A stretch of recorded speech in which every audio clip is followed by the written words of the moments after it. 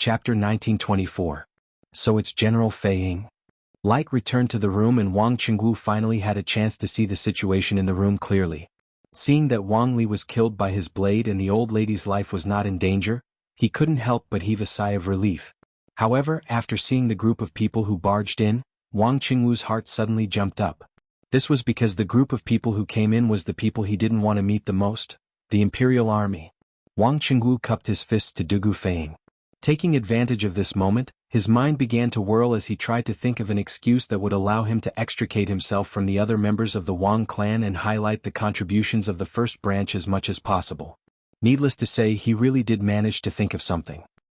Tonight, the family head received news from the Wang family's disciples that the assassin you caught this afternoon had appeared in Baoxing Lane. Thus, the family head sent me over to check on the situation. Unexpectedly, when I arrived at Baoxing Lane, I saw a black-clothed man sneaking into this room.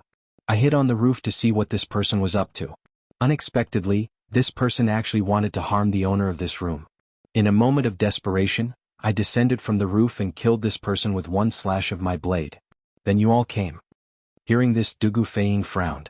Although Wang Qingwu's words were logical, he still felt that something wasn't right. Because if what Wang Qingwu said was true, then wasn't this matter too much of a coincidence? However, the most important thing now was to confirm if the old lady of the assassin they caught was here and was safe. As for the rest, it wouldn't be too late to talk about it later. And? Dugu Feiying expressionlessly nodded at Wang Qingwu and then walked to the side of the bed. Looking at the trembling old lady who was curled up in the corner, he squatted down slightly and asked, "Old lady, do you recognize this person?" As he spoke, Dugu Feiying took out a portrait and unfolded it in front of the old lady. It was the portrait of Star Wolf that was plastered all over the city today. That old lady was only an ordinary citizen. When had she ever seen such a scene? She had long been scared silly by the bloody scene in the room. She didn't seem to be able to hear Dugu Feiying's words. Seeing this, Dugu Feiying could only repeat his words a few more times and move the portrait closer to the old woman. Finally, the old woman caught a glimpse of the person in the portrait. Her lifeless eyes suddenly lit up. A moment later, she seemed to have recovered. She stood up excitedly and reached out to grab the portrait in Dugu Feiying's hands. She said excitedly, "Brother Dugu, this is my Chenger. Why do you have his portrait? Where is my Chenger now?" Cough, cough, cough. However, because she spoke too quickly, she couldn't help but cough again. Dugu Feiying's heart calmed down a lot when he saw that the old woman really knew the assassin. However, he also remembered that if this old woman was really the assassin's mother, then she should have tuberculosis. This disease was contagious, so Dugu Feiying took a step back and tried to keep a certain distance from the old woman. Then he smiled and said to the old woman as calmly as possible, "I'm sorry, but I'm sorry. Auntie, do you mean that the person in the portrait is your son?" The old lady was stunned, then nodded and said, "Yes. This is my Chenger. Quickly tell me, where is my Chenger now?" Dugu Feiying was finally relieved after hearing the confirmation from the old woman. He smiled warmly and replied, "Auntie, your son is with us right now. For your safety, I need to bring you back. This way you can also see your son while you're at it. What do you think?" Hearing this, the old lady nodded and said, "Good, good, good. As long as I can see my Chenger, I can go anywhere." Dugu Feiying turned to look at the two servant girls at the door and said, "The two of you are serving this old lady, right? In a while, follow me and leave together. You can also take care of the old lady on the way." The two servant girls looked timidly at Dugu Feiying, who was dressed in martial attire. After hesitating for a moment, they nodded and said, "Yes, General." Dugu Feiying nodded his head in satisfaction. Then he turned his gaze to the masked man on the bed. He frowned slightly and went forward to remove the black mask from the man's face. Then he asked in confusion, "Who is this man? Why does he want to kill you?" This question was naturally asked to the old lady. The old lady was still in a state of panic. Hearing Dugu Feiying's question, she was stunned for a moment. In just a short while, Wang Qingwu, who was standing at the side, walked over with large strides and said with a face of surprise, "It's actually him?" Dugu Feiying's eyes flashed as he turned his head and asked, "Who is it? Could it be that Commander Wang knows this person?" Wang Qingwu nodded with an ugly face, "I know. Of course I know. When we were fighting in the dark, I felt that the other party's martial arts were somewhat familiar, but I didn't expect it to be him. To be honest, this person is the second commander of our Wang family guards, Wang Li. He has always taken orders from our second elder. Now that he has appeared here and wants to kill this old lady, I think our second elder can't be separated from this matter. This is a serious matter. I have to go back and inform the family head as soon as possible. I will take my leave first. Wang Qingwu's idea was very simple. He couldn't let Dugu Feiying know that he knew Wang Li's identity in advance and followed the latter to the Baoxing lane. Otherwise, the two of them would be suspected of having a common enemy. Only by pretending that they met by chance and didn't know Wang Li's identity in advance could he completely remove the Wang family from this matter and show the Wang family's crucial contribution in protecting the witness, to the greatest extent. The only loophole in this excuse was that the old lady had heard his conversation with Wang Li. However, the meaning of their conversation was mostly ambiguous. Under the situation where the old lady didn't know the cause and effect of the entire matter, based on those few words, she might not know the pros and cons of this matter. Moreover, it was him who had saved the old lady from Wang Li's hands. No matter what, he was the old lady's savior. He believed that the old lady wouldn't deliberately mention these details to Dugu Feiying. In addition, even if the old woman told Dugu Feiying about the conversation between him and Wang Li, it would not be a big deal. After all, he had killed Wang Li and saved the old woman. This was an irrefutable fact. Just based on this point, it was impossible for him and the power behind him to be on the same side as Wang Li. Wang Li's life was the Wang family's pledge of allegiance to Li heir and the imperial court. It's the second commander of the Wang family's guards. Hearing this, Dugu Feiying couldn't help but be shocked. He looked at Wang Qingwu with an inexplicable expression in his eyes. Then he nodded at Wang Qingwu and said, "Since this has happened, we should indeed inform the Wang family head. Commander Wang, please return quickly." Wang Qingwu clasped his fists at everyone and said, "Then I shall take my leave." After saying that, he seemed to inadvertently glance at the old lady. Seeing that the latter's face was still in shock, he felt slightly relieved and turned to leave. As for Wang Li's corpse, he definitely couldn't bring it back. Of course, he didn't want to bring it back either. Go. Return to the post house immediately. After Wang Qingwu left, Dugu Feiying waved his hand and ordered. Clatter, clatter, clatter. However, as soon as his voice fell, a rumbling sound of horse hooves could be heard from outside the courtyard. Wang Qingwu's complexion changed slightly. He subconsciously thought that it was the hidden forces of Source Peak City, but after thinking about it for a moment, he realized that the entire city was under martial law now. Even if those people had the guts, they wouldn't dare to make such a big move unless they were tired of living. Thus, he ordered an imperial guard beside him. Go. See what's going on outside. Yes, General. The imperial guard received the order and left. Dugu Feiying, Han Li, and the other imperial guards in the room guarded the old lady behind them with vigilant expressions. After a while, the imperial guard ran back and clasped his fists at Dugu Feiying. General, it's the Bing province barracks troops. There are about 400 of them and they're right in front of the courtyard. Oh? Someone from the Bing province barracks? Let's go out and take a look. Dugu Feiying's eyes flashed. He turned to the two maidservants and the old lady and said, "Help Auntie out and follow me to the Taiyuan post house." Yes, General. The two maidservants naturally didn't dare to disobey Dugu Feiying's orders. They bowed and accepted the order. Barracks Fong. Dugu Feiying cupped his fists and greeted Fang Gongting as he led the group out of the courtyard. Fang Gongting had seen Dugu Feiying before. At this moment he quickly got off his horse and returned the salute. He said, "General Feiying? You guys are... Oh, I understand. You must have heard the news that the assassin's mother lives here. That's why you came, right?" Dugu Feiying nodded. "Yes. From what Barracks Fang said, you guys must have heard the news as well. I wonder how Barracks Fang got the news? Tonight's events were simply too coincidental. Wang Qingwu suddenly appeared here, and even Fang Gongting suddenly appeared here with his troops. Dugu Feiying was really curious about where Fang Gongting got the news. Fang Gongting smiled and said, "Ha! After this Fang returned to the camp, I gathered all the soldiers who searched the city during the day and asked if any of them had encountered an old woman with tuberculosis during the day. I didn't expect that there really were people who had encountered her. In order to avoid any problems, this Fang immediately brought people here to investigate." At this point, Fang Gongting also got the old lady supported by the two maidservants behind Dugu Feiying. He asked, "General Feiying, this should be the assassin's mother, right? I didn't expect that even though we rushed over, we were still one step behind you." Dugu Feiying smiled. "Barracks Fang must be joking. You and I are both protecting the safety of His Highness. But since you brought people here, come with me and escort this old lady back to the post house." Of course. Fang Gongting didn't even think about it and agreed. Soldiers, listen to my order. Follow me back to the post house. Chapter 1925. Gao Yong Zhangchang, why are you here? On the street outside Jingren Square in Taiyuan City, Wang Qingwu, who was hurrying back to the Wang clan residence, happened to run into a group of people heading south of the city. Wang Qingwu couldn't help but be startled when he saw the leader of the group, and he hurried forward to greet him. When the two men saw Wang Qingwu, they quickly dismounted from their horses and bowed respectfully. Senior Commander, we are following the Patriarch's orders and following the secret signal you left on the road. We are heading to meet you. No need. The matter has been resolved. Come back with me. Hearing this, Wang Qingwu came to a realization and waved his hand. Resolved? The two were startled, and then one of them asked tentatively, then, what about the second commander? Dead. Wang Qingwu replied indifferently and then impatiently urged, there's been a change in the situation. Come back with me to report to the Patriarch. Yes.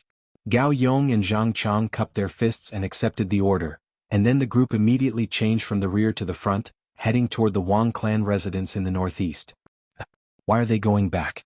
In the darkness, two armored soldiers were hiding in a corner, muttering to each other as they watched the Wang clan guard turn back. Just now, I seem to have heard them call out something about Grand Commander. Could that person from the southern part of the city be Wang Qingwu of the Wang clan? What is he doing in the southern part of the city so late at night? You're asking me? Who should I ask? The question now is, should we continue to follow them? Follow my ass. Can't you see that they're going back to the Wang clan residence? Let's go back and report to General Dugu. That's right. Then let's go back. The two stood up and headed toward the courier station in the north. Yes, these two were the two Imperial Army soldiers that Dugu Xin had sent to follow the Wang clan shadow guards. In the dilapidated house of Baoxing Lane, there was a soul-stirring assassination and rescue. After Dugu Feiying and his men left, everything returned to normal. However, two black-clothed men landed in the courtyard. They looked at each other, then entered the main house and began to search for something seriously. Their gazes swept over the furniture that had been knocked over, the tiles that had fallen from the roof, and finally landed on the blood stain at the head of the bed and the deep knife mark on the wooden head of the bed. It's a saber mark. The other party pierced through a person, and the tip of the saber stuck into the headboard.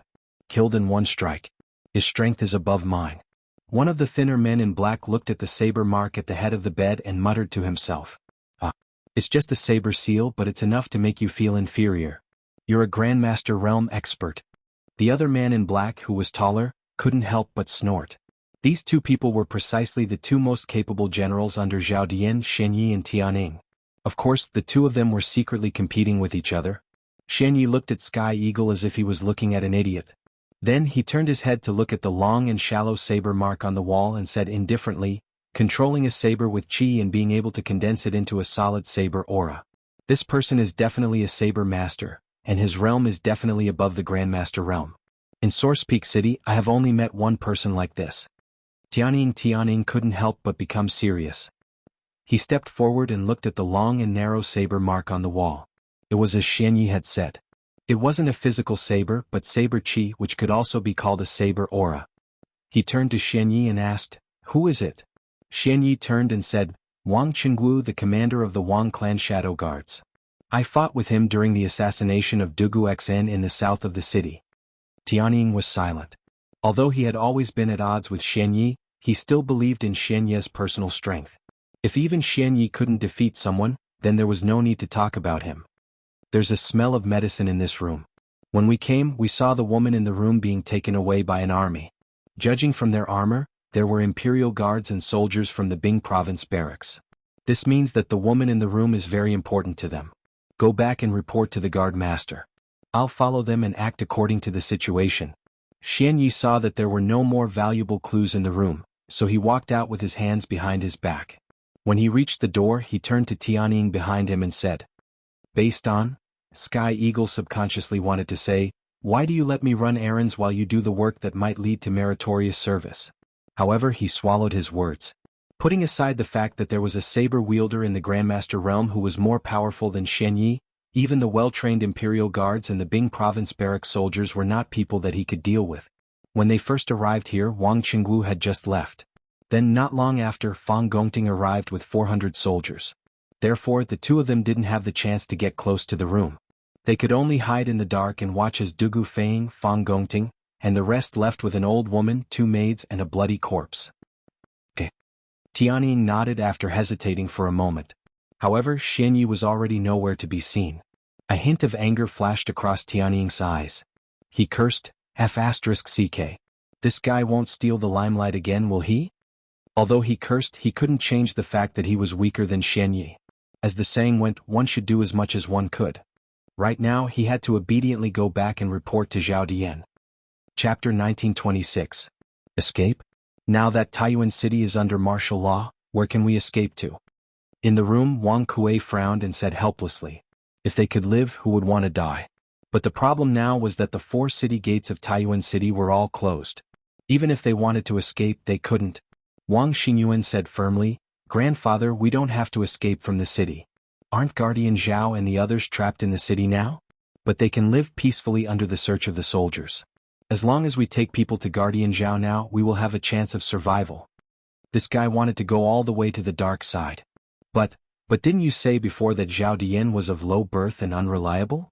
Even if we rely on him, we can only live under his roof and look at his face? Wang Kuei was a little moved, but he remembered their previous judgment of Zhao Dian and shook his head. They came from the Wang family of Taiyuan and were members of a 1,000-year-old family. Zhao Dian was just a local official.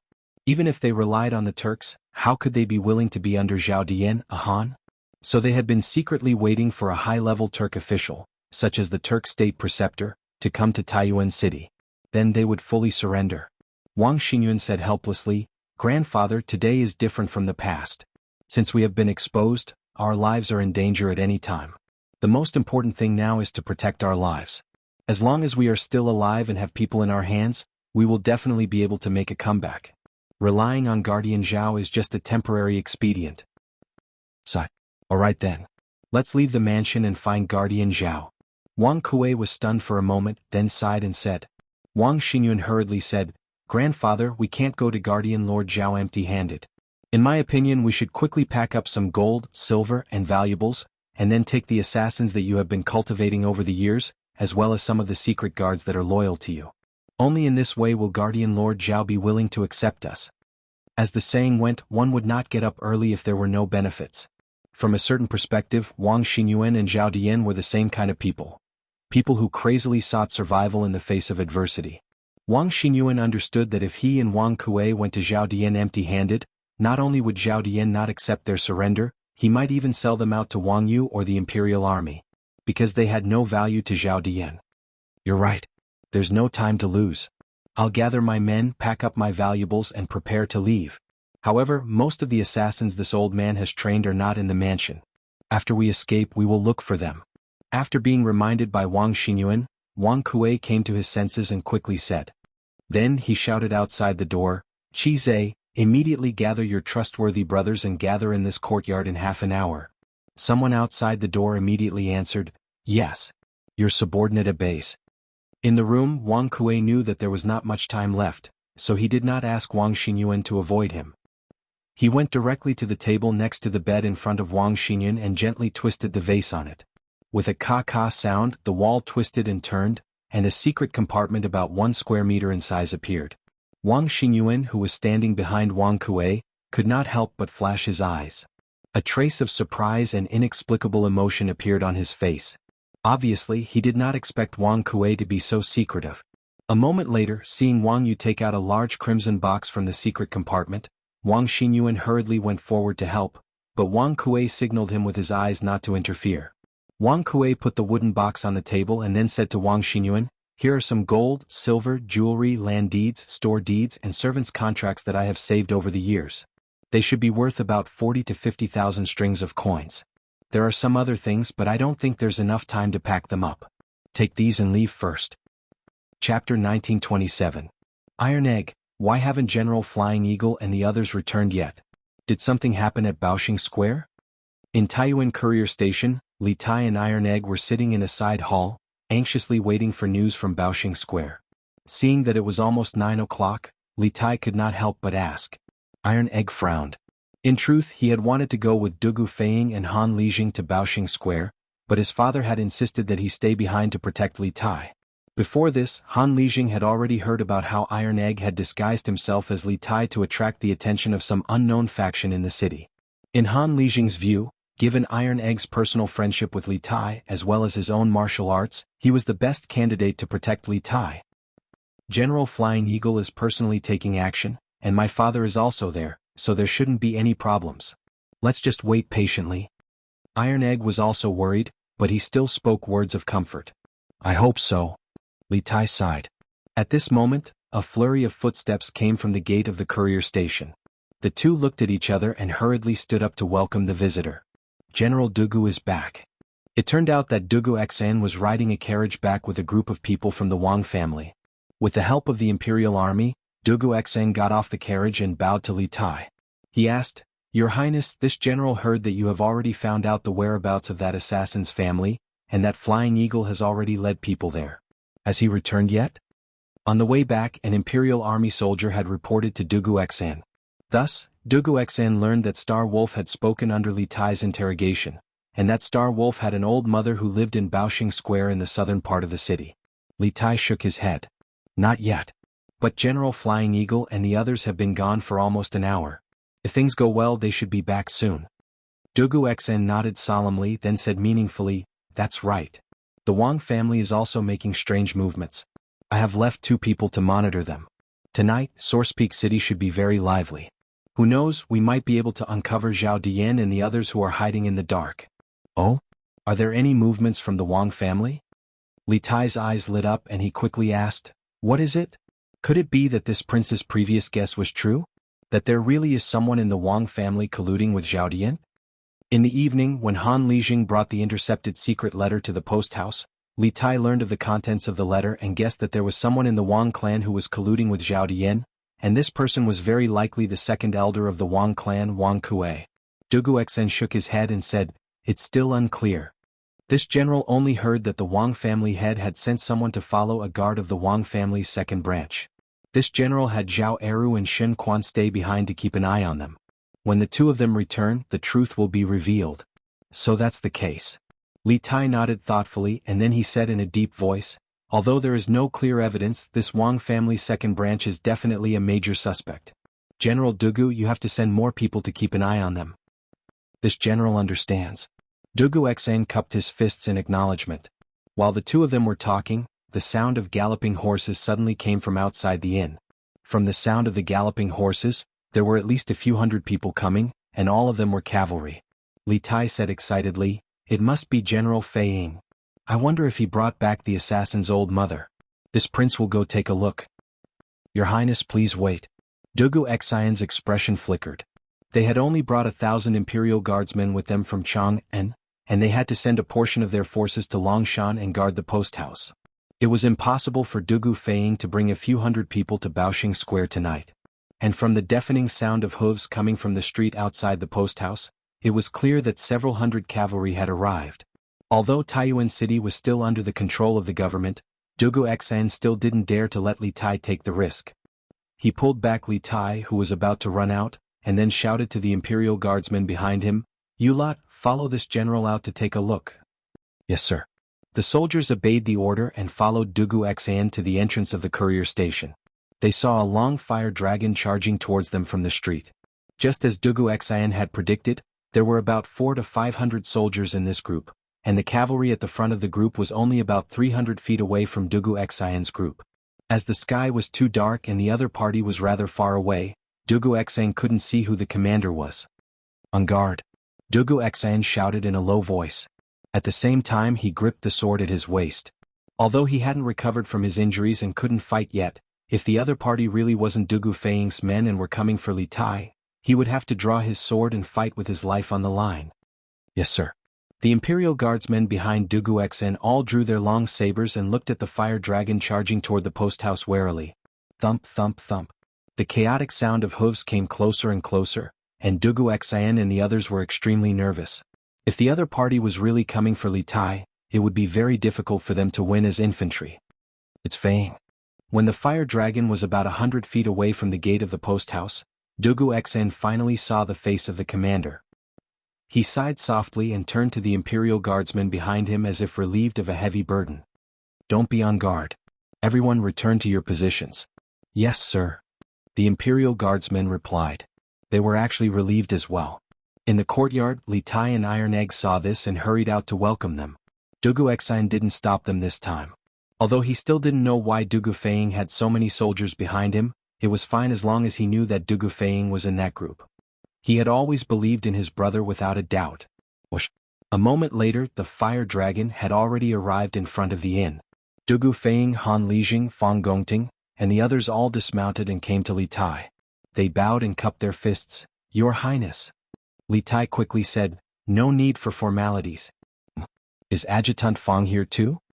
It was only then that he noticed Fang Gongting and couldn't help but exclaim in surprise. Your Highness, after I returned from the provincial governor's residence, I summoned all the soldiers who searched the city during the day. Fang Gongting cupped his fists and briefly told Li Tai what he had told Dugu Feiying earlier. Li Tai was enlightened. He then looked at Dugu Feiying and hurriedly asked, General Feiying, how was it? Did you find the assassin's mother in Baoxing Lane? Earlier in the prison cell, although Star Wolf had promised Li Tai that he would be willing to tell him the mastermind, there was a precondition. He had to bring his mother over and invite Sun Simiao and other famous doctors to treat her. Therefore, Li Tai still had high hopes for the results of Dugu Feiying and the others' trip. Dugu Feiying didn't disappoint Li Tai. He smiled and said, Your Highness, fortunately, I didn't disappoint you. Then he turned and ordered, Bring the ant here. Under the escort of 2 soldiers, the 2 young maidservants helped the old woman out of the crowd. Dugu Feiying suddenly thought of something and quickly whispered something in Li Tai's ear. Then he pulled Li Tai back a few steps. Obviously, Dugu Feiying was worried that the old woman's tuberculosis would be transmitted to Li Tai. Li Tai wasn't angry. Instead, he was in a good mood. Good. Bring this aunt to see her son and settle her in the post house. Yes, Your Highness. Dugu Feiying quickly waved his hand and signaled the 2 soldiers to bring the old woman away. Chapter 1928. In a side hall of the relay station, Dugu Feiying recounted the scene that he had encountered at the Star Wolf family, as well as Wang Qingwu's explanation. After everyone heard this, they all revealed looks of contemplation. A few moments later, Li Tai's eyes focused as he said, based on the information General Dugu brought back from the Wang clan and what General Feiying said just now, this king believes that there's an 80 to 90% chance that the Wang clan's second elder is colluding with Zhao Dian. As long as we can capture him, I'm confident that we can find Zhao Dian's hiding place. Dugu Xian nodded in agreement. Your Highness's words are reasonable. Although there is no conclusive evidence, Source Peak City's situation is special and perilous. This general believes that we should first capture the Wang clan's second elder and interrogate him. As the saying went, special cases had to be dealt with in a special way. In normal times, if the second elder of the Wang clan had done something that violated the laws of the Great Tang, the authorities would not have dared to arrest him without solid evidence. But things were different now. Zhao Dian and the other Turkic spies in Source Peak City were threatening the safety of the city, and Wang Kuei, the second elder of the Wang clan, was colluding with Zhao Dian. Even if there was no evidence, they still needed to arrest him. It was better to kill the wrong person than to leave him alive. After all, Li Tai and the teachers and students of Yanhuang College were all in Source Peak City. If something happened to them, the imperial court would suffer a massive loss. Li Tai's face turned grim as he stood up and sternly said, Okay. Since that's the case, General Feiying, this king orders you to immediately take men to the Wang clan and arrest the second elder. Afterward, you will be sent to the provincial governor's residence. We will work with Governor Wang to interrogate him through the night. As for the Wang clan head, if he tries to stop us, say that he's acting on this king's orders. When the matter is over, have him come to find this king, and this king will give him an explanation. As the person with the highest status in the group, Li Tai knew that it was time for him to make a decision. This order had to be given by him.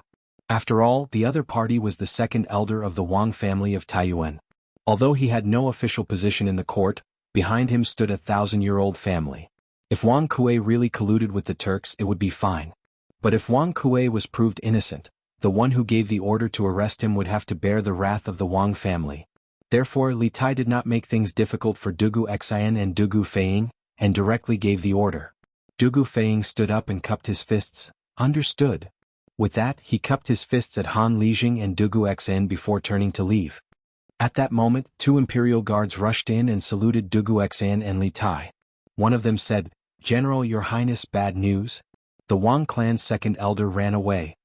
These two were none other than Zhao Eru and Xin Quan, whom Dugu Xian had left behind to monitor the Wang family's movements. Dugu Xian's expression changed. He ran? Why did he run away all of a sudden? What's going on? Dugu Feiying, who was about to bring men to capture Wang Kuei, turned back when he heard Zhao Eru's words. Zhao Eru panted. This subordinate doesn't know either. We followed the Wang clan's guards all the way to the south of the city, but they met Wang Qingwu halfway and turned back. The two of us also turned back. Not long after, we heard a commotion coming from the Wang clan's ancestral mansion. Many guards were sent out by the Wang clan's patriarch. This subordinate asked around and found out that the Wang clan's second elder, Wang Kuei, had led a group of trusted aides to kill the Wang clan's guards and escaped before we returned to the Wang clan. Preposterous. This Wang Kuei must have a guilty conscience, worried that Wang Qingwu would bring back evidence against him, so he escaped prematurely. Dugu Xian frowned, a little annoyed. Speaking of which, they were about to find Zhao Dian's hiding place, but one of the key criminals had escaped prematurely. No matter who it was, they would be depressed. After Li Tai finished listening to Zhao Eru's narration, he seemed to be deep in thought. At this moment, he opened his mouth and said, "It seems that the patriarch of the Wang clan and the second elder of the Wang clan are not on the same side. Otherwise, Wang Qingwu would not have stopped and killed Wang Li at the Triumph House, and Wang Yu would not have sent people to look for Wang Kuei with great fanfare." Dugu Xian nodded. The Wang clan's patriarch can't be on the same side as Wang Kuei. This subordinate believes that he should be more anxious to find Wang Yu than we are. Dugu Xian had indeed suspected Wang Yu before, but after a series of events, he had long since eliminated Wang Yu as a suspect. Li Tai thought for a moment and then a thought came to his mind. He muttered, "Wang Kuei's escape has confirmed the crime of colluding with Turkic spies. We can't rely on the Wang clan's power to find him. First, immediately send men to the provincial governor's residence to inform Provincial Governor Wang and the Bing province barracks to search the entire city for Wang Kuei. Second, this prince wants to interrogate that assassin. All signs indicate that this assassin is very likely one of Wang Kuei's men. He should know better than us where Wang Kuei went after escaping from the Wang clan." Chapter 1929. It's already dark and it's not safe outside. Your Highness, why don't you stay in the post house and allow me to lead the men there? In the prison of the post house, Dugu Xian immediately felt that something was amiss when he saw the eagerness on Li Tai's face. Right now it was completely dark outside. Not to mention the fact that Zhao Dian's men were still lurking in the city. Even if Zhao Dian wasn't around, Dugu Xian wouldn't have dared to let Li Tai personally lead his men to the manor that Star Wolf had mentioned. After all, that manor was filled with Wang Kuei's assassins and death warriors. If one of them was hiding in the shadows and suddenly attacked Li Tai, then the matter would be grave.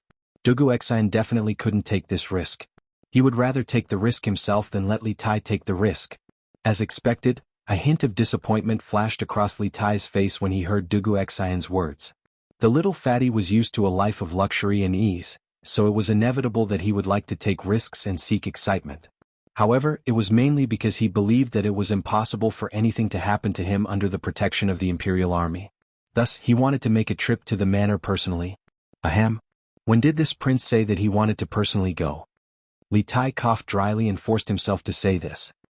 He then said seriously, "However, General Dugu, you are still injured, so it's even more unsuitable for you to go. In this prince's opinion, it's better to let someone else go." He hadn't forgotten Gong's son Liang's previous instructions. Although most of the poison in Dugu Xian's body had been removed, he still couldn't fight for 7 days. Han Lijing stepped forward and cupped his fists to Dugu Xian and Li Tai. "If your Highness and General Dugu trust this old man is willing to lead men to the manor." Dugu Xian and Li Tai looked at each other, and Dugu Xian finally said, "This junior naturally trusts old Master Han's character. Feiying has already led men to the provincial governor's mansion and the Bing province barracks, and I'm injured. This junior is naturally grateful that old Master Han is willing to make this trip on my behalf." At his peak, Han Lijing's strength should be around the peak of Qi transformation. Although he was injured on the battlefield and was now old, he could still hold up against those below the Grandmaster realm. Of course, the most important thing was that Dugu Feiying wasn't at the post house, and Dugu Xian had yet to recover from his injuries. The Imperial Army's top fighting strength was lacking, so in this situation Han Lijing was indeed the most suitable person for this trip. Han Lijing cupped his fists and said, "Then there's no time to lose. General Dugu, Please lead a troop of soldiers and horses to follow this old man to that mysterious manor. Dugu Xan turned to Xing Lang and asked, Wang Kuei's manor, how many assassins and loyalists are there? Dugu Xian's to decide how many men to send men to the manor, but Dugu Xn Dugu to the manor. Dugu Wang to decide how many men to send men send there, the send men's to send the men to send men to send. Wang Dugu Dugu Han decided how many men, to send a men to go Wang's men's Wang's theirs. Ars t's haft Wang, t's li tai tit. Chi t's, 120 people? Around the body refining realm to the chi transformation realm. Hearing this, Dugu Xian immediately felt troubled. If what Xing Lang said was true, then this team of assassins trained by Wang Kuei was completely comparable to an imperial army of the same scale. Of course, this was only on the surface. In a fight, a higher realm didn't guarantee victory. It also depended on the coordination of the battle formation. Zhao Eru. After thinking for a moment, Dugu Xian called out. This general is here. Zhao Eru, who had run back to the post house to report the news, ran in from outside the cell and bowed. I order you to immediately count 200 men and follow Master Han to a manor near Dragon Mountain. Dugu Xian ordered in a deep voice. Xing Lang's words were very vague. He only said that most of the 120 assassins were between the body refining realm and the chi transformation realm, but he didn't say how many of them were in the chi transformation realm. If more than 50% of the assassins were in the chi transformation realm, then the 200 Imperial Army soldiers he sent would have a hard time winning. However, there was nothing he could do about it. 200 men was the most Dugu Xian could send out. After sending out these 200 men, there would only be around 200 Imperial Army soldiers left at the relay station. This general obeys. Zhao Eru cupped his fists and loudly acknowledged the order. He then turned around and went out to count the men. Who is it? Han Lijing suddenly looked up at the roof and shouted. Then he pulled out the Mo saber at his waist and threw it with all his might. The saber broke through the roof with a crash and tiles flew everywhere. A large hole appeared in the roof of the cell. But at the same time, a man in black jumped off the roof and retreated, barely dodging Han Lijing's saber. Then the man in black realized that he had been exposed. He hurriedly stepped off the roof and used the momentum to fly away. Han Lijing hadn't brought this saber from Yifang County. Dugu Feiying had someone prepare it for him before he went to Baoxing Lane with Dugu Feiying. He hadn't had time to return it after he came back. After missing, Han Lijing didn't have time to say anything else. He rushed out of the cell and chased after the man in black. Men. Follow old Master Han in pursuit. Dugu Xian's face was dark. They had been in the cell for so long, but they hadn't noticed that someone was eavesdropping on them from the roof. Strictly speaking, this was his dereliction of duty as the commander of the Imperial Army. But in truth, this wasn't his fault. He had yet to recover from his injuries, and he didn't even have 10% of his strength left. His perception of danger was naturally not as good as before. If he hadn't been injured, this sort of thing would never have happened. The courier station was instantly filled with noise and people. An Imperial Army squad mounted their horses and galloped in the direction that Han Lijing had left. In the cell, Li Tai looked at the large hole in the roof with a thoughtful expression. Although Iron Egg was worried about his father's safety, protecting Li Tai was undoubtedly more important, so he didn't pursue. Dugu Xian was injured, so he didn't pursue either. Like Iron Egg, he stood guard by Li Tai's side. After about 5 minutes, Han Lijing finally returned. Dugu Xian hurriedly asked, "Old Master Han, how was it?" Han Lijing's forehead was covered in sweat. He shook his head and said with some shame, that black-clothed man's martial arts were very high, and his lightness skill was also excellent. I followed him for a while but I lost him. Although he was at the peak of chi transforming stage, he was good at fighting in battle, not lightness skill. Moreover, the black-clothed man's strength seemed to be above his. It was almost impossible to catch up. Dugu Xian was a little disappointed, but he still comforted him. That black-clothed man was able to sneak into the courier station and hide on the roof without us noticing. His strength must be extraordinary. It's understandable that old Master Han couldn't catch up. Li Tai then said, "I guess that black-clothed man is very likely a spy under Zhao Dian. If he heard our conversation just now, Zhao Dian will definitely send someone to the Dragon Mountain Manor to report to Wang Kuei. Our men must set off immediately and reach the Dragon Mountain Manor before Zhao Dian's men. It's best if we can intercept Wang Kuei halfway." "Your Highness's words are reasonable. I'll take my men to the Dragon Mountain now." Han Lijing nodded and cupped his fists.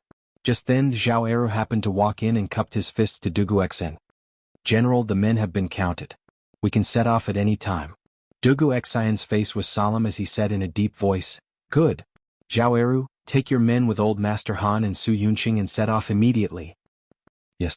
Zhao Eru cupped his fists and accepted the order. 2 imperial guards came in and untied Star Wolf from the gallows, then brought him out of the prison cell. A moment later, a group of 200 cavalrymen, each holding a torch, rushed out of the courier station and headed south. The imperial guards and the Bing province barracks went to such great lengths just for a sick old woman? Within the heavenly room of the Tongfu Inn, Sky Eagle spoke in detail of what he saw and heard in the house in Triumph House. Zhao Dian's brows knit together tightly when he finished listening, and he couldn't help but mutter to himself. By the time Sky Eagle's group arrived at Triumph House, Wang Li had already been killed by Wang Qingguo, and Dugu Feiying's men had already brought Star Wolf's mother out. Thus he didn't know much. He could only tell Zhao Dian what they had seen and some of Shen Ye's deductions. It was normal that Zhao Dian couldn't figure out the crux of the matter. "You said that a great battle took place in that house, and Sky Eagle deduced that one of the combatants was the Grand Commander of the Wang clan's Shadow Guards, Wang Qingguo?" Zhao Dian's mind spun rapidly. He closed his eyes and repeated what Tianning had just said a few times in his mind. Suddenly, he opened his eyes and asked Tianning with a deep voice. "Tianning?" Sky Eagle cupped his fists and said, "Xian Yi deduced based on the saber slashes at the scene. He said that he fought with Wang Qingguo in the morning. The only person in Source Peak City with such strength could only be Wang Qingguo." "Wang Qingguo. The Wang clan. The Wang clan is also involved. It seems that this old lady's identity is definitely not ordinary." Zhao Dian nodded and seemed to be lost in thought. After a while, he came back to his senses and said to Sky Eagle, "All right. I know everything. Wait for Xian Yi to come back and see what news he can bring back." Sky Eagle brought back too little useful information. He could only deduce that the old lady's identity was special and that she was related to the Wang clan and the Imperial Army. However, it was difficult to deduce why the Wang clan was involved in this matter with just this little information. It would depend on whether Xian Yi could find out more useful information in the process of following Dugu Feiying and the rest. "Yes. Your subordinate will take his leave." Sky Eagle was a little jealous when he heard Zhao Dian's words. In the end, he had really become an errand boy and all the meritorious work had been done by Xian Yi. However, who asked him to be weaker than the other party? With his strength, it was very likely that he would be discovered if he secretly followed Dugu Feiying and the rest. Chapter 1930. "Father, where are we going? Also, why did you give the order to kill the gatekeeper? If Uncle finds out, will he spare us?" In the dark night, a group of more than 40 people was being led by 3 men on horseback. They were rushing towards the southwest of Taiyuan City. For the sake of concealment, only a few people at the front of the group were holding torches. The people at the back were following the footsteps of the people in front. At this time, the middle-aged man at the front of the group turned his head and asked the old man beside him, "If we don't kill the gatekeeper, how will we escape? Right now, our only chance of survival is to escape from the Wang family." The old man replied snappily. The old man was Wang Kuei, the one who had killed the gatekeeper and escaped from the Wang family's ancestral home. The 2 people beside him were Wang Hong and Wang Xingyuan. When they had fled from the Wang family, they had fled in such a hurry that Wang Kuei had not explained anything to Wang Hong, so even now Wang Hong was still in a state of confusion. He didn't even know why his father wanted to bring him away. However, the moment Wang Kuei gave the order to kill the guards at the Wang family's back door, Wang Hong had already realized that they had caused trouble. In the future, it would be very difficult for them to return to the Wang family. "Escape? Father, we didn't do anything wrong, so why do we have to escape?" Wang Hong asked in confusion after hearing Wang Kuei's words. Wang Kuei paused for a moment, then sighed deeply. "That's right. We didn't do anything wrong. This old man just wants to take control of the Wang family and restore the Wang family to its former glory as a 1,000-year-old clan." Wang Hong felt that the first half of this sentence was quite normal, but the second half. When Wang Hong heard this, he was so frightened that he almost fell off his horse. "What? Father, you want the second branch to take control of the clan? Are you trying to rebel against uncle and big brother? Our second branch hasn't had to worry about food and drink all these years. Why do you want to take control of the clan instead of living a good life?" Wang Hong was a typical scion of an aristocratic family. He only wanted to live a comfortable life with the Wang family as his backing. With the Wang family as his backing, not only would he not have to worry about food and drink, but he would also be able to do whatever he wanted in Source Peak City. As for the position of patriarch and authority in the clan, what did that have to do with him? He had never cared about it. Of course, as the saying goes, no one knows a son better than his father. It was precisely because Wang Kuei knew that his son was unambitious, that Wang Kuei did not involve Wang Hong in the matters such as surrendering to the Turks and kidnapping Li Tai, nor did he mention them in front of Wang Hong. It was no wonder that Wang Hong was so confused. Bullshit. Not only are you ignorant and incompetent, you don't even have the slightest bit of ambition. All these years, our second branch has been suppressed by the first branch. Wang Yu and Wang Renbiao have relied on their family's resources to become provincial governors of provinces. They hold high positions and power. Are you willing to submit to others for the rest of your life? Wang Kuei cursed angrily when he heard Wang Hong's words. He was exasperated that Wang Hong had failed to meet his expectations. Perhaps he was used to being scolded by his father. Wang Hong subconsciously shrank his neck in fear, but he still couldn't help but whisper, "Submit to others? I'm living a good life in the clan. I don't feel like I'm beneath anyone." Wang Kuei was old, so his hearing was naturally not as sharp as a young man's. He did not hear Wang Hong's whispers.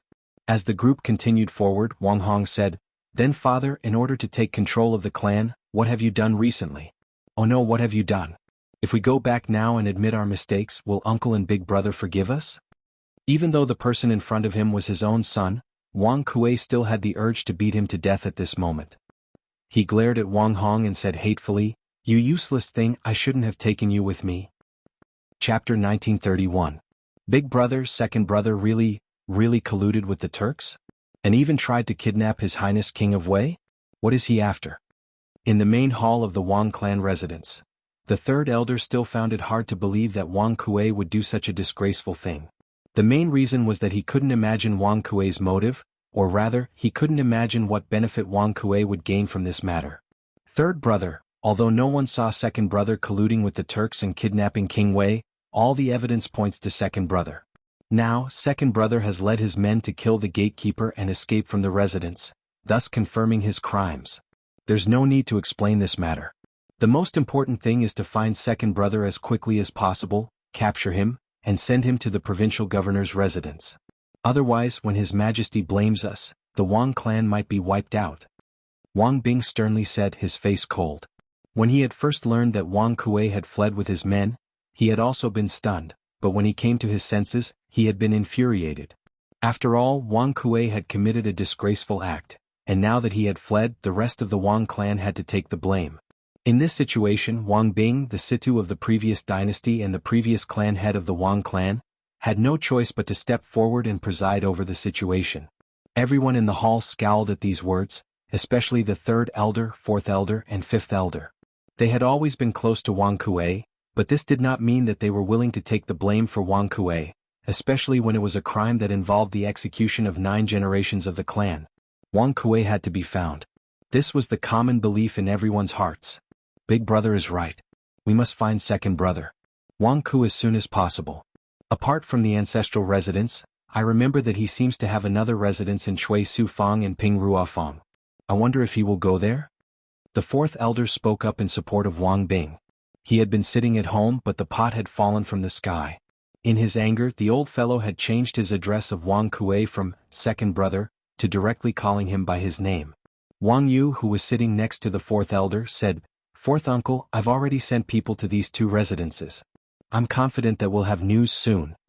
Obviously, Wang Yu had already guessed that Wang Kuei had bought this business before. Otherwise, he would have been the head of the family for nothing. Wang Bing's face darkened as he said, "There are records of the businesses that second brother has purchased outside these years. You don't have to say anything. The shadow guards of the clan have all gone to investigate. Think about it carefully and see if there are any other businesses that second brother secretly bought behind the back of the family." As soon as he said this, third elder and fifth elder, who were about to speak, swallowed the words that were already at the tip of their tongues. The hall fell silent for a moment. A moment later, Princess Tong and said, "Father, I heard that when second elder escaped this time, other than taking some guards with him, he only took Wang Xinyuan and Uncle Wang Hong. Uncle's concubines are still in the estate. Since the elders can't think of any valuable clues, why don't we ask Uncle's concubines? After all, they are the closest to Uncle. Maybe they know something that we don't." "Little uncle, In addition to addressing the father's youngest brother, married women generally address their husband's younger brother as little uncle. Chapter 1932. Reporting to the general, this general followed your orders to search the fifth house on the east side of Shuo Renfang when it was dark. There was indeed no one in the house, but this subordinate found many weapons in the garden in the backyard. However, this subordinate does not know if they are the weapons that the government is searching for among the people today. In a residence near Tongfu Inn, a soldier cupped his fist and reported to Li Junxian. This soldier's name was Jianghu. During the day, Li Junxian had ordered him to infiltrate the fifth residence on the east side of Xuanren Lane, the place where Kang Chang'an and Zhu Zeqing had been hiding, and search to see if he could find anything new. Li Junxian had given this order on a whim as he had no idea what the situation in the city was like. He didn't have much hope, but to his surprise, Jianghu had actually found something. Oh, how many weapons are there? Where are they now? Li Junxian asked, his expression shifting. General, there are 7 swords, 21 scimitars and some hidden weapons. This subordinate and my brothers have already brought back all the weapons. Jianghu cupped his fist and replied. 7 swords, 21 scimitars? And some hidden weapons? Li Junxian frowned and muttered. Based on the number of weapons, the enemy doesn't have many people. But since Zhao Dian dared to stir up a storm in the city and plot against all of Taiyuan City, he can't have just this much strength. This meant that the house was most likely the place where a portion of his subordinates once stayed. As the saying goes, a crafty rabbit has 3 burrows, and there must be many other places like this. This Zhao Dian truly isn't simple. Li Junxian turned to another soldier and asked, Zhao Kang, I had you send a letter to the 100 Cavalry Department to investigate Zhao Dian's identity. Has it been sent? The soldier cupped his fist and replied, General, the letter has been sent. In addition, this morning, you ordered this general to take men to the north of the city to see if there were any carrier pigeons flying out. This general and my men stood guard in the north of the city until nightfall, but we did not see any carrier pigeons flying out. Should we continue to stand guard in the north of the city tomorrow? Near noon, Li Junxian had led 100 cavalry into the city. After learning about the current situation in Taiyuan City from Wang Liaoyuan, he had determined that the faction hiding in the city was probably a Turkic spy. Thus, he had sent Zhao Kang and his men to the north of Taiyuan City to intercept the carrier pigeons. Li Junxian shook his head. There's no need. We were too late. Zhao Dian has already sent the letter. In the evening, he learned from Governor Wang at the provincial governor's manor that the letter that Han Lijing brought to Taiyuan was sent by Zhao Dian. He then knew that his order in the morning was still a step late, because Zhao Dian had sent the letter out early in the morning. When they entered the city, it was already close to noon. The timing was perfect. Yes. Zhao Kang replied. Seeing that Li Junxian had no other orders, he stood back to the side. Zhao Kang's Zhao's names Wang's of the city was Zhao's Wang's Zhao Wang's have S's A's. Lord General. Jianghu cupped his fist in acknowledgement. After some thought, he asked, then should this general continue to search the city for other Turkic spies? Li Junxian's brow furrowed in thought for a few moments, and then he shook his head.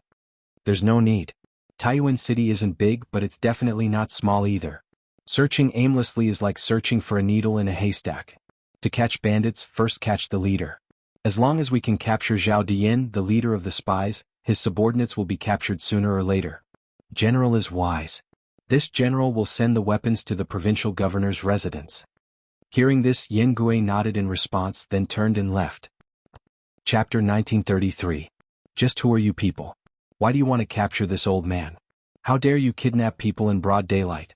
How dare you do such a thing? How preposterous. Do you have any respect for the law? As Li Junxian and the others approached the woodshed, they heard the bellowing of an outwardly strong but inwardly weak voice. Don't you want money? Release this old man and this old man will take you to get the money. Let me tell you, there are some people in this world that you can't afford to offend. If my second master learns that you've kidnapped this old man, all of you here will die. And you'll die a very ugly death and it'll be too late to regret it. Oh? I hear that someone wants this general to die a very ugly death?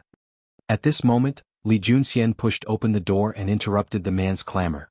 In the woodshed, a middle-aged man with his hands and feet tied sat on the ground. This man looked very fat, his face was full of wrinkles and his eyes were very small, typical of squinting. From afar he looked like a Maitreya Buddha. In front of this middle-aged man were 2 men in martial arts robes, their backs to him. Laughably, even though this fellow had been hooting the entire time, the two men had completely ignored him.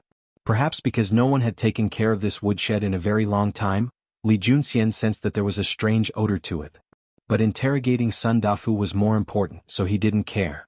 The two of them were just about to step forward and bow to Li Junxian, but the middle-aged man's mouth was even faster. Bah! A bunch of hoodlums who rely on kidnapping and extortion.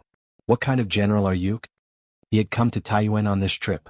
Li Junxian and the 100 horsemen he had brought were primarily meant to protect Li Tai from the shadows, so they normally wore the clothes of ordinary people. This was why the middle-aged man had mocked Li Junxian when he heard him call himself a general. Impudent! Are your dog eyes blind? The one standing in front of you is...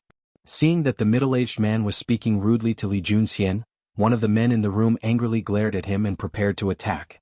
But Li Junxian pulled him back. Lin Jiang, stop. Li Junxian waved his hand and said, one who doesn't know is not guilty. This person must be the shopkeeper of Tongfu in Sun Dafu? Lin Jiang cupped his fists and replied, yes, General. Li Junxian nodded and then he curiously asked, how did you kidnap him? Why would he think that we are hooligans who kidnap and blackmail people? Lin Jiang pursed his lips and replied in all seriousness, replying to the general, this general snuck into the inn when it was dark and happened to see this fellow going to the outhouse. This subordinate tailed him and knocked him out when he wasn't paying attention. Then I stuffed him into a sack and carried him back. Li Junxian was speechless. It's no wonder Sun Dafu thought you were a kidnapper. Your methods are exactly the same as those of a scoundrel. You still have the nerve to say that? This old man has always emphasized that amiability brings wealth, and I've never offended you. But a young man like you tried to sneak attack me, an old man who doesn't know any martial arts. You don't have any martial virtues. Lin Jiang's earnest explanation had thoroughly infuriated Sun Dafu, but his words seemed lacking in confidence. Moreover, as he spoke, Sun Dafu clamped his legs together and leaned his body as far away from Li Junxian as possible, as if there was something he didn't want Li Junxian to see. Li Junxian naturally noticed Sun Dafu's little movements, and he curiously turned to Lin Jiang. Lin Jiang innocently said, General, before this subordinate knocked him out, he hadn't finished peeing, so after I knocked him out, he immediately peed his pants. Li Junxian's lips twitched in speechlessness. Although it was true that he had ordered Lin Jiang to kidnap Sun Dafu, Lin Jiang's methods were truly, rather lacking in martial virtues. If you want to sneak attack someone, you can sneak attack them, but at least wait until they're done peeing before knocking them out. Sun Dafu's face turned red, and he wanted nothing more than to find a hole in the ground and crawl into it. Of course, before he did that, he would have to drag this immoral Lin Jiang down with him. Enough. This general's subordinate was just following orders. Shopkeeper's son, don't get angry with him. Besides, who hasn't peed their pants in their life? No one will laugh at you. Li Junxian saw Sun Dafu's embarrassed expression and hurriedly tried to resolve the situation. Lin Jiang and the other soldier almost laughed out loud, but when they saw that Li Junxian wasn't laughing, they suppressed their laughter. Sun Dafu glared at Li Junxian with hatred. If looks could kill, Li Junxian would have died many times over by now. But through his observations, he had realized that Li Junxian and the other two soldiers in the room truly were soldiers. Thus, even though he was furious, Sun Dafu was still able to restrain himself. Shopkeeper's son, I didn't invite you here today to take your money, but because this general has a matter to ask you. After a round of banter, Li Junxian turned serious and spoke to Sun Dafu. Invite? This is how you invite people. Sun Dafu glanced at the ropes binding him and sneered. Moreover, this old man has not committed any crime, nor has he broken any laws. You claim to be a soldier, so what right do you have to knowingly break the law and use such despicable methods to imprison this old man? Do you still have any respect for the laws of the country? When one couldn't win with their fists, one had to reason with them. Sun Dafu understood this and he wanted to reason with Li Junxian right now. But Li Junxian had no desire to reason with Sun Dafu, because his fists were bigger and more importantly, he truly had broken the law in this matter. He was in the wrong. Shopkeeper's son, there's no need to talk about such useless things. If you really did break the law, the one who captured you wouldn't have been this general, but the bailiffs of the government. Since this general had you tied up and brought here, if you don't truthfully answer this general's questions, I can't guarantee that you'll be able to leave this place alive. Sun Dafu's face instantly paled. He hadn't expected Li Junxian to be so direct and ruthless. He didn't know if Li Junxian really dared to kill him, but he didn't dare to gamble. After all, each person only had one life and he greatly cherished it. This old man is just the shopkeeper of an inn. What could I know? If you want to ask, then hurry up and ask. Sun Dafu said after a few moments of silence. At this moment, Lin Jiang brought over a bench, and Li Junxian sat down in front of Sun Dafu. He placed his arms on his knees and leaned over to ask, "The second master you spoke of before should be the owner of Tongfu in Gao Yong, right?" Gao Yong is the second son of the Gao clan. He has an older brother called Gao Su and a younger sister called Gao Ping, the concubine of the Wang clan's second son Wang Hong. It is precisely because he has managed to climb up the branch of the Wang clan that Gao Yong has been able to flourish in Taiyuan City. Sun Dafu's pupils constricted in shock. He stared at Li Junxian and asked, word by word, "You're investigating the second master? Just who are you? Just who are you people?" Li Junxian unhappily said, "My time is limited, so it's best if you don't waste it. Answer my questions or else." Li Junxian glanced at Lin Jiang. The latter understood, unsheathed his saber and placed it against Sun Dafu's neck. With a savage smile he said, "Hey, shopkeeper's son, I recently learned a saber art that can remove the bones from a person's limbs without killing them. Do you want to give it a try?" Sun Dafu lived like a prince, so how could he possibly endure such a shock? He hurriedly shook his head and said, I'll talk. Take your saber away. At least you know your place." Lin Jiang coldly snorted and then pulled his saber back. Sun Dafu nodded at Li Junxian and said, "What you said just now was correct. The second master truly is the owner of Tongfu Inn. Relying on his relationship with the Wang clan, the second master's business has been getting better and better, and he's opening more and more shops." Li Junxian nodded in satisfaction and asked, "Very good. This general will ask you again. This morning did Wang Rini, the current Wang Xinyuan, go to your inn?" Sun Dafu was taken aback, a hint of panic in his eyes. Coming back to his senses, he hurriedly shook his head and said, "Wang Xinyuan? This old man has never seen him before." Li Junxian sat up straight and gave Sun Dafu a meaningful smile. Sun Dafu felt his scalp tingle, and when he turned his head, he saw that Lin Jiang was also savagely smiling at him. Shivering in fright, he hastily corrected himself, "Don't worry about me. Yes, young Master Wang really did come to the inn this morning." Li Junxian leaned over and asked, "Who did he meet at the inn?" Sun Dafu immediately shook his head and said, This old man doesn't know." Afraid that Li Junxian and Lin Jiang wouldn't believe him, he hurriedly explained, "This old man really doesn't know that person's identity. I only heard that he's a good friend of young Master Wang and that he stayed at the inn yesterday. Moreover, the second master said that that person was an honored guest of his and would only be staying at the inn for 2 days. That honored guest rarely goes out and spends almost all of his time in his room. When he checked in, he specifically instructed that no one was to disturb him, so this old man still doesn't know that person's name." Li Junxian's eyes flashed, and after a few moments of silence he asked, "Is that person still staying at the inn?" Sun Dafu nodded. "Yes, he's still there. That honored guest is staying in the heaven guest room." Li Junxian calmed down a little. He stood up and said to Sun Dafu, "Shopkeeper's son, you'll have to suffer here for 1 night. Once this old man finishes his business tomorrow, I'll let you go. Don't think about running away. Even if you grow wings, you won't be able to escape. Moreover, if you're captured, this general can't guarantee that the brothers in the courtyard won't do anything to you." Sun Dafu's old face instantly became as pale as a bitter gourd. But the situation was stronger than him, so what else could he do but lower his head? Leaving the woodshed and entering the courtyard, Li Junxian muttered to himself, "The most dangerous place truly is the safest place. Zhu Zeqing was just captured in the heaven guest room and someone is already staying there. This person is truly skilled and bold." "Zhao Kong." After sighing with emotion, Li Junxian shouted into the courtyard, and a soldier quickly ran over. "This general is here. Immediately head to the provincial governor's residence and have Governor Wang bring soldiers to Tongfu Inn," Li Junxian ordered. "Yes." Zhao Kong cupped his fists and left. Li Junxian called out, "Lin Jiang." Lin Jiang cupped his fists and replied, "This general is here." Li Junxian ordered, "Leave 2 people to guard Sun Dafu. The rest of you, immediately follow this general to Tongfu Inn to capture him." "Yes." Lin Jiang cupped his fists and left to pass on the order.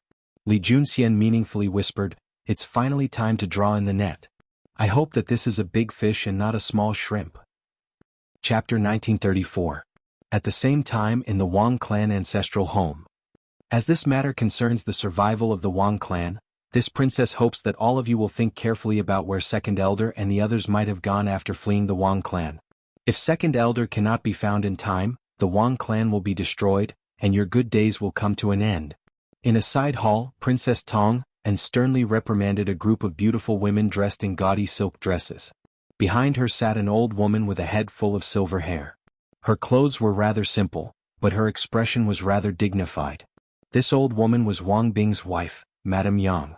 She had been born a noble in the previous dynasty and had followed Wang Bing through the vicissitudes of dynasties and the ups and downs of troubled times. She was the supreme matriarch of the Wang clan.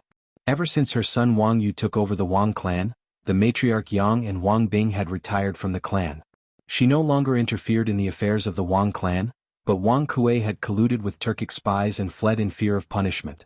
There was a high chance that the entire Wang clan would be dragged into the abyss, and the interrogation of Wang Hong's concubines required a woman of virtue and prestige.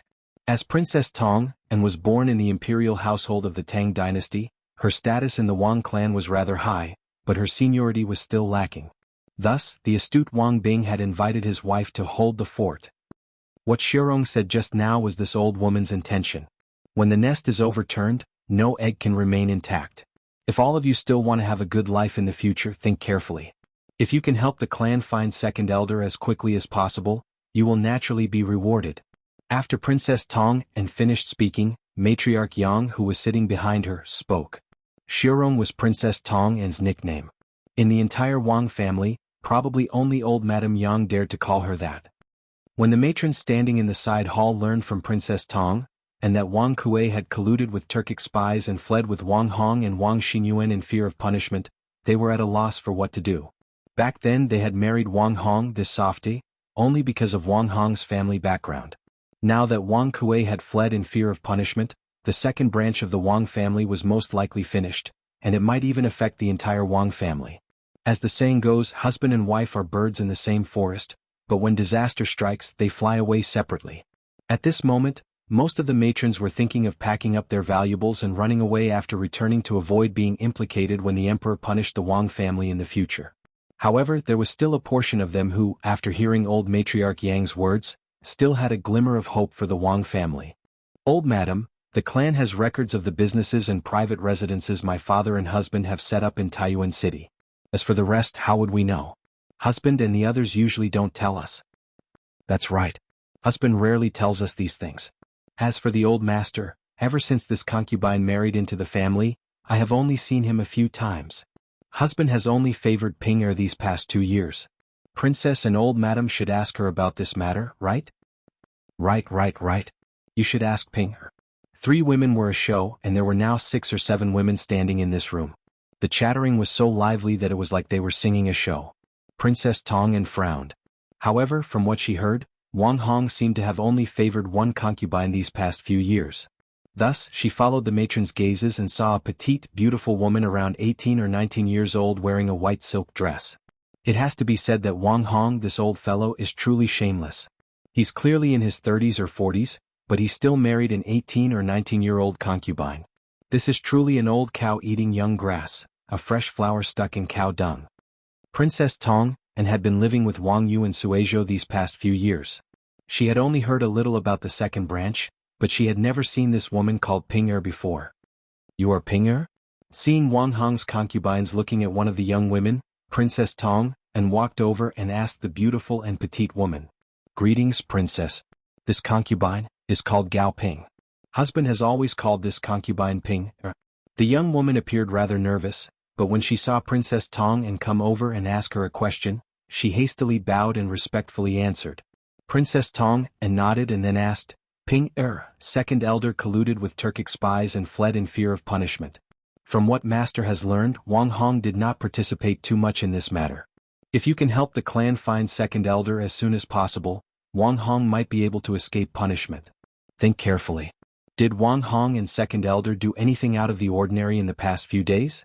Or did Wang Hong and second elder secretly set up other businesses in the city that the clan is unaware of? Hearing Princess Tong say that Wang Hong might be able to escape punishment, Gao Ping's eyes brightened. Although she and Wang Hong were an old married couple, just as those concubines had said, ever since she married into the Wang clan, Wang Hong had always doted on her. This made her feel love and warmth. There was still true love between them. If Wang Hong was innocent, the Wang clan's second branch would not have collapsed, and she and Wang Hong could return to their previous lives. With this thought, Gao Ping frowned and began to seriously recall. After a while, her eyebrows trembled and she suddenly said, This concubine remembers. Husband's behavior these past few days was normal, but yesterday when my second brother came to the residence to visit me, he was dragged away by Xan Yuan. The two of them chatted for a while before my second brother left the Wang clan. Your second brother? Who's your second brother? Princess Tong and frowned and asked subconsciously. Gao Ping said somewhat embarrassedly, my second brother's name is Gao Yong and he's a businessman. He opened many shops in the city, and the largest inn in the city, Tongfu Inn, was also opened by him. Gao Ping was born into a merchant family. In terms of family status, Gao Ping and Wang Hong were indeed not compatible. However, after marrying into the Wang clan, not only did Wang Hong not look down on her because of her background, he even tried his best to protect her. This was also one of the reasons why she wanted to help Wang Hong exonerate himself. After introducing Gao Yong's identity, Gao Ping continued. Early this morning, Xan Yuan suddenly told my husband that he was going out to meet a friend at Tongfu Inn. Now that I think about it, there are too many coincidences. Yesterday my husband introduced Xan Yuan to my second brother, and today Xan Yuan went out to Tongfu Inn. I have a feeling that they are hiding something from me and my husband. Moreover, Xan Yuan was imprisoned in the clan for a year before. Now that he has just been released, why would his friend be waiting for him at Tongfu Inn? Wang Xingyuan Tongfu Inn. Princess Tong An's expression changed slightly. She had heard from Wang Yu that Wang Qingwu had found Wang Xingyuan sneaking out of the residence this morning. Unexpectedly he had gone to Tongfu Inn. A few days ago the Turkic Zhu Zeqing who had appeared in the city had also been staying at Tongfu Inn.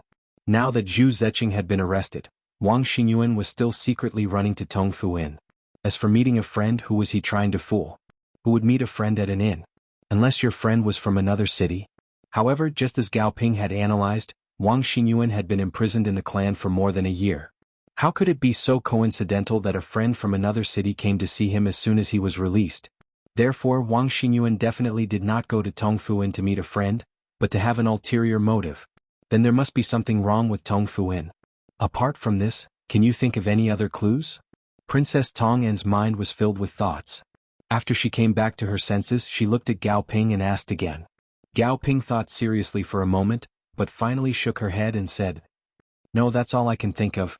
Other than that, I don't think there's anything strange these few days. Good. All of you are dismissed. If you think of anything else, come and tell me immediately. Princess Tong An nodded and said to the women in the room, Yes. Wang Hong's concubines hurriedly left the side hall as if they had been granted amnesty. Only Gao Ping was the last to leave, a trace of worry on her face. Clearly, she was worried about Wang Hong's situation. Mother, what do you think?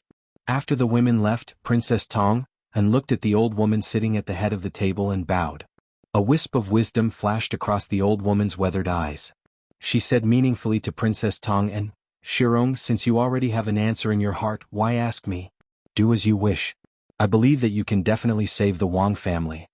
Princess Tong An was slightly shocked, and she immediately felt respect for the old woman in front of her. She bowed and said, Then this daughter-in-law will take her leave. I'll inform master and father now. Go. This old woman will return on her own. Matriarch Yang waved a hand at Princess Tong An. In the face of danger, her expression remained calm and composed. This matriarch Yang had truly weathered all sorts of storms and experienced all sorts of ups and downs. In the main hall of the Wang family residence, after Princess Tong An told Wang Bing, Wang Yu, and the rest of the group about what Gao Ping had told her, Wang Yu couldn't help but exclaim, Tongfu Tavern, it's Tongfu Tavern again. First it was Zhu Zeqing. Who's staying there now? In the afternoon, Wang Qingwu had reported to Wang Yu that Wang Xingyuan had left the estate early in the morning to meet with friends in the city. He had not expected Wang Xingyuan to go to Tongfu Inn. Just like Princess Tong An, he also felt that there was something wrong with Tongfu Inn. To be more precise, there was something wrong with the person Wang Xingyuan had met in Tongfu Inn. Princess, are you saying that the matter of second son colluding with the Turkic spies is also related to the patriarch's son, Wang Xingyuan? Third elder's eyes flashed and he looked at Princess Tong An meaningfully. Princess Tong An's phoenix-like eyes focused and she said unhappily, Third elder, are you blaming my old master instead? Even if this matter is related to Wang Xingyuan, he's now a member of the second branch. When he was imprisoned, everything was fine. who forced my old master to adopt Wang Rini to the second branch. He's causing trouble as soon as he's out.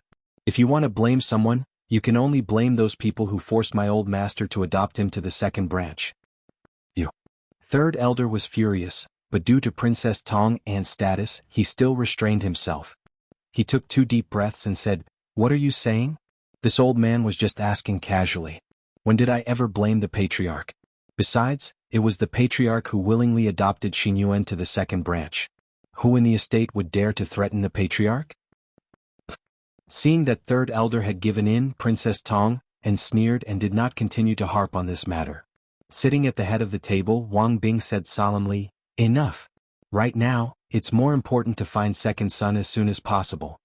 After he finished speaking, he said to Wang Yu, Since you and the princess both feel that there's something wrong with this Tongfu Inn, and the owner of this Tongfu Inn has a certain relationship with the second branch, then immediately send someone to the Tongfu Inn and investigate the guests inside. If you can find this Gao Yong, then that's even better. Perhaps he knows the whereabouts of the second branch. Yes. This son will arrange it right away. Wang Yu got up and cupped his hands to accept the order, then left the main hall with Princess Tong An. Chapter 1935. Taiyuan City, Tongfu Inn. Bang, bang, bang. Lord Guard. Inside the heaven-class guest room, Zhao Dian was standing by the window staring out. Suddenly, someone knocked on the door, followed by a low voice. Zhao Dian's gaze turned cold, but he immediately relaxed because he recognized the identity of the person outside. He said calmly, "Come in." The door wasn't locked.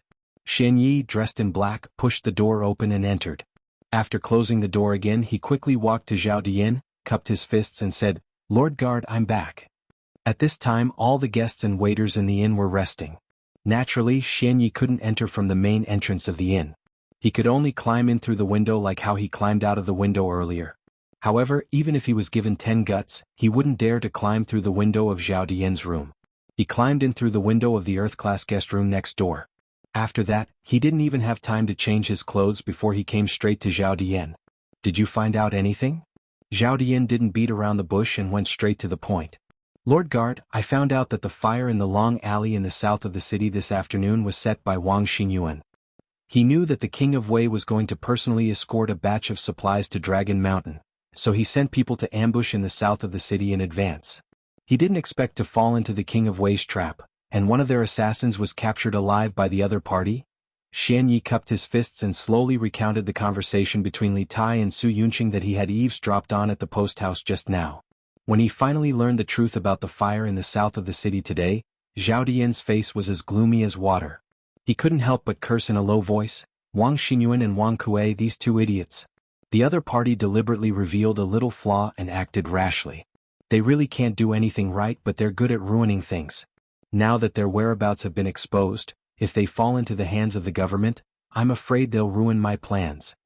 At this moment, if Zhao Dian were a modern person, he really wanted to say, "Don't be afraid of godlike opponents, but be afraid of pig-like teammates."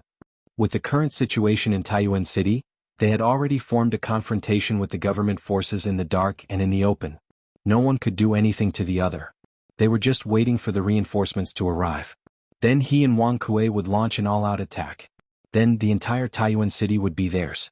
However, the 2 idiots, Wang Kuei and Wang Xinyuan, after a series of stupid actions, directly broke the stalemate. It was very likely that the government would find a breakthrough here. But what Zhao Dian did not know was that one of the carrier pigeons he had sent to Shili Kagan had been intercepted by Han Lijing. Even without Wang Xinyuan and Wang Kuei's disruption, Li Tai and the others had already learned of his plan. Although they would not be able to capture him in the short term, both the Great Tang border and Taiyuan City were now on guard. Even if his reinforcements really did come, they would find it very difficult to take Taiyuan City. But in any case, the disruption of Wang Xinyuan and Wang Kuei had accelerated Zhao Dian's exposure and failure. Shen Yi cupped his fists and said, "Rest assured, Lord Wei. I heard from King Wei and Dugu Xian that Wang Kuei and Wang Xinyuan should have escaped. Wang Kuei has a secret manor near Longshan in the south of the city. Over the years, Wang Kuei has trained a group of killers in that manor. The killer captured alive by the Imperial Army today is one of them. The old woman that the Imperial Army took away from Baoxing Lane earlier is the killer's mother. Today, the provincial governor's mansion posted the portrait and reward notice of this killer all over the city. Wang Kuei wanted to send his men to kill the old woman to silence her. But he did not expect that the man he sent was killed by Wang Qinggu, the commander of the Wang family's shadow guards. Later, the old woman fell into the hands of the imperial army. The killer confessed everything about Wang Kuei. Now, Dugu Xan has sent the imperial army to Wang Kuei's secret manor in the south of the city. This Wang Kuei is really difficult to achieve great things. Zhao Dian frowned. Then he reacted and asked, Did you just say Dugu Xan? What? From what you said, he is still alive and well. He is not dead yet? Chapter 1936. Coincidentally, just as Zhao Dian was ordering Xian Yi to gather his men to attack Taiyuan Relay Station, Li Junxian was also gathering his men and preparing to head to Tongfu Inn. Although the two sides had begun to move at almost the same time, there was a problem. Li Junxian only had 10 some cavalry under his command, while Zhao Dian had dared to attack the post house. This meant that he had more than 10 some subordinates, most likely 1 or 200. Moreover, these 200 couldn't all be staying at Tongfu Inn, as that would be far too conspicuous. As a result, Zhao Dian would need to gather his forces much more quickly than Li Junxian. And the residence that Li Junxian was temporarily staying in was less than 1 li away from Tongfu Inn. Thus, Zhao Dian couldn't possibly gather his men before Li Junxian arrived at Tongfu Inn. Lord Guard. Bad news. Zhao Dian was preparing to go out and see how things were going when he heard Xian Ye's voice. Zhao Dian's heart trembled. At this critical moment, he feared nothing more than an accident, and he feared nothing more than someone telling him bad news. He hastily opened the door and Xian Yi rushed in. After closing the door, he clasped his fist before Zhao Dian could ask anything. Lord Guard, your subordinate went to the innkeeper's room to ask him to gather our men, but there was no one in the room. Innkeeper's son, he disappeared. Disappeared? Zhao Dian frowned, a bad premonition rising in his heart. Back when they had first arrived in Source Peak City, they hadn't chosen to stay in the Tongfu Inn. Because there were many of them, it would be difficult for them to hide if they stayed in the inn. It would be very easy for the innkeeper and waiters to notice that something was amiss. So, only Zhao Dian, Xian Yi, and Skyhawk stayed in the inn while the rest of them hid in various parts of the city. But after Wang Xingyuan and Wang Kuei surrendered to them, Zhao Dian learned that the owner behind the scenes of the Tongfu Inn was actually related to the second branch of the Wang family. As a result, he didn't have to worry about all of them moving in and alerting the innkeeper or waiters. He directly ordered Xian Yi to gather all of their spies in the city into the inn and stuff them into the empty guest rooms of the inn. As for those that couldn't be stuffed, Gao Yong and Wang Kuei helped to arrange for them to stay in a few houses near the Tongfu Inn. It was because of this that Xian Yi had thought of asking the innkeeper, Sun Dafu, for help when Zhao Dian ordered Xian Yi to gather his men. Only in this way could they gather all their men in the shortest amount of time. But Xian Yi had never expected that Sun Dafu, who had been staying at the inn for the past few days, would actually disappear. Didn't Gao Yong say that Sun Dafu would be staying at the inn to cooperate with us? How could he suddenly disappear? Could it be? Zhao Dian muttered in dissatisfaction. Then he suddenly thought of a possibility, and his face instantly became extremely gloomy. He frowned and said in a deep voice, "Not good. It's very likely that someone has set their sights on Tongfu Inn. We've been exposed. Then what should we do?" Xian Yi was shocked when he heard this and asked subconsciously. Then he hurriedly cupped his fists and said, "Lord Guard, please evacuate immediately. Your subordinates are willing to risk their lives to escort you." Chapter 1937. What? A group of people is coming from the east? Aren't the relay station and the provincial governor's mansion in the north? Why are there people coming from the east? And they are so fast? In the alley behind Tongfu Inn, Zhao Dian was shocked when he heard Sky Eagle say that there was a group of people coming from the east. However, when he came to his senses, he could not help but feel a little strange. When he found out that Sun Dafu, the innkeeper of the inn, had gone missing, he guessed that Sun Dafu might have been captured by the provincial governor's mansion or the imperial army. However, the provincial governor's mansion and the relay station were in the north of Taiyuan City. Even if the other party had sent people to surround the inn, they should have come from the north. Moreover, the other party should not have come so quickly. After all, Tongfu Inn was in the south of Taiyuan City. How many people are coming from the other party? After forcing himself to calm down, Zhao Dian regained his composure and looked at Sky Eagle as he asked in a low voice. Sky Eagle cupped his fists and said, "Reporting to the guard master, the other party does not have many people. There are only about 10 of them. All of them are riding fast horses. They will catch up in a while. Do you want me to bring a few people to deal with them?" 10 of them? All of them are riding fast horses? Zhao Dian's heart sank when he heard this. Of course, he knew that Taiyuan City would implement a curfew system at night. Those who dared to ride horses in public in the middle of the night either had their heads kicked by a donkey, or the other party really had an official background. Obviously, these 10 or so cavalrymen coming toward the inn were definitely from the Tang Empire's government. When did the government arrange such a surprise army, near the inn? This was a question that Zhao Dian could not figure out no matter how hard he tried. However, there was no time for him to think about this at this moment. He had to make a decision. Although the cavalry coming from the east didn't have many people, they were fast. If he didn't pay attention to them, the other party would first miss the inn and then chase after them from behind.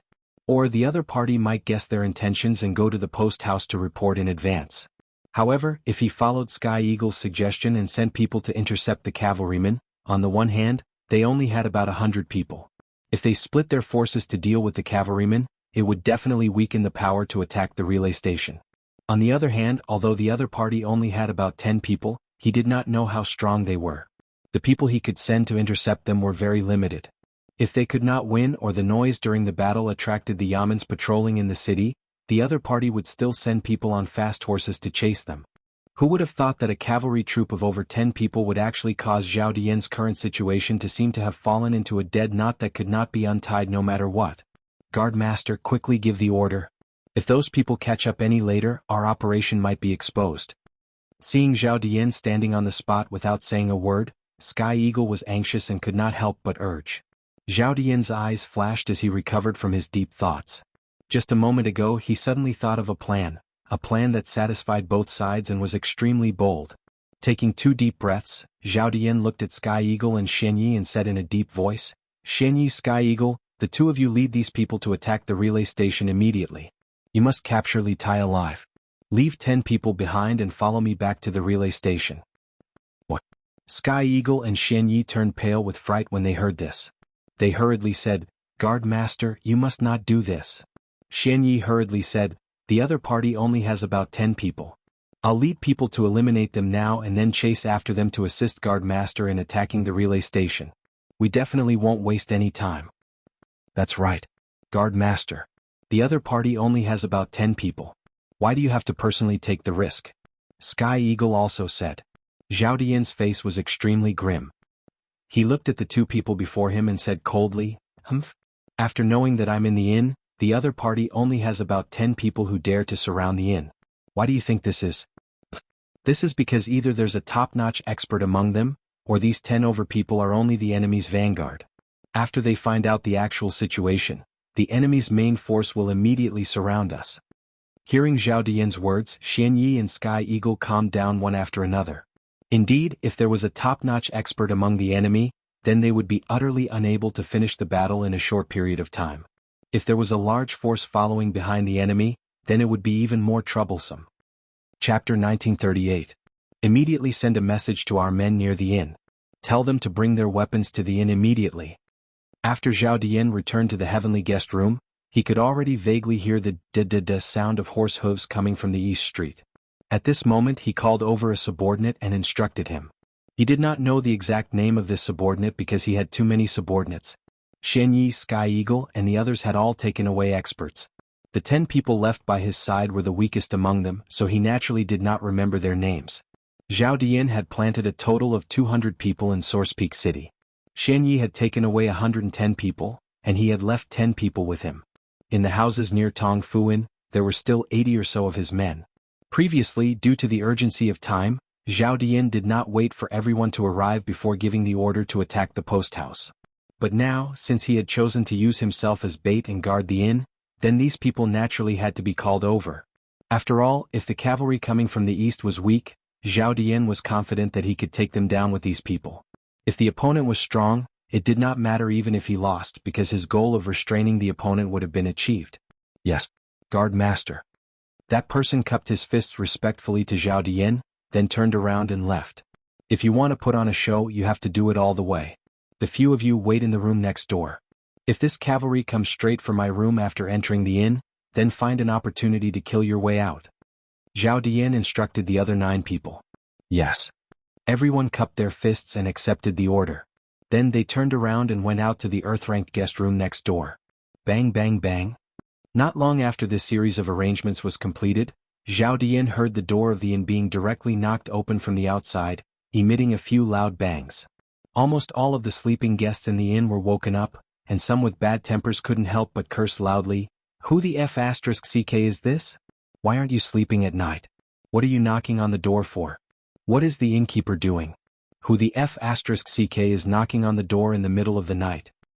Which bastard is it? Why don't you try hitting me again? In the midst of the scattered curses, many rooms that were originally in darkness lit up one after another. Then, a crowd of people could be seen moving about. Obviously, those were the guests who had been woken up. They came out of their rooms to see what was happening outside. With just one look, the people who were cursing earlier immediately shut their mouths. More than 10 men with weapons in their hands were standing in the hall with murderous looks on their faces. Although there were only a dozen of them, they gave off the aura of hundreds and thousands of people. Aura was a mysterious thing, but it did exist.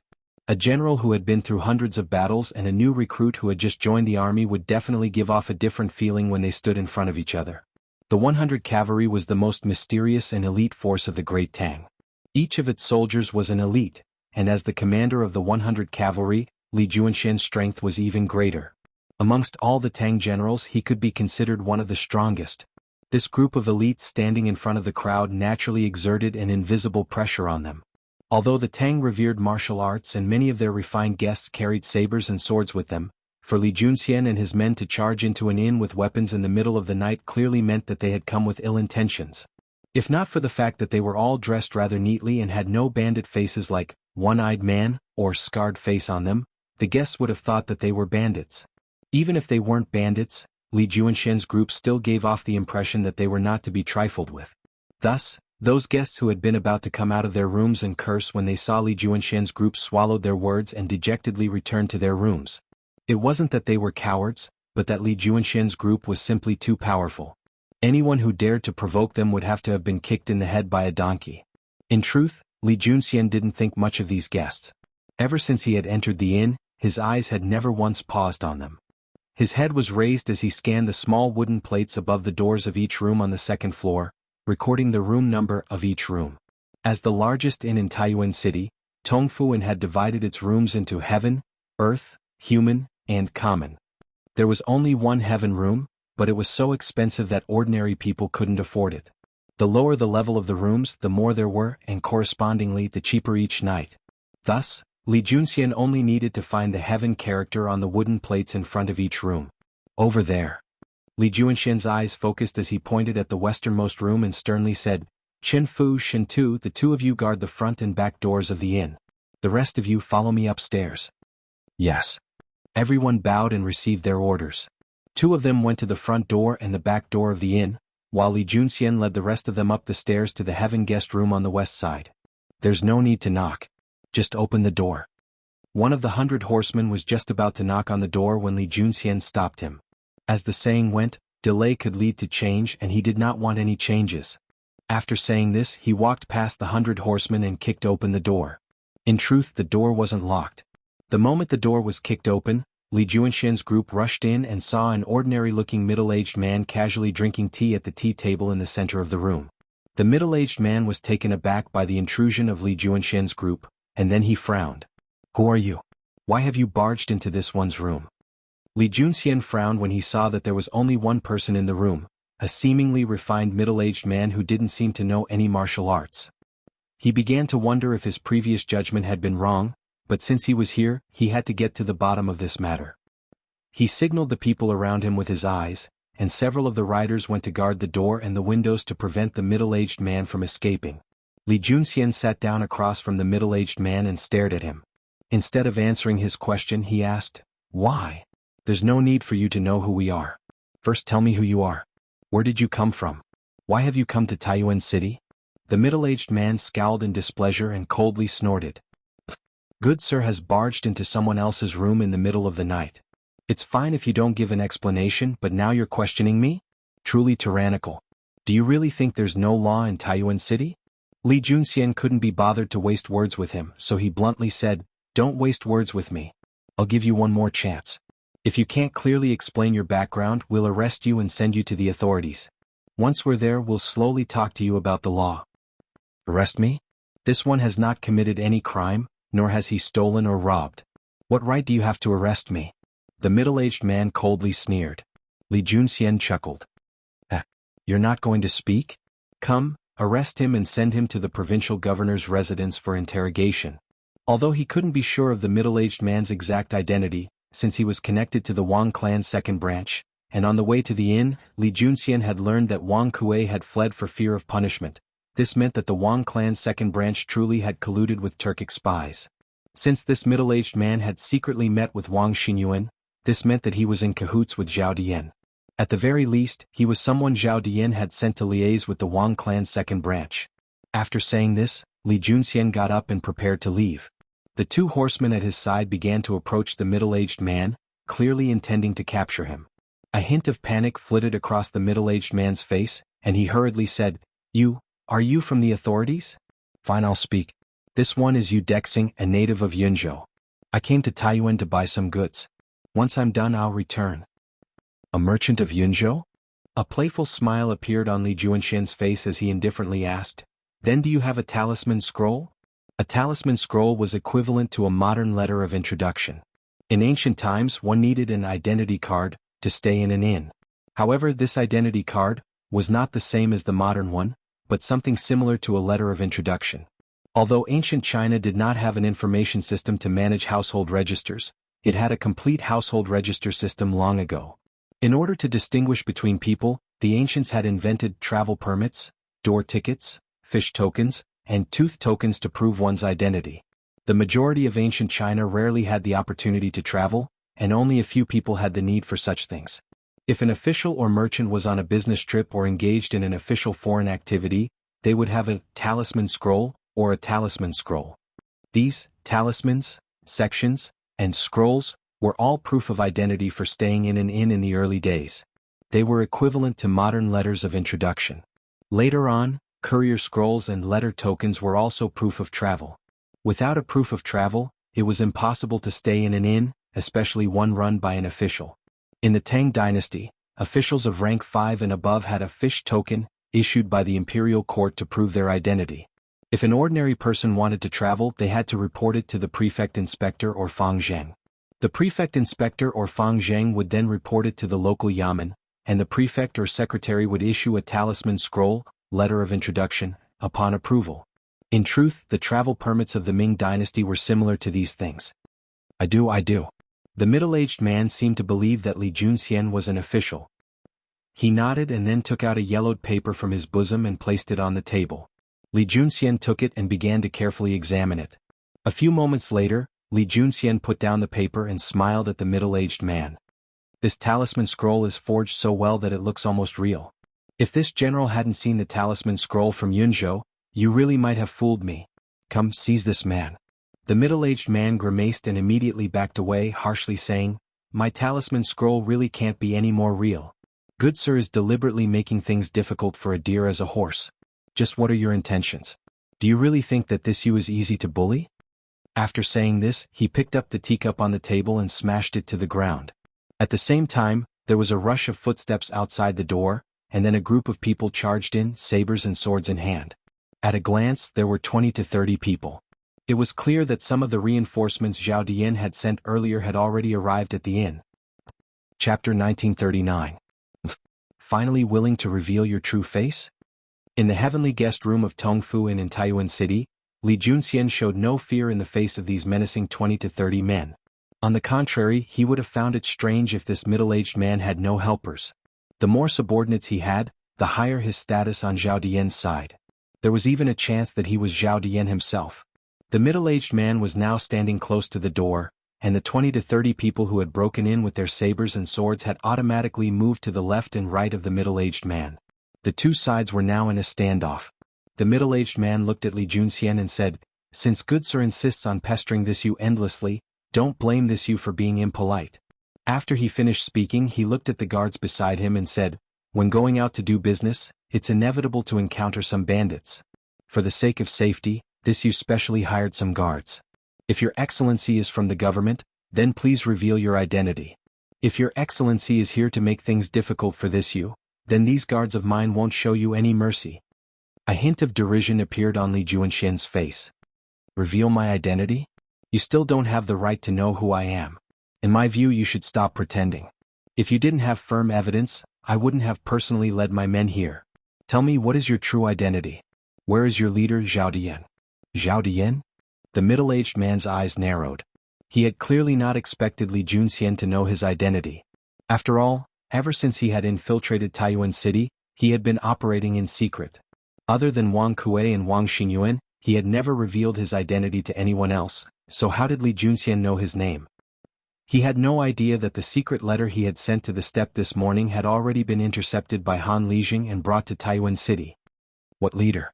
This one doesn't know what you're talking about. Come, see the guests out. The middle-aged man was only a few moments stunned before he ordered his men. Please leave. My master does not welcome you. Two saber-wielding soldiers stepped forward and sternly barked at Li Juanxian's group. Could you be Zhao Dian? Very good. Li Junxian had noticed the expression on the middle-aged man's face, and he couldn't help but think of a possibility. Thus, he decisively ordered the 100-some cavalry in the room, capture him. Yes. The 8 horsemen in the house answered loudly. Then a series of clanging sounds could be heard. The horsemen drew their weapons and charged at the middle-aged man. You are courting death. The leader of the guards beside the middle-aged man snorted coldly. He was not afraid at all and led a few people to greet them. As the weapons clashed, the room was suddenly filled with the sound of ding ding ping peng.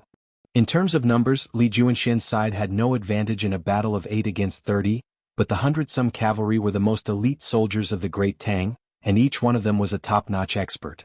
In terms of individual strength, the 100-some cavalry had the advantage. In addition, there was limited space in the room, and with so many people it was very difficult to move freely. If this had been an open area outside the room, the middle-aged man's side would have been able to use their numbers to pincer him. But there was only so much space in the room, and the 30-some of them had basically filled the room. And this was only because the middle-aged man was staying in the most expensive room of Tongfu Inn, the Heaven Room. Compared to the other rooms, this room was not only luxuriously decorated, but it was also large enough. If they had been staying in a shared room, it would have been a problem for them to even squeeze in. Thus, even though they had the advantage in numbers, the middle-aged man's side had not been able to gain much of an advantage. On the contrary, after a few rounds, several of them had been stabbed in the vitals and dropped to the ground. The middle-aged man stood motionless in the doorway, 2 guards on his left and right. Li Junxian also did not move. He was coldly watching the middle-aged man to prevent him from escaping. As for the battle, he was not very worried. Although the 100-some cavalry were not strong enough to fight against 10 or 100, he was confident that his men would be able to deal with an enemy 3 times their size. Sure enough, after the 2 sides fought for more than 10 rounds, the middle-aged man's side was already showing signs of defeat. There were more than 10 people lying on the ground. The 2 guards beside the middle-aged man said in a low voice, Master, we will escort you to retreat first. In his panic, this fellow had almost let his tongue slip. Li Juanxian's sharp ears had picked up on this small slip of the tongue in the chaos, and his eyes brightened. This middle-aged man really was a big fish, and there was a high chance that he was Zhao Dian himself. Thus Li Junxian wasted no more time. As the saying went, to capture bandits, capture the leader first. He blinked up to the middle-aged man and sneered. You want to escape? You won't be able to escape tonight. As he spoke, Li Junxian reached out with his hand to grab the middle-aged man's shoulder. The middle-aged man hastily backed away, but he was far slower than the Grandmaster Li Junxian. As Li Junxian's hand got closer and closer, a hint of panic appeared in his eyes. At this moment, the 2 guards at his side attacked. 2 sabers slashed at Li Junxian's arm. If Li Junxian continued forward, he would have been able to grab the middle-aged man before the sabers fell, but once he did, he would not have the time to pull back his arm. Although Li Junxian was a powerful martial artist, he was far from being invulnerable. How could a body of flesh and blood stand against sharp sabers? Thus Li Junxian chose to retreat for now. At the same time, he unsheathed his sword and brazenly charged at the 2 guards at the middle-aged man's side. Clang clang. Saber and sword clashed. These 2 were only at the Qi transformation realm, so how could they possibly contend against Li Junxian, who had already reached the Grandmaster realm? In just 2 or 3 moves, Li Junxian had found a small flaw in their saber techniques. Once the time was right, he cut their throats with a single slash. While he was fighting with the 2 guards, the middle-aged man was hastily backing away. As the two guards fell, clutching their necks, the middle-aged man hastily turned around and ran out of the room. Too powerful.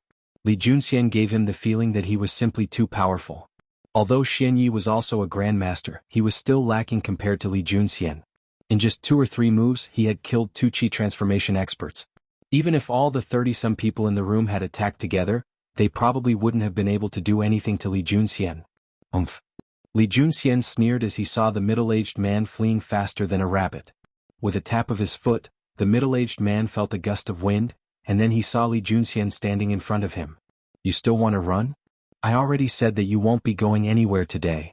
Obediently come back with me. Li Junxian indifferently said. A hint of panic flitted across the middle-aged man's face. Suddenly he heard hurried footsteps outside the inn. A smile appeared on the middle-aged man's lips as he turned to look at the entrance and then said to Li Junxian, Run. This god never said anything about running. No matter who you are, all of you will die here today. Li Junxian followed the middle-aged man's gaze and saw that 50 to 60 armed warriors had entered the entrance of the inn.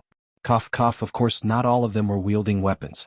If one looked carefully, one could see that some of them were unarmed. Chen Fu, who had been assigned by Li Junxian to guard the entrance of the inn, had been forced to retreat into the hall on the first floor of the inn by these 50 to 60 warriors. He was not a grandmaster like Li Junxian, so it was only natural for him to feel uneasy in the face of so many people. Shen Tu, who had been guarding the back gate, had hurried over when he heard the commotion at the front gate, but the 2 of them were still useless against 50 to 60 people. Li Junxian finally understood why the middle-aged man had suddenly become so confident. These 50 to 60 people and the 30-some in the room made for a total of 80 to 90 people. But the 100 horsemen only had 10 people. This made the situation even more difficult to deal with. But Li Junxian was not afraid. On the contrary, he was rather excited. The more people that came to the middle-aged man's rescue, the higher his status. At this moment, he was almost certain that this middle-aged man was Zhao Dian. I didn't think that you would have so many subordinates. It seems like you're Zhao Dian. Upon seeing the situation, Li Junxian showed no signs of nervousness. He looked at the middle-aged man and chuckled. Seeing that the situation was settled, the middle-aged man no longer put on an act. He neither admitted nor denied it but asked, Just who are you? How did you know of this god's identity? Although the middle-aged man did not directly admit it, his words were basically a tacit admission that he was Zhao Dian. Li Junxian turned serious and indifferently said, Remember, the one who captured you today is Li Junxian of the Great Tang's 100 Cavalry. As for how this general knew of your identity, you will understand once you follow this general to the Yamen. 100 Cavalry. Li Junxian. You're actually Li Junxian? Zhao Dian was flabbergasted by Li Junxian's report of his identity. Not even with Kongming's wisdom could he have predicted that the 100 Cavalry commander of Chang and would suddenly appear in Taiyuan City. In this case, it was no surprise that his identity had been exposed. After all, few people in the world could compare to the 100 Horsemen's ability to gather information. So that's how it is. No wonder shopkeeper's son suddenly disappeared. No wonder you were able to find this place. However, this god came to Taiyuan and managed to take down the 100 Cavalry commander of the Great Tang. That's not a loss. Zhao Dian turned to Li Junxian and sneered. Take down? Do you think that victory is already in your grasp? Li Junxian jeered, Do you think they're faster or this general is faster? As he spoke, Li Junxian vanished. A moment later he appeared at Zhao Dian's side, one hand clamping down on Zhao Dian's shoulder while the other clamped down on Zhao Dian's neck. The warriors in the hall had no time to react, only enough time to shout, Brother Li, you're in the middle of nowhere. Lord Guard. Release Lord Guard. Chapter 1940. Qingke, why haven't you gone to bed yet? In Taiyuan Post Station Iron Egg's room, Iron Egg couldn't help but ask when he saw Li Tai come in. It was almost 8 o'clock in the evening in modern times. Most people had already eaten dinner and gone to bed. In the post station, other than the Imperial Guards on night patrol and Han Lijing and the others who went to Wang Kuei's manor near Longshan, the rest of the people had already returned to their rooms after dinner. It can't be helped. The ancient people's biological clocks were like this. Iron Egg was sitting at the table and reading a book. This was the mathematics textbook for the next semester of Yanhuang College. Li Zixuan had already compiled it before he entered the military camp, but it hadn't been printed on a large scale yet. After all, Li Zixuan was his brother-in-law, so Li Zixuan had opened a back door for Iron Egg in this regard. I can't sleep. Li Tai walked in and sat across from Iron Egg without hesitation. When he saw the book in Iron Egg's hands, he couldn't help but mutter, "Iron Egg, you're not being kind. Everyone is busy working for the telegraph relay station, but you're the only one enjoying this special treatment from the Yamacho. This is unfair competition." Speaking up to this point, little Fatty's face was full of indignation. That look was a bit like a modern school sports meet, where students were all participating in the sports meet on the field, but someone discovered that a student was secretly studying in the classroom. Iron Egg put down the book in his hand and said with a speechless face, "What unfair competition? Master gave me the mathematics textbook for the next semester. It's not like you haven't read it before." It wasn't a secret that he had the mathematics textbook for the next semester. At least, Li Tai, Meng Wenhao, and Qin Huayu already knew about it. Moreover, they had borrowed it from Iron Egg before, and Iron Egg had never rejected it. The world seems to be stable now, but I always feel that it will soon enter an eventful period. As a student of Yanhuang College, I have to follow my master's wishes and establish a heart for the world, a life for the people, and a life for the past. In the second half of the year, when the war between the Tang Empire and the Turks starts, Yanhuang College will definitely not be able to stay out of it. At that time, we might have to run around like we are now. Therefore, I want to use the time every night to prepare for the next semester's classes in advance to avoid falling behind in my studies. Iron Egg suddenly sighed and said softly as he closed the book and placed it on the table. Just as he said, when Li Zishuan founded Yanhuang College, he hoped to cultivate a group of people who were truly useful to the country and the people, not bookworms who only knew how to study. Therefore, whether it was the Battle of Guan City in April, the killing of locusts in June, or the establishment of telegraph relay stations in Taiyuan and Yunzhou, all of these events more or less had the shadow of Yanhuang College's students. As the first batch of students of Yanhuang College, and as Li Zishuan believed, they were the golden generation of Yanhuang College. Iron Egg, Li Tai, and Li Ku's cohort of students had high hopes for Li Zishuan. Li Zishuan hoped that not only could they study well in the academy, but that in the process, if the country needed them, the students of the academy had to be there for them. If the Tang Empire's golden age wanted to last forever, it needed too many people who could serve the country. This was the main reason why Li Zishuan risked universal condemnation to establish the engineering school and Yanhuang College. Chapter 1941. Taiyuan was a large city in the north, so the Taiyuan post house wasn't small at all. There were a total of 28 individual buildings in the post house, and each building had a few to over 20 guest rooms. In the dark night, 8 Imperial Army soldiers stood on the roofs of the buildings in the east, west, south, north, southeast, southwest, northeast, and northwest of the courier station. Using the weak light from the stone lanterns in the courtyards of the courier station, the 8 Imperial Army soldiers stood on high points and meticulously scanned the entire courier station. Below them, there would be a group of soldiers patrolling with torches every once in a while. Although Dugu Xian didn't expect Zhao Diyin to send people to attack the post house tonight, the defense of the post house didn't relax because of this.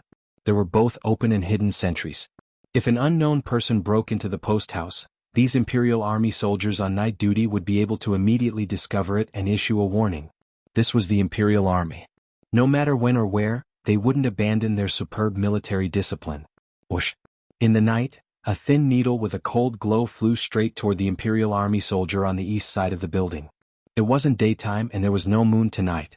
The Imperial Army soldier on the roof naturally couldn't see this thin needle. However, when the thin needle was about to reach him, he could still feel the turbulence in the air.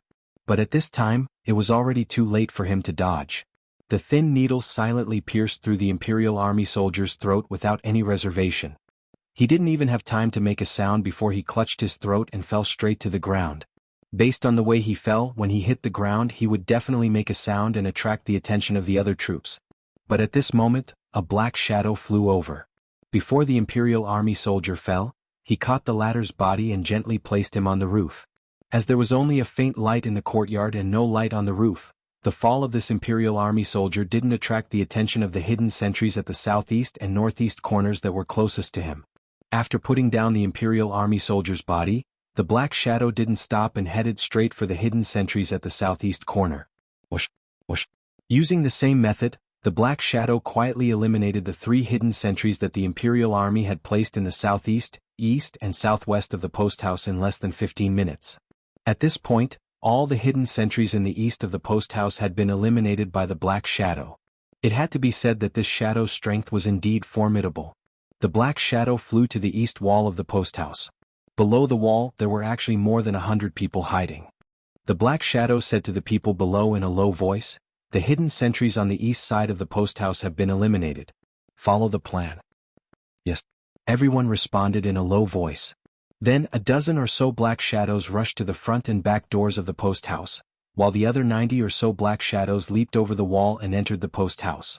The black shadow flew to the east wall of the post house. Below the wall, there were actually more than 100 people hiding. The black shadow said to the people below in a low voice, "The hidden sentries on the east side of the post house have been eliminated. Follow the plan." "Yes." Everyone responded in a low voice. Then a dozen or so black shadows rushed to the front and back doors of the post house, while the other 90 or so black shadows leaped over the wall and entered the post house. A dozen or so black shadows rushed to the front and back doors of the post house, while the other 90 or so black shadows leaped over the wall and entered the post house. Chapter 1942. What's going on outside? Outside the room, Dugu Xan called over the guard at the door and asked in a low voice, "General, there's a warning from our brothers at the east of the post house. General who has already led his men there." The guard at the door cupped his fists and replied, "I'll go and take a look." Dugu Xian's expression turned grim. "Wang Tong, Guijian, the two of you stay here to ensure His Highness' safety. If the situation turns bad, immediately evacuate with His Highness." The two of them looked at each other, then cupped their fists and said in unison, "General, we'll go with you." They were Dugu Xian's personal guards. Naturally, wherever Dugu Xian went, they would follow. Dugu Xian's expression was cold as he said sternly, "This is a military order. Do the two of you dare to disobey a military order?" Seeing Dugu Xian's anger, Wang Tong and Guijian lowered their heads, not daring to say another word. Dugu Xian tightened his grip on the sword in his hand. This was the sword that had accompanied him in battle for many years, and it had never left his side. However, he had been seriously injured this time and had almost died. Because of the severity of his injuries and the doctor's warning that he could not use martial arts for the time being, his sword had been removed by Dugu Feiying and placed on the sword rack. When he heard the sound of an enemy attack from outside, Dugu Xen had not hesitated and had come out with his sword. As the leader of this army, there was no reason for him to be a coward in the face of a great enemy. "I'll leave this place to the two of you. Remember, even if the two of you lose your lives, you must ensure His Highness' safety." Dugu Xen said in a low voice as he patted Wang Tong's shoulder, then left with his sword. His tone was no longer as stern as before. It was just that his back looked a little tragic and desolate. Dugu Xen had a strong premonition that the enemy tonight was no ordinary person. The guess that Li Tai had mentioned to him earlier might very well be true. Zhao Dian had really gathered all his men to launch a sneak attack on the post house. "Yes, General." The two personal guards felt a little sour in their noses as they looked at Dugu Xian's bleak back and cupped their fists. The location of the incident was actually very close to Dugu Xian's room. It didn't take long for Dugu Xian to arrive at the scene. At that moment, the Imperial Army and a group of unidentified men in black were already engaged in battle. There were many scattered torches on the ground, which meant that they had already lost a lot of men. Only the Imperial Army would carry torches. The people who came to ambush the post house definitely wouldn't have brought their own torches.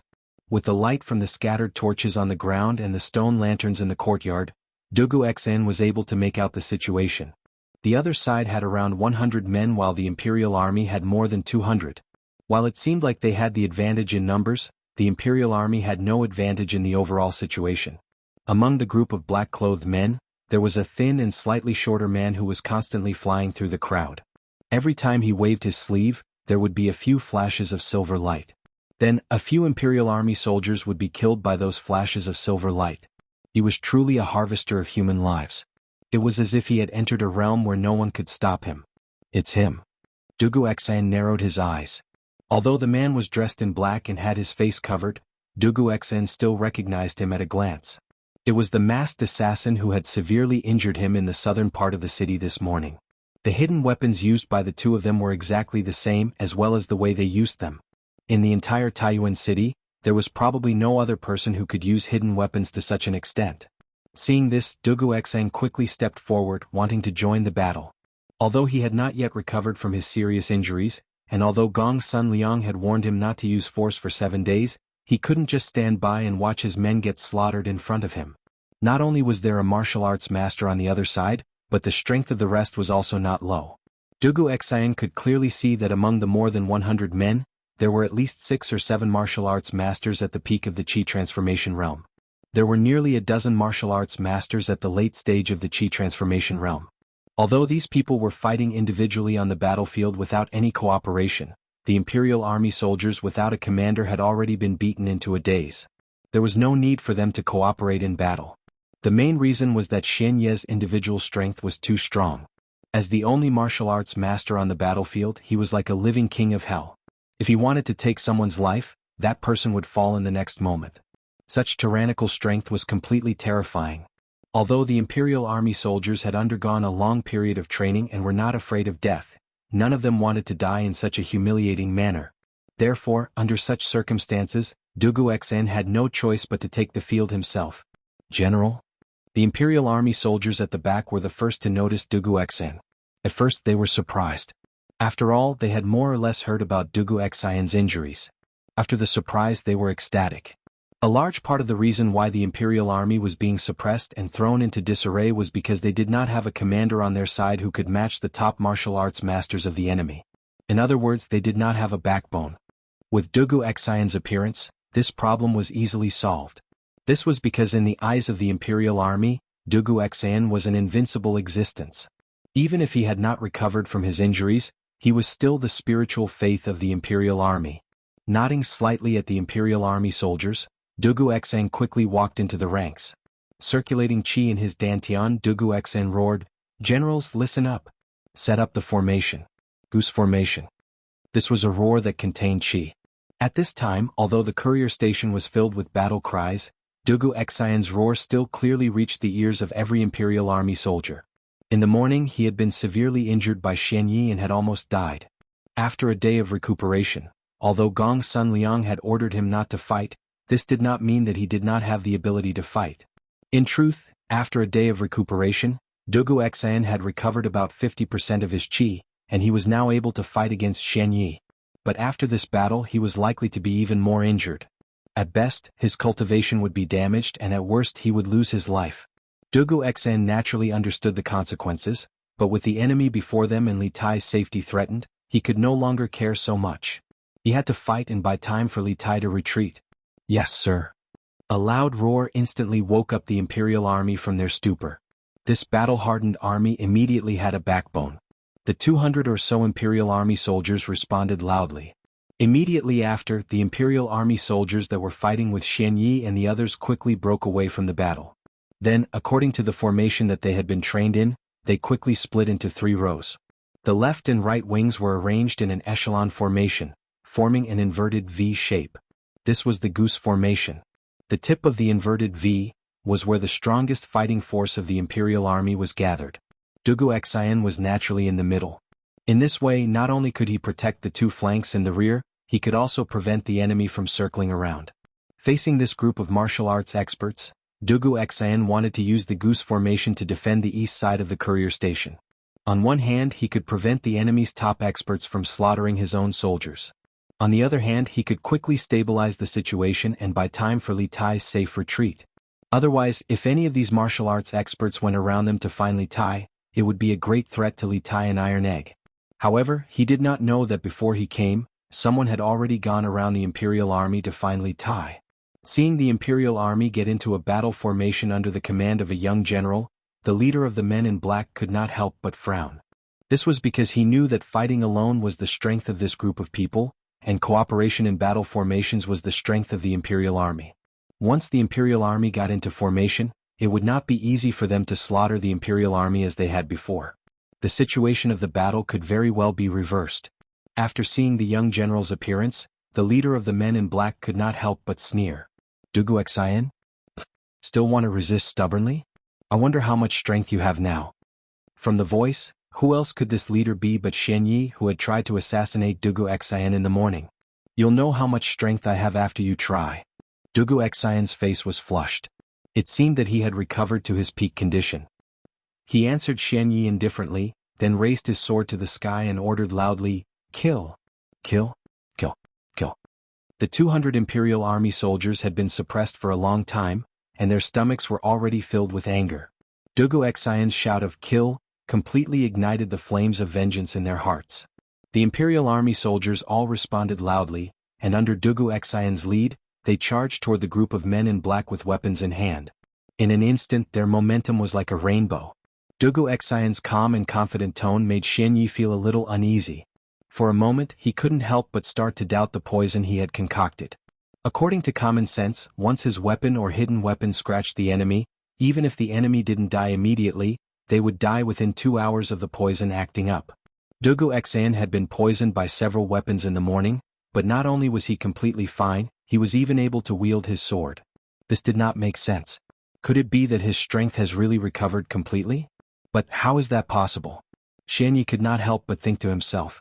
The reason why more than 100 of them had dared to attack the post house tonight was that they had concluded that Dugu Xian had not yet recovered from his injuries and that his strength was less than 10%.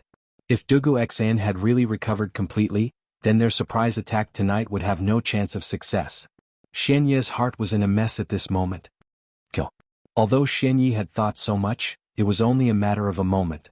Seeing Dugu Xian leading the Imperial Army to attack, Xian Yi felt a little uneasy, but he did not show any weakness on the surface.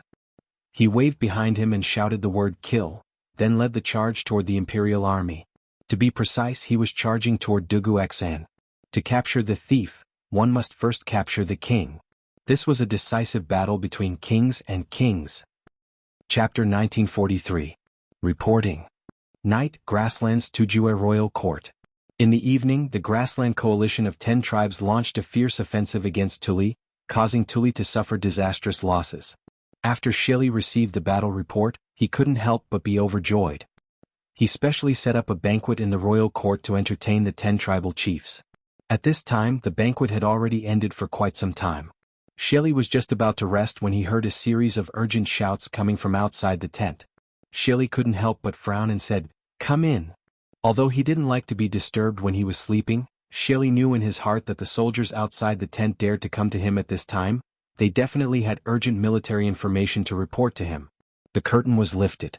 A soldier dressed as a Tujue, but his face looked like a Han, quickly walked in. The soldier came to Shili's front. His hands tightly clenched a slip of paper. He bowed to Shili and saluted. Reporting to Khan, Guard Lord sent urgent information from Taiyuan. Khan, please take a look. Finished speaking, he raised the letter in his hands above his head. The soldier's respectful attitude and thorough etiquette made Shili's heart feel very comfortable. His anger from being disturbed from his rest earlier immediately dissipated a little. Speaking of which, the reason why he wanted to plot against the Central Plains, other than the rich land and abundant natural resources, there was another important reason. The people of the Central Plains had been educated in etiquette for thousands of years. The dynasties of the Central Plains also had a set of strict hierarchical system. Those in lower positions were generally respectful and courteous to those in higher positions. The grassland people, on the other hand, were mostly boorish men who liked to be straightforward.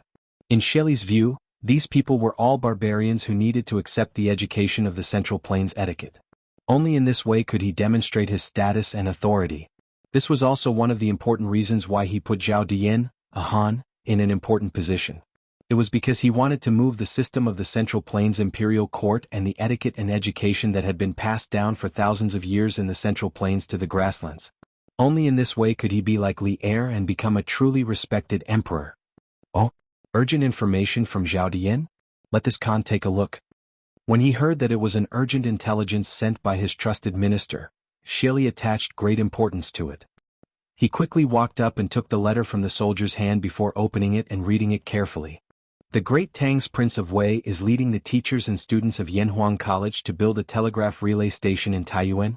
I implore the great Khan to send a troop of 10,000 wolf riders, to coordinate with the enemy, to take down Taiyuan City, to capture the great Tang's Prince of Wei and the teachers and students of Yanhuang College alive. After reading the contents in his mind, Shili put away the letter and fell into deep thought. Obviously, he was weighing the feasibility of Zhao Dian's plan. After all, not long ago, because he had believed in Wu Jie's plan, he had lost 50,000 elite wolf cavalry on the border of the Great Tang, all of them under his command. In the end, not only had he failed to obtain any of the Academy's secrets, he had even lost soldiers. Now that Zhao Dian had requested him to send troops to infiltrate Great Tang, he had no choice but to be cautious. When did Zhao Dian send out this letter? After thinking for a moment, Shili was still somewhat moved by Zhao Dian's plan. He turned around and asked the soldier. The messenger soldier thought for a moment before replying to the Great Khan based on the time, this secret letter should have been sent out by the guard lord this morning. Shili nodded thoughtfully. On the other side, the soldier seemed to have something to say but hesitated. What else do you have to report? Shili seemed to have sensed something as he turned his head to look at the messenger soldier and asked. Replying to the Great Khan, according to the usual practice, the guard lord would use 2 carrier pigeons to send 2 letters each time he sent a letter back to prevent any accidents on the way. However, this time the guard lord sent a carrier pigeon back to the grasslands, but we only received a single carrier pigeon. Chapter 1944. Jia, why did father call you over just now? In a large tent to the west of the Eastern Turkic royal court, a beautiful Turkic woman lifted the curtain and walked in. A tall and mighty black-robed man was seated in front of a couch, wiping a spiked club in his hand. Upon seeing the black-robed man's actions, the woman's cheerful steps suddenly stopped. She stood a few steps in front of the black-robed man and couldn't help but ask. Wuxia, are you leaving the steppe again? The black-robed man in the tent was none other than the Turkic state teacher, Wuxia. Last month, after failing to infiltrate the Great Tang and steal the secrets of Yanhuang College, Wuxia had fled back to the steppe and returned to his old life. Even though Wuxia and Ashina Shir had lost more than 40,000 elite Turkic wolf cavalry in the battle on the Great Tang border, Wuxia's terrifying strength and his irreplaceable role on the steppe meant that Shili had only punished Ashina Shir and not Wuxia. At that time, Wuxia had fought several top experts within the borders of Great Tang, and he had also fought the half-step Grandmaster Xian Qing of Longhu Mountain outside the Dragon Gate. He had suffered some injuries, but after more than a month of recuperation, his injuries had basically healed. Kagan wants me to lead soldiers to Taiyuan tomorrow. Hearing the woman's voice, Wuxia's action of wiping his mace suddenly stopped, not even bothering to raise his head as he replied faintly in his hoarse voice. Listening to the meaning in his words, when Shili told him to go to the tent just now, it should be to arrange for him to lead 10,000 wolf cavalry to go to Taiyuan and cooperate with Zhao Dian from the inside and outside, to thoroughly take down Taiyuan city. Looking at it this way, Shili had made up his mind to take the risk according to Zhao Dian's plan. What? Father wants you to lead soldiers to the Great Tang again? How can this be? The woman cried out in alarm and then angrily said, last time when father sent you to Chang'an, you almost didn't return. Although your martial arts are formidable and unparalleled, the people of the Central Plains have a saying that 2 fists are no match for 4 hands. Moreover, the martial arts world of the Central Plains has as many experts as the clouds. If you are surrounded by them, you will definitely be injured again. Why did father give you such a dangerous mission? No. I have to go find father. After saying this, the woman turned to leave. The woman's full name was Ashina Shuyen. She was the pearl of Shili Kagan's palm and one of his most beloved daughters. Stop. Seeing that Ashina Shuyen was about to go find Shili, Wuxia finally raised his head, his back facing Ashina Shuyen as he said, I am the imperial teacher of the great Zhou dynasty, enjoying the worship of tens of thousands of people. It is only right for me to share the burden of the Great Khan. Besides, no one can hurt me. This last sentence showed Wuxia's confidence in his own strength. Even though he was slightly injured when he fought with Xian Qing before the Dragon Gate, he didn't think that Xian Qing's strength was higher than his. It was mainly because he had escaped from Cloud Mountain to the Dragon Gate. Before he fought with Xian Qing, he had already fought with Mo Huai, the bearded guest, Dugu Xian, Dugu Feiying, Li Zishuan, and many other top experts. At that time, he had used up more than half of his true qi, which was why he had suffered a small loss in the hands of Xian Qing. If both of them were at their peak, he believed that Xian Qing would be defeated within 100 moves. Ashina Shuyen stopped in her tracks and turned around. She stomped her feet angrily and said, Humph? Father has so many warriors under his command. Why do you have to take the risk? What mission did father send you to Taiyuan for? As the little princess of the Eastern Turkic Khaganate, Ashina Shuyen's loyalty to the Eastern Turkic Khaganate was unquestionable. Therefore Wuxia didn't hide it from her. After thinking for a while he said, half a month ago, Zhao Dian led the wolf guards to sneak into Taiyuan. Now he and his men are trapped in Taiyuan city. Apart from him, there are also King Wei of Great Tang and some teachers and students from Yanhuang College. The Kagan wants me to lead a team of wolf guards to sneak into Great Tang and surround Taiyuan city. Together with Zhao Dian, not only can we take down the city, we can also capture King Wei of Great Tang and the teachers and students from Yanhuang College back to the grasslands. What? Father sent you to attack Taiyuan? Ashina Shuyan was shocked when she heard this. She had thought that Shili had sent Wuxia to infiltrate the Great Tang like the last time, just to carry out a mission to steal information. She had never imagined that Shili would send Wuxia to attack the Great Tang's largest city in the north, Taiyuan City. That was not the Great Tang's border but the inner pass. Not to mention the height and thickness of Taiyuan City. If Taiyuan City was besieged, the surrounding provinces and counties would immediately send reinforcements. Shili sending Wuxia on this mission was no different from sending Wuxia to his death. How many soldiers did father give you? After coming back to her senses, Ashina Shuyan asked.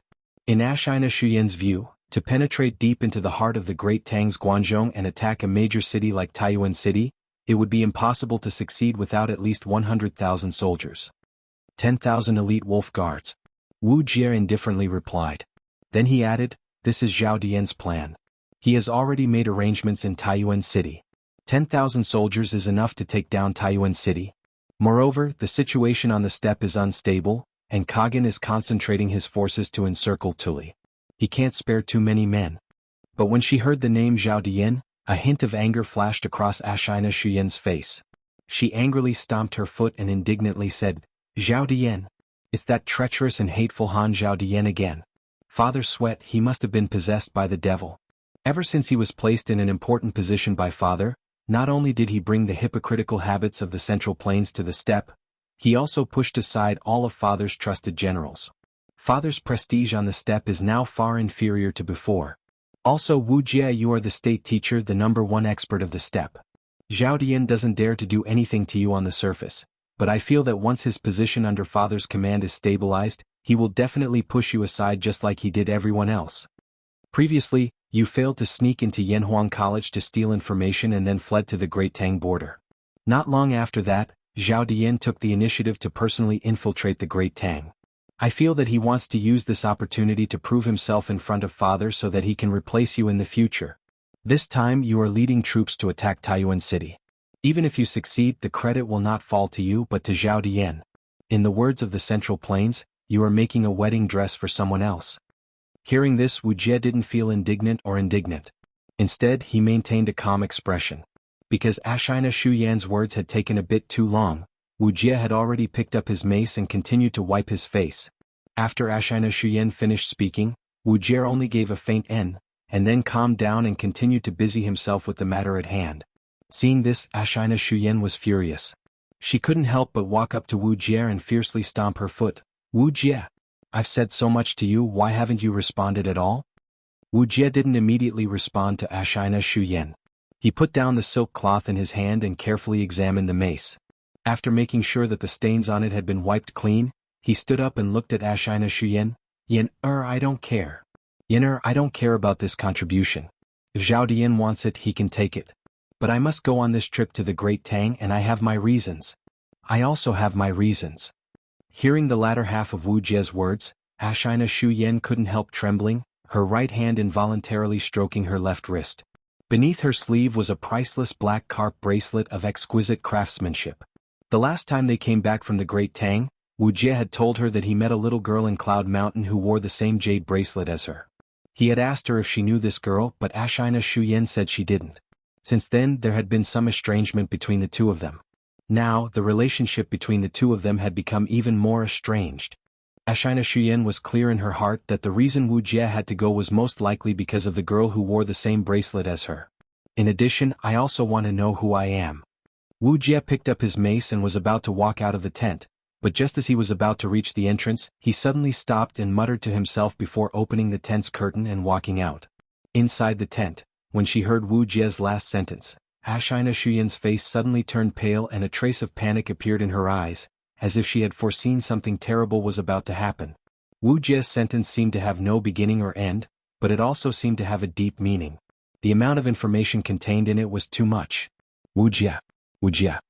After a long while, she finally came back to her senses, then quickly turned and ran out of the tent, frantically calling Wu Jie's name.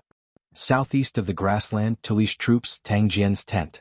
At this time, Tang Jian was sitting at the table, reading a book and drinking tea leisurely. The book was a good book and the tea was naturally good tea. It was the immortal tea that was currently popular in the Great Tang, and countless rich people fought over it. This thing was not available in the grassland because the people of the grassland basically didn't like to drink tea. Besides, even if they liked to drink tea, they couldn't buy tea leaves like the immortal tea. After all, this thing was in short supply in the Great Tang. These tea leaves were naturally brought over by Tang Jian from the Great Tang. If he didn't drink it now, it would only benefit Tuli and Anai Shu Tua. Grand Duke, you still have the leisure to read and drink tea? At this time, a tall man with sword-like eyebrows walked in and saw Tang Jian leisurely sitting at the table. He couldn't help but sigh helplessly. This man was the captain of the guards who escorted Tang Jian to the grassland, Yu Minghu. Oh, Minghu, you're here? Hearing this voice, Tang Jian put down the book in his hand, raised his head and smiled indifferently. What's wrong? What happened? Now that we're all alive and well, why can't this old man have the leisure to read and drink tea? Chapter 1945. Right now we are indeed still alive. But if this continues, I estimate that in 2 days, our heads will be separated from our bodies. Southeast of the grassland, Tuli's troops, Tang Jian's tent. Yu Minghu looked at the leisurely Tang Jian and helplessly smiled. Tang Jian still had a leisurely attitude. Hearing this, he asked with a smile, "Why do you say that, Minghu?" Compared to the other courtiers in the current court, in terms of intelligence, Tang Jian might not be as good as Fang Xianling and Zhang Sun Wuji. In terms of decisiveness, he might not be as good as Du Ruhui. In terms of honesty, he might not even be as good as Wei Zheng. But regardless of whether he was in good times or bad, Tang Jian was always able to maintain an optimistic attitude.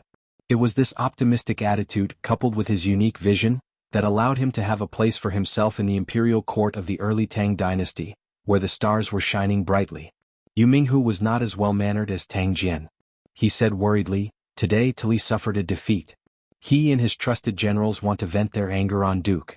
But according to this subordinate's estimation, in the next few days, Tuli will suffer even more defeats.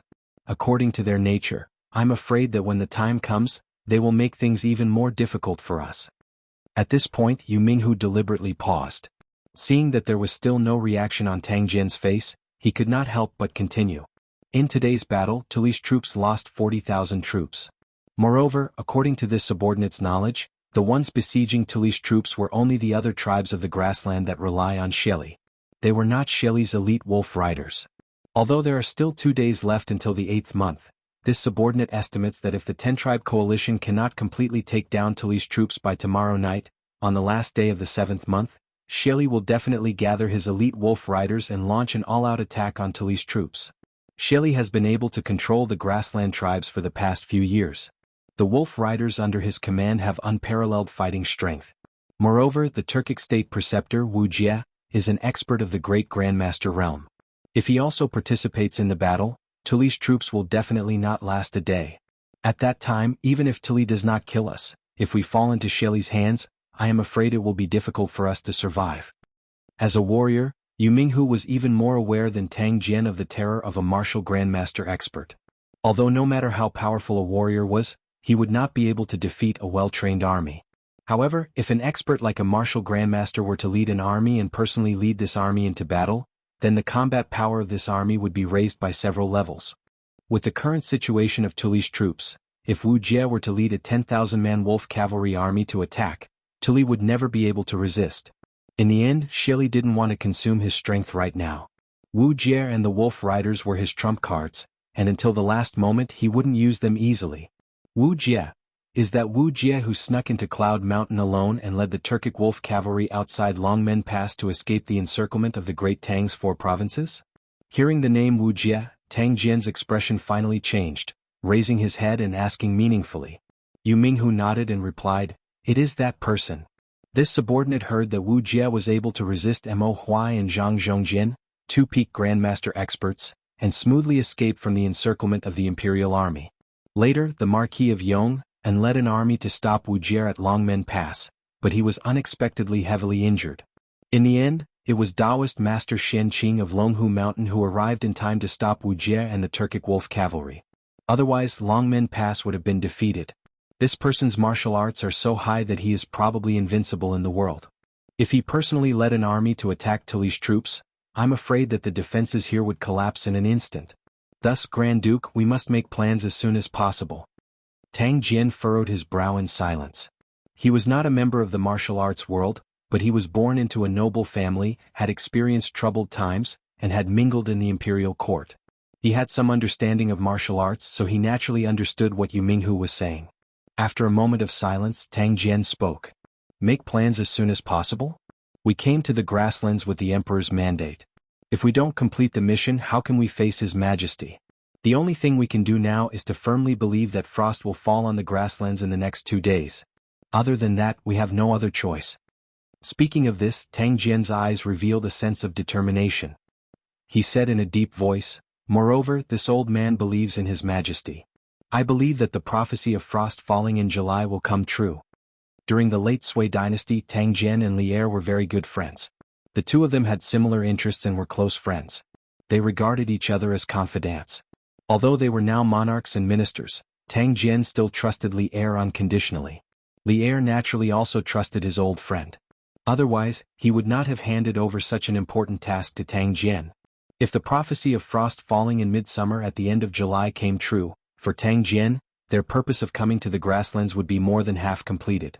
When that time came, rumors about Shelley's misconduct caused longevity. Heaven's wrath would spread in all tribes of the grasslands.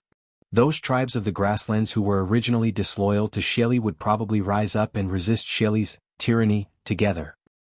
Pay attention to the news from Shelley's side. If he really does send Wuxia to personally lead an army to encircle and annihilate Tully's troops, we have to remind Tully to make preparations.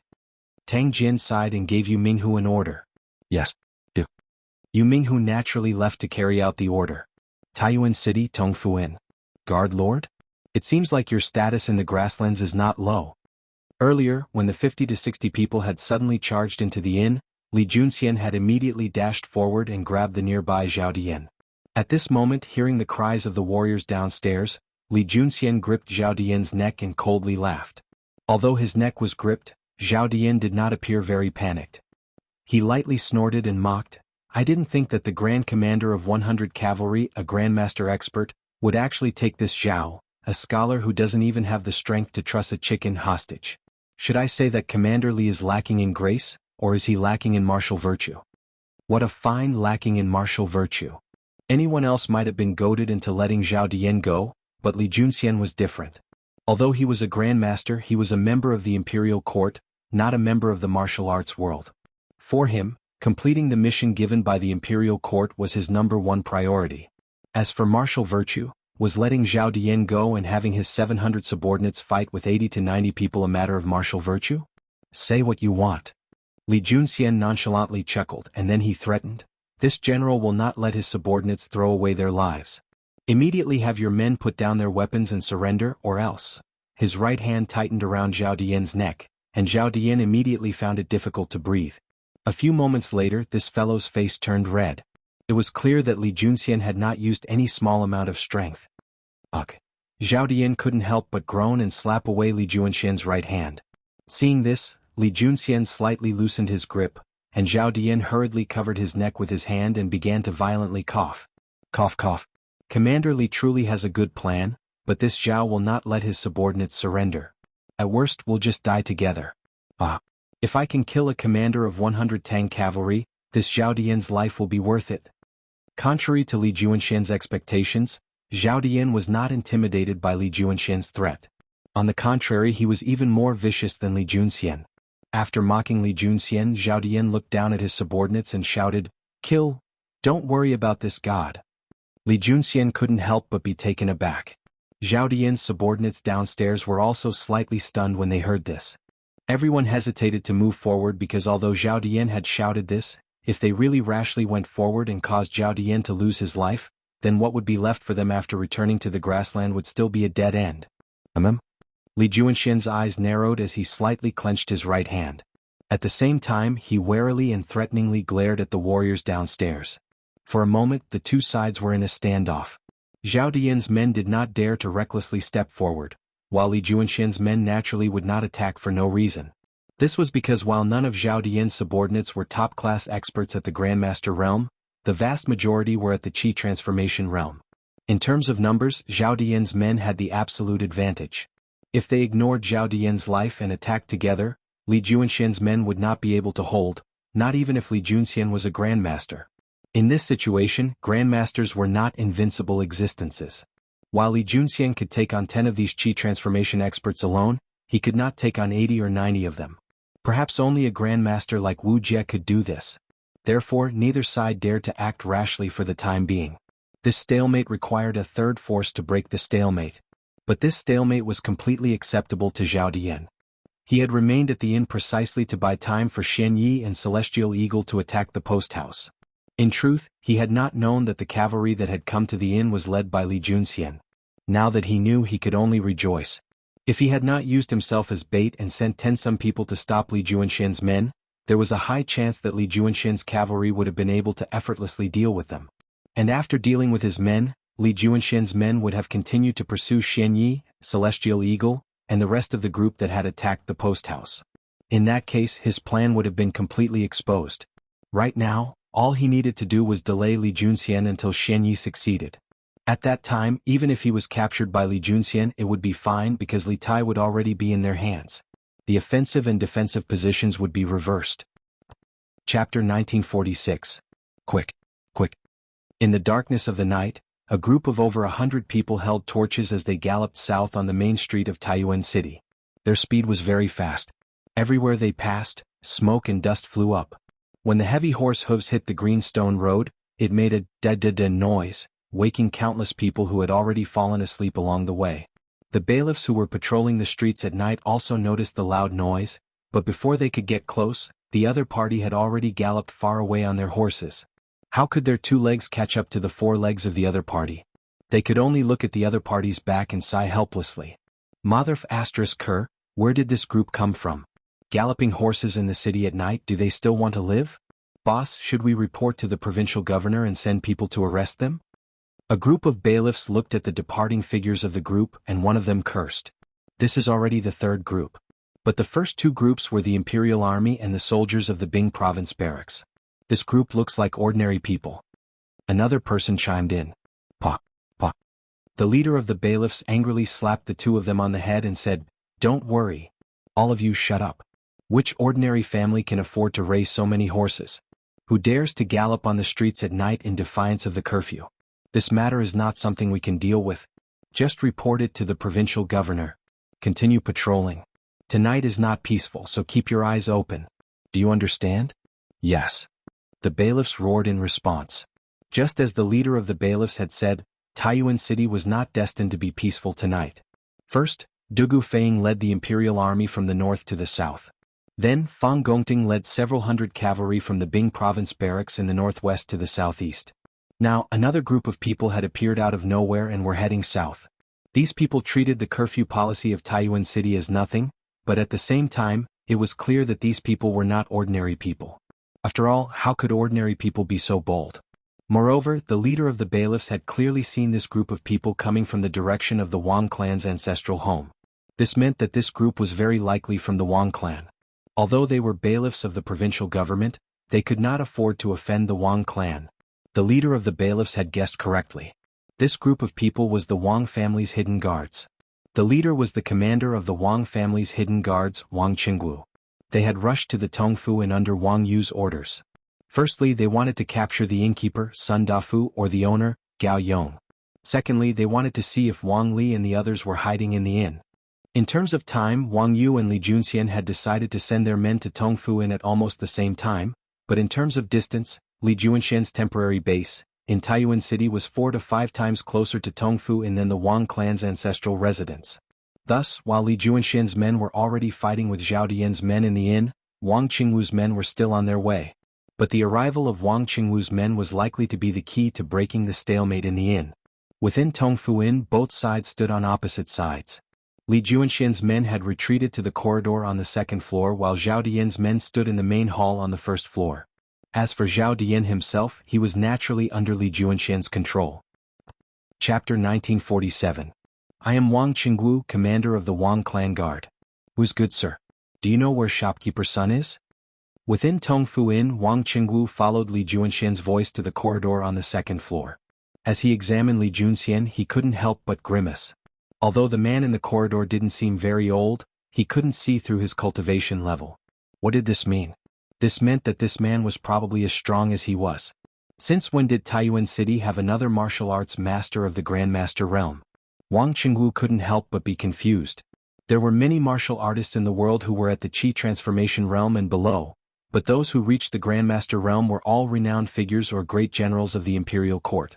The number of Grandmasters in each region could be counted on one hand, so Wang Qingwu wasn't making a fuss over nothing.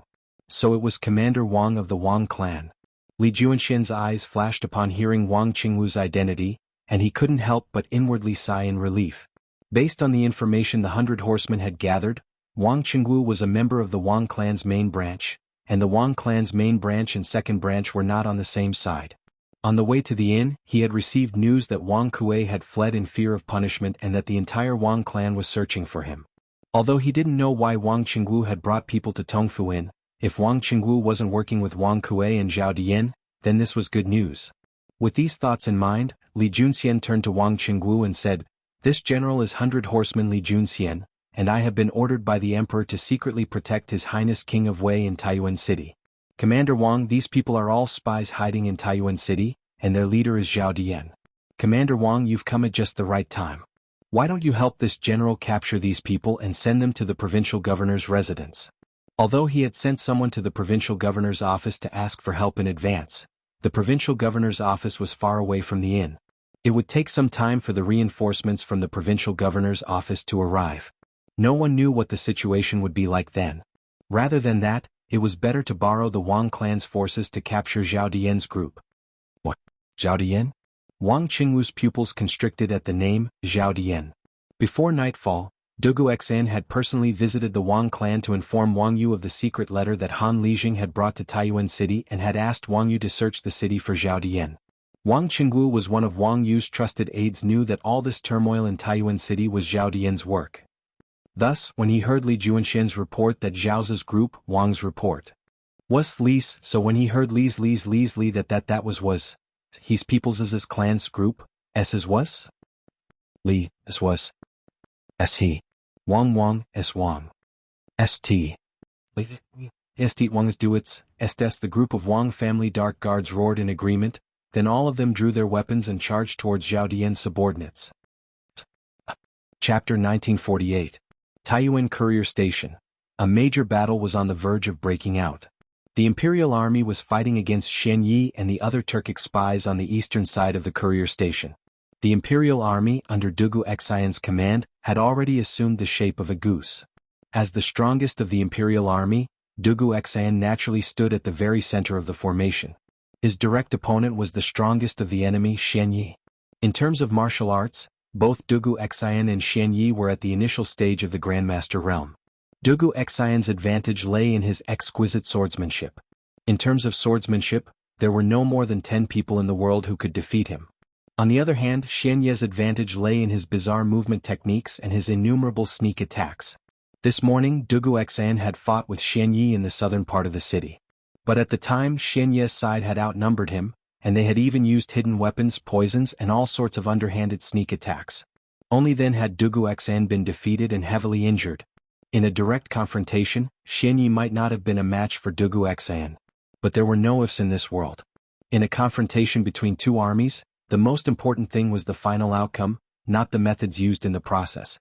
The winner was king and the loser was a bandit. For Dugu Xian and Shen Yi, this was a battle where one of them would die. Only the victor could survive. However, Dugu Xian had yet to recover from his injuries, and he could only use 50% of his strength at most. As a result, his chances of victory were extremely slim. Clang. Dugu Xian raised the sword in his hand and poured his true qi into it. The sword hummed with a clang. This sword had a spirit, and the Dugu clan had invited the master swordsmith Zhang Crow to forge it. Although it was not as famous as the Crow 9 swords, it was still extremely sharp. Ever since Dugu Xian had made some small achievements in martial arts, this sword had always been by his side. The sword had no name, but the experts who had fallen to it were all top-notch experts who had long been famous. At this moment, this sword seemed to be able to sense the resolve in its master's heart. As the sword hummed, it began to tremble. This was excitement or perhaps anxiety. Because he had been recovering from his injuries, Dugu Xian was not wearing armor, only a white robe and a black cloak. At this moment, Dugu Xian's long hair and cloak fluttered despite the lack of wind. A moment ago he had looked like a weak and wounded soldier, but now as he raised his sword and poured true qi into it, his aura quickly reached its peak. In terms of aura, he was no weaker than when he was at his peak. Sensing Dugu Xian's rapidly rising aura, Xianyi could not help but be shocked.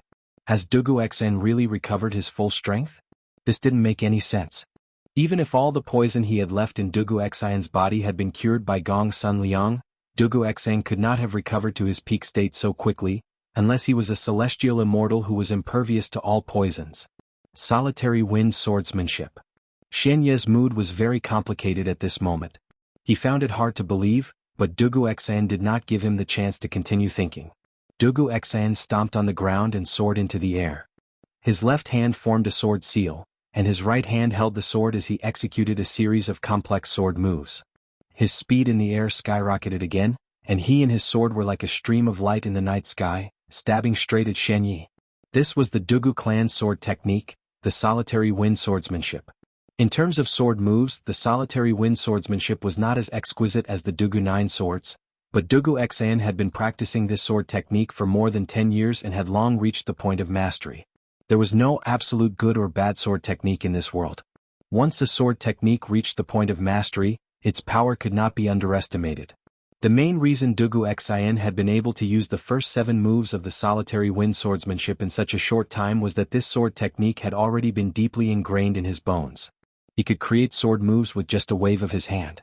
Secondly, when Li Zixuan had deduced the sword moves of the Dugu 9 swords and taught them to Dugu Xian had discovered that his solitary wind swordsmanship had some similarities with the Dugu 9 swords. The two complemented each other, and the solitary wind swordsmanship that Dugu Xian was using had been improved, and its power was far greater than before. Fast. Dugu Xian was originally only about 60 meters away from Xianyi, but he had become one with his sword. Under the stimulation of his sword move, he and his sword were as fast as flowing light. The distance of 60 meters was covered in an instant. Before Xianyi could recover from the shock on his face, Dugu Xian's sword had already arrived. Dugu Xian, who had yet to recover from his heavy injuries and had lost much of his strength, had chosen to take the initiative and attack. Moreover, his first attack was a sure kill strike without any fancy moves. Before this, who could have imagined that Dugu Xian would attack in such a domineering and powerful manner? The Imperial Army soldiers were dumbfounded. Dugu Xian had been ambushed in the southern part of the city in the morning. He had been poisoned and severely injured, and he had almost died. Almost all the Imperial Army soldiers knew about this. In their view, after a day of recuperation, Dugu Xian had at most recovered a portion of his strength.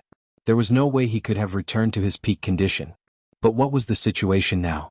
The chilling sword aura that was wreaking havoc around Dugu Xian did not seem like something that a heavily injured person should be able to exude. The Turkic spies behind Xianyi were also dumbfounded. Before they came to the post house, hadn't Zhao Dian and Xianyi said that Dugu Xian had been heavily injured and was an arrow at the end of its flight? But the strength that Dugu Xian was displaying now did not seem like an arrow at the end of its flight at all. Roar. Although Dugu Xian's attack was very fast and caught him off guard, Xianyi was a grandmaster expert after all. After a brief moment of shock, Xianyi roared under the powerful threat of death. He did not draw his sword to block Dugu Xian's attack. Instead, he chose to retreat with all his might. Dugu Xian had gathered all his strength in this attack, and his sword momentum had already reached great mastery. Xianyi did not dare to meet this attack head-on in a hurry. Moreover, he was best at assassination and hidden weapons, not head-on combat. Therefore, his only choice now was to retreat and avoid the attack for the time being. When Dugu Xian's attack failed and he switched to another move, he would strike again and deal the fatal blow. Xianye's lightness technique was superior to Dugu Xian's in the first place. Even though he had launched his attack after Dugu Xian's, he still managed to narrowly avoid Dugu Xian's sure kill strike. However, even though he managed to dodge, the other Turkic spies standing beside and behind him were not so lucky. Dugu Xian's attack was ferocious and indomitable. The surging sword aura around the sword was like a tangible blade, slashing directly at the people standing near Xianyi. Almost all the Turkic spies who did not manage to escape in time were injured by Dugu Xian's sword aura. In the blink of an eye, all 12 Turkic spies were injured and lying on the ground. What a pity! Dugu Xian shook his head slightly as he looked at the result of his attack. He could not help but feel disappointed. Theoretically speaking, it was impossible for him to use that attack in his current state. However, the unprecedented desperate situation had stimulated his body's huge potential. In addition, he had mobilized almost all the true chi in his body to use the first 7 moves of the Lonely Windsword technique. That was why the power of that attack was so terrifying. Dugu Xan was well aware of his own situation. He knew that in his current state he had no chance of defeating Shen Yi if he attacked normally. He could not afford to waste his true chi. Dugu Xan had planned to take advantage of the fact that Shen Yi was not fully prepared to deal him a powerful attack. If this attack could seriously injure Shen Yi, then the rest of the Imperial Army would be dealt with by themselves. There would be no need for him to do anything at all.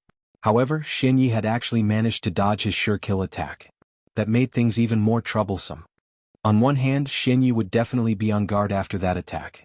Even if he used the same move again, he would not be able to injure Shen Yi in the slightest. On the other hand, that attack had used up most of his true chi. It would be very difficult for him to use another attack of the same power.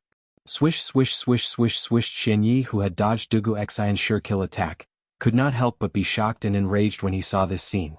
One had to know that he and Sky Eagle had brought people to ambush the post house, and they were already at a disadvantage in terms of numbers.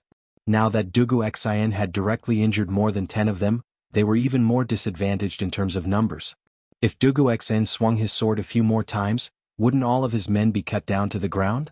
In the end, he would be the only commander without an army left on the battlefield. He could not allow Dugu Xian to slaughter his men wantonly. Shocked and enraged, Shen Yi did not stop after stabilizing himself. With a flick of his sleeves, 5 thin needles shimmering with cold light flew toward different parts of Dugu Xian's body. The speed of the needles flying through the air was even faster than when Dugu Xian had become one with his sword. Using offense as defense, he wanted to restrain Dugu Xian with a sharp attack so that the martial artists on his side who were below the Grandmaster realm would not be killed by Dugu Xian, a Grandmaster expert. Dugu Xian, who had already suffered in the south of the city in the morning, knew that Shen Yi's 5 needles must have been smeared with poison. Naturally, he did not dare to take them head-on. However, the 5 needles that Shen Yi had thrown out were coming from different directions, almost sealing off all his escape routes. It was impossible for him to rely on his body movement to dodge these 5 poison needles. 9 strategies of the Dugu sword, arrow-breaking style. Dugu Xian did not hesitate in the face of these 5 needles.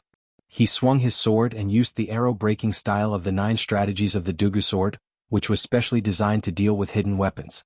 There was a flash of sword light in the air, and the 5 needles that came from different directions were all hit by Dugu Xian. Ding ding ding. The needles fell to the limestone floor with crisp sounds. Shen Yi's sneak attack had also failed. Chapter 1949. Let's go together. Use all the skills you're best at and end the battle quickly. Shen Yi was not discouraged by the failure of his sneak attack, because Dugu Xian seemed to have recovered to his peak state. Although he did not understand why, he had to admit it when the truth was right in front of him. Therefore, in order to prevent the situation from worsening, Shen Yi did not intend to continue fighting Dugu Xian alone. He roared at his men around him. Zhao Dian's men had not only gone through harsh and cruel training, but most of them were notorious scum of the martial arts world in the Central Plains before they joined the Turks. Each of them was more vicious than the other. In terms of head-on strength, they might not be as good as the Imperial Army, but in terms of sneak attacks, the Imperial Army was far inferior to them. Antonite's darkness was the best cover for their sneak attacks. Yes, sir. The men around Shen Yi answered loudly and then scattered. Those who were good at lightness skills simply jumped onto the roof. The 100 or so men spread out in a fan shape. Obviously they understood what Shen Yi meant. Faced with the Imperial Army that had already set up a formation, if they charged at them together, they would only be killed. Only by spreading out and disrupting the Imperial Army's formation with some sneak attacks could they possibly break the formation. Whoosh, whoosh, whoosh. For a moment, all kinds of hidden weapons such as hidden arrows, flying daggers and poisonous needles, were shot out in all directions toward the Imperial Army that had set up a formation. Other than that, a few of them lit up balls with fire and threw them at the Imperial Army. Immediately, thick smoke rose from the Imperial Army's position. Clank, clank, clank. Metal clanked. The hidden weapons such as hidden arrows, flying daggers and poisonous needles thrown by the Turkic spies did not cause much damage to the Imperial Guards. After all, the Imperial Guards were one of the most elite troops in Chang'an. They were dedicated to guarding the Imperial Palace. Every Imperial Guard was wearing excellent Mingguang armor. Ordinary swords and sabers could not penetrate their armor, let alone hidden arrows and flying daggers. Unless these hidden weapons happened to pierce the gaps between the joints of the armor, or directly hit the faces of the Imperial Guards. Physical attacks wouldn't work, but magical attacks would. The incense that the Turkic spies had thrown at the Imperial army was clearly incense capable of releasing poisonous smoke. The Mingguang armor worn by the Imperial army could block the attacks of ordinary hidden weapons, but it could not block the pervasive poisonous smoke. Everyone cover your noses and mouths. We'll form teams of 3 and help each other. Don't let anyone pass. Dugu Xan had truly been caught off guard by this sudden turn of events. His original plan had been to use his life to hold down Xian Yi and leave the rest of the small fries to his Imperial army. Although these Turkic spies were all powerful martial artists, the Imperial army was skilled in battle formations. Once they were in formation, the Turkic spies would never be able to defeat the Imperial army, even if they were twice as numerous. However, who would have thought that Xian Yi wouldn't play by the rules at all?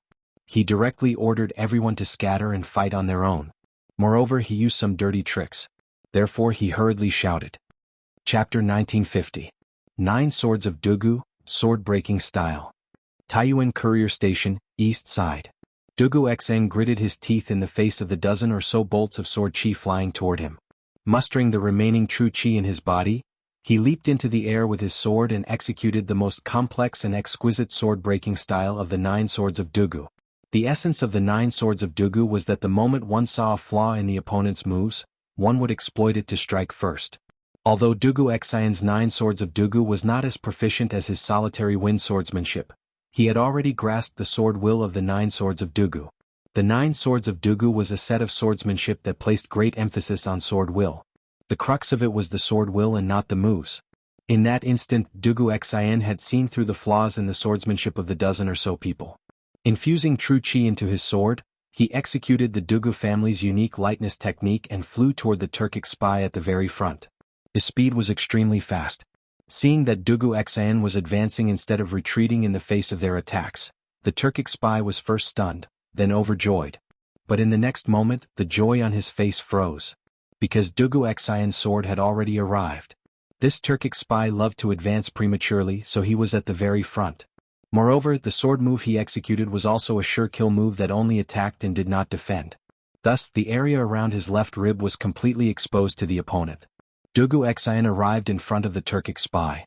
With a flash, he dodged the other party's attack and turned to stab his sword at the other party's left rib. With the Turkic spy's current position, there was no way he could save him in time. Splat. This was the sound of a sharp blade piercing flesh. The sword in Dugu Xian's hand pierced through the Turkic spy's left rib and into his heart without any hindrance. Ah! The Turkic spy was only halfway through his wretched howl before he breathed his last and plummeted from the sky. Xian Yi, who was rushing towards Dugu Xian, and the others behind him all sucked in a breath of cold air when they saw this, and they couldn't help but slow down their advance. Fast. Too fast. From the moment he swung his sword to the moment he killed his opponent, it took less than 2 breaths of time. In other words, it was only the time of one move. Before this, who would have thought that Dugu Xian would be able to kill a martial arts expert at the peak of chi transforming stage in a single move? Didn't they say that Dugu Xian was heavily injured and had less than 1/10 of his strength left? But why was this guy even more ferocious than before? In fact, it was not that Dugu Xian had become stronger. On the contrary, his current state of strength was far inferior to when he had not been injured in the morning. There was no doubt about this. His current state only looked very fierce, but only he knew the actual state of his body. Whether it was injuring more than a dozen Turkic spies with a single sword or killing a chi transformation stage expert with a single move, Dugu Xian had done it under the premise of overdrawing his own life potential. In addition, the solitary 9 swords and solitary wind swordsmanship were indeed exquisite and peerless supreme swordsmanship, and he had to pay a heavy price for it. Bam! The Turkic spy whose heart had been pierced by Dugu Xian's sword fell heavily to the ground. At the same time, Dugu Xian also landed on the roof. However, if one were to look closely, one would be able to see that his body was a little unstable at this moment. However, the night was very dark. Although there were many scattered torches on the ground, the light on the roof was still very poor. Thus, Xian Yi and the others did not notice this detail. Who else? Bring it on if you don't want to die. I, Dugu Xian, will accompany you to the end. Dugu Xian roared as he faced Xian Yi and the others with his sword in hand. There was a hint of heroism and arrogance in his voice. Apart from that, there was also a hint of the sorrow of a hero at the end of his road. Dugu Xian knew that he was truly an arrow at the end of its flight. He could not hold on for much longer. If the other party charged at him without regard for anything else, he would probably only be able to last a few rounds at most. However, the people behind Xian Yi were frightened out of their wits by Dugu Xian's arrogant roar. They all stopped their attacks and landed on the roof. Xian Yi was enraged when he saw this. He roared angrily and said, "You bastard!" He roared, "A bunch of idiots. He's just scaring you. Are you so easily frightened? Even if he wasn't injured, even if he was in peak condition, he still wouldn't be a match for us. All of you attack together and finish him off as quickly as possible. Kill anyone who dares to take another step back." Xian Yi couldn't be blamed for being so angry. The situation on the battlefield was truly very unfavorable for them. Their 10-some experts were being held back by Dugu Xian alone while the rest of them were fighting with the 200-some Imperial Army soldiers. The Imperial Army soldiers were in groups of 3 helping each other out. Their coordination was ingenious and they fought very methodically. As a result, Xian Yi's men were at a complete disadvantage. In just a few moments, several of their men had already died at the hands of the Imperial Army. In such a situation, every time they lost a man, the pressure on the survivors would increase. This was because the Imperial Army soldiers who had been besieging Dugu Xian would go and help the other Imperial Army soldiers who were still fighting after they were freed up. This was a chain effect. Once they were at a disadvantage, it would only get worse and worse until all of them died here. Yes. The people behind Xian Yi couldn't help but be stunned when they heard this, but they quickly reacted. That's right. Didn't they already defeat Dugu Xian in the south of the city when he wasn't injured?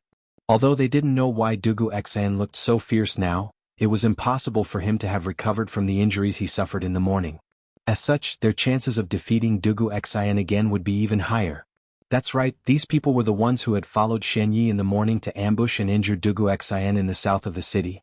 Understanding this, the crowd gathered their morale. Under Xian Yi's lead, they once again raised their swords and stabbed at Dugu Xian. Dugu Xian groaned inwardly. He had taken the initiative to attack and kill a peak chi transforming expert with one strike in order to intimidate these people and make them cower in fear. This way he could buy as much time as possible for Li Tai to escape. However, Xian Yi didn't fall for it. He had no choice but to raise his sword and continue fighting. After all, the Imperial Army's victory wasn't assured yet. He still had to buy time for the Imperial Army. However, there were some things that couldn't be done with persistence. Dugu Xian's solitary 9 swords and solitary wind swordplay were exquisite, but these 2 swordplay only attacked and didn't defend. They consumed a lot of chi. After the previous 2 strikes, Dugu Xian's chi was almost depleted. Even the cleverest housewife couldn't cook a meal without rice. Even if he forcefully raised his chi, it would be difficult for him to withstand this round of attacks from Xian Yi and the others. This was indeed the case. After Dugu Xian found the weakness of the 2 Turkic spies and stabbed them with his sword, the other 2 Turkic spies stabbed at his back like lightning. At the same time, Xian Yi flicked his sleeve and 3 thin needles flew toward Dugu Xian's left and right shoulders, as well as 3 inches above his dantian. In the blink of an eye, Dugu Xian seemed to have fallen into a desperate situation. The situation changed so quickly that it caught everyone off guard. Dugu Xian used his light body movement technique to dodge, but due to the lack of chi, his movements were still half a beat too slow. The 2 long swords directly pierced through Dugu Xian's shoulder blades, while the 3 thin needles that flew towards him pierced into his left and right shoulders and abdomen respectively. Compared to the position that Xian Yi had originally aimed at, the needles were about an inch off target. Puff, puff, puff. The first 2 sounds were the sound of sharp swords piercing flesh. The last sound was the sound of Dugu Xian, who had yet to recover from his injuries, being injured again. He couldn't help but spit out a mouthful of blood, which contained bits of his internal organs. Although these 2 swords hadn't taken his life, they had aggravated his injuries. If he wasn't treated in time, he wouldn't be able to live for long. More importantly, the 3 thin needles that Xian Yi had driven into his body were coated with poison. In less than an hour he would die from the poison. Can die. At this moment, Dugu Xian could clearly feel the strength in his body rapidly dissipating. He knew that this was a sign that he was about to fall into a coma or die. However, Dugu Xian was unwilling to fall just like that. This was because below the roof was still his comrade who had fought with him for many years. And behind him was Li Tai in the main building of the post house. No matter what, he couldn't allow Li Tai to fall into the hands of these Turkic spies. Dugu Xian, who was on the brink of death, suddenly let out a deafening roar. Then, the rapidly dissipating strength in his body miraculously gathered back together. Wielding his sword, he turned around and swept it across, beheading the 2 Turkic spies behind him who hadn't been able to react in time. However, Dugu Xian's series of movements had caused the 2 swords that had pierced into his shoulder blades to leave a deeper and wider wound on his shoulder. Blood flowed like a river. Blood instantly dyed Dugu Xian's entire back red. His eyes were red and his hair was disheveled from the battle. He looked like a crazed demon. "General?" Dugu Xian's roar finally attracted the attention of the Imperial Army soldiers who were fighting with the Turk spies. Seeing Dugu Xian's figure swaying on the roof with 2 swords sticking out of his back, the eyes of the Imperial Army soldiers turned bloodshot, their eyes bulging out of their sockets. The man on the roof was not only their respected commander, but he had also ignored his injuries to face the enemy's strongest experts alone. How many generals in the world would cherish their soldiers so much? Protect the general. Quick! Protect the general. Thus, the Imperial Army soldiers gave up on fighting the Turkic spies and rushed toward Dugu Xian with all their might. That man was their spiritual pillar. They couldn't allow him to fall. Chapter 1951. Your Highness, the situation outside is very disadvantageous to us. Please evacuate the post house as soon as possible. We are willing to risk our lives to help Your Highness break out of the encirclement.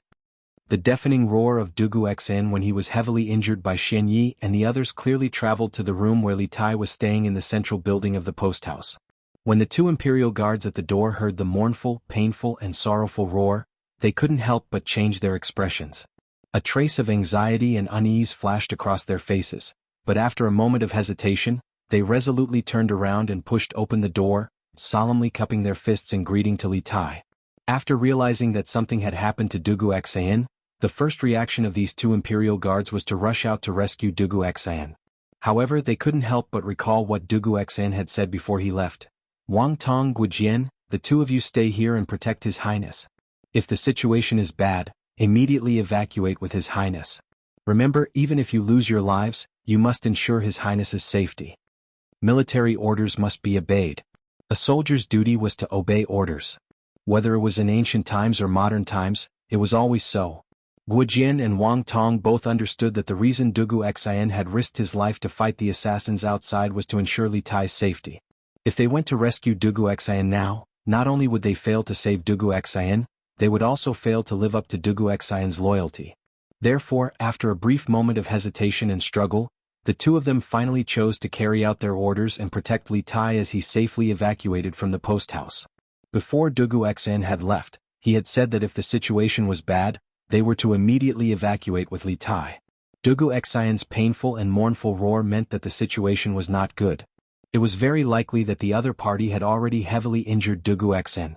If Dugu Xian, the top fighter of the Imperial Guard, was heavily injured, then it was only a matter of time before the rest of the Imperial Guard were defeated. The situation is not good? Inside the room, Li Tai abruptly stood up when he heard this. He looked at Guijian and Wang Tong and asked with a frown, "That loud roar just now, was it General Dugu?" A trace of pain flashed across Guijian and Wang Tong's faces.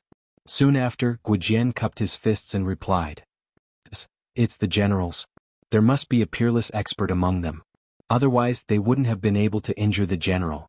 Therefore, Your Highness, please follow us and retreat immediately." What? Li Tai was both shocked and furious when he received confirmation from the 2 of them. After pondering for a moment, he suddenly thought of something and shook his head. "No, I can't retreat like this." After saying that, Li Tai looked at Iron Egg beside him and said, "Iron Egg, don't we still have communication fireworks? Quickly take the communication fireworks to the roof and light them up. General Fei Ying and the others will definitely come to the post house's rescue when they see it." The teachers and students of Yanhuang College came to Taiyuan mainly to build a telegraph relay station. During the process, the teachers and students of the college couldn't stay together forever. After all, if they wanted to build a telegraph relay station as soon as possible, they had to work together. In order to prevent accidents from happening during the mission, Dugu Xian had given all the teachers and students of the college a communication fireworks before entering the city. This was to be used to call for help in an emergency. The reason why Li Tai didn't think of using the communication fireworks immediately was that tonight's attack was too sudden. Not only did he not think of it immediately, but Iron Egg and Dugu Xian also didn't think of it. "Your Highness, your body is priceless. How can you put yourself in danger?" Moreover, the general risked his life to fight the assassins despite his injuries in order to protect your safety. If you don't retreat, won't you be letting down the general's loyalty? Wang Tong's eyes were red as he cupped his fists to Li Tai and spoke in a rough voice. Iron Egg couldn't help but advise, Qingge brother Wang is right. We won't be of much help if we stay here. Why don't we retreat first and then go to the provincial governor's mansion to get reinforcements? Otherwise, won't we be wasting General Dugu's efforts? Li Tai shook his head resolutely. No. I can't just watch General Dugu and these Imperial Army soldiers throw their lives away without doing anything. Moreover, there are still some teachers and students of our college staying in the post house. How can this prince abandon his teachers and classmates and flee alone?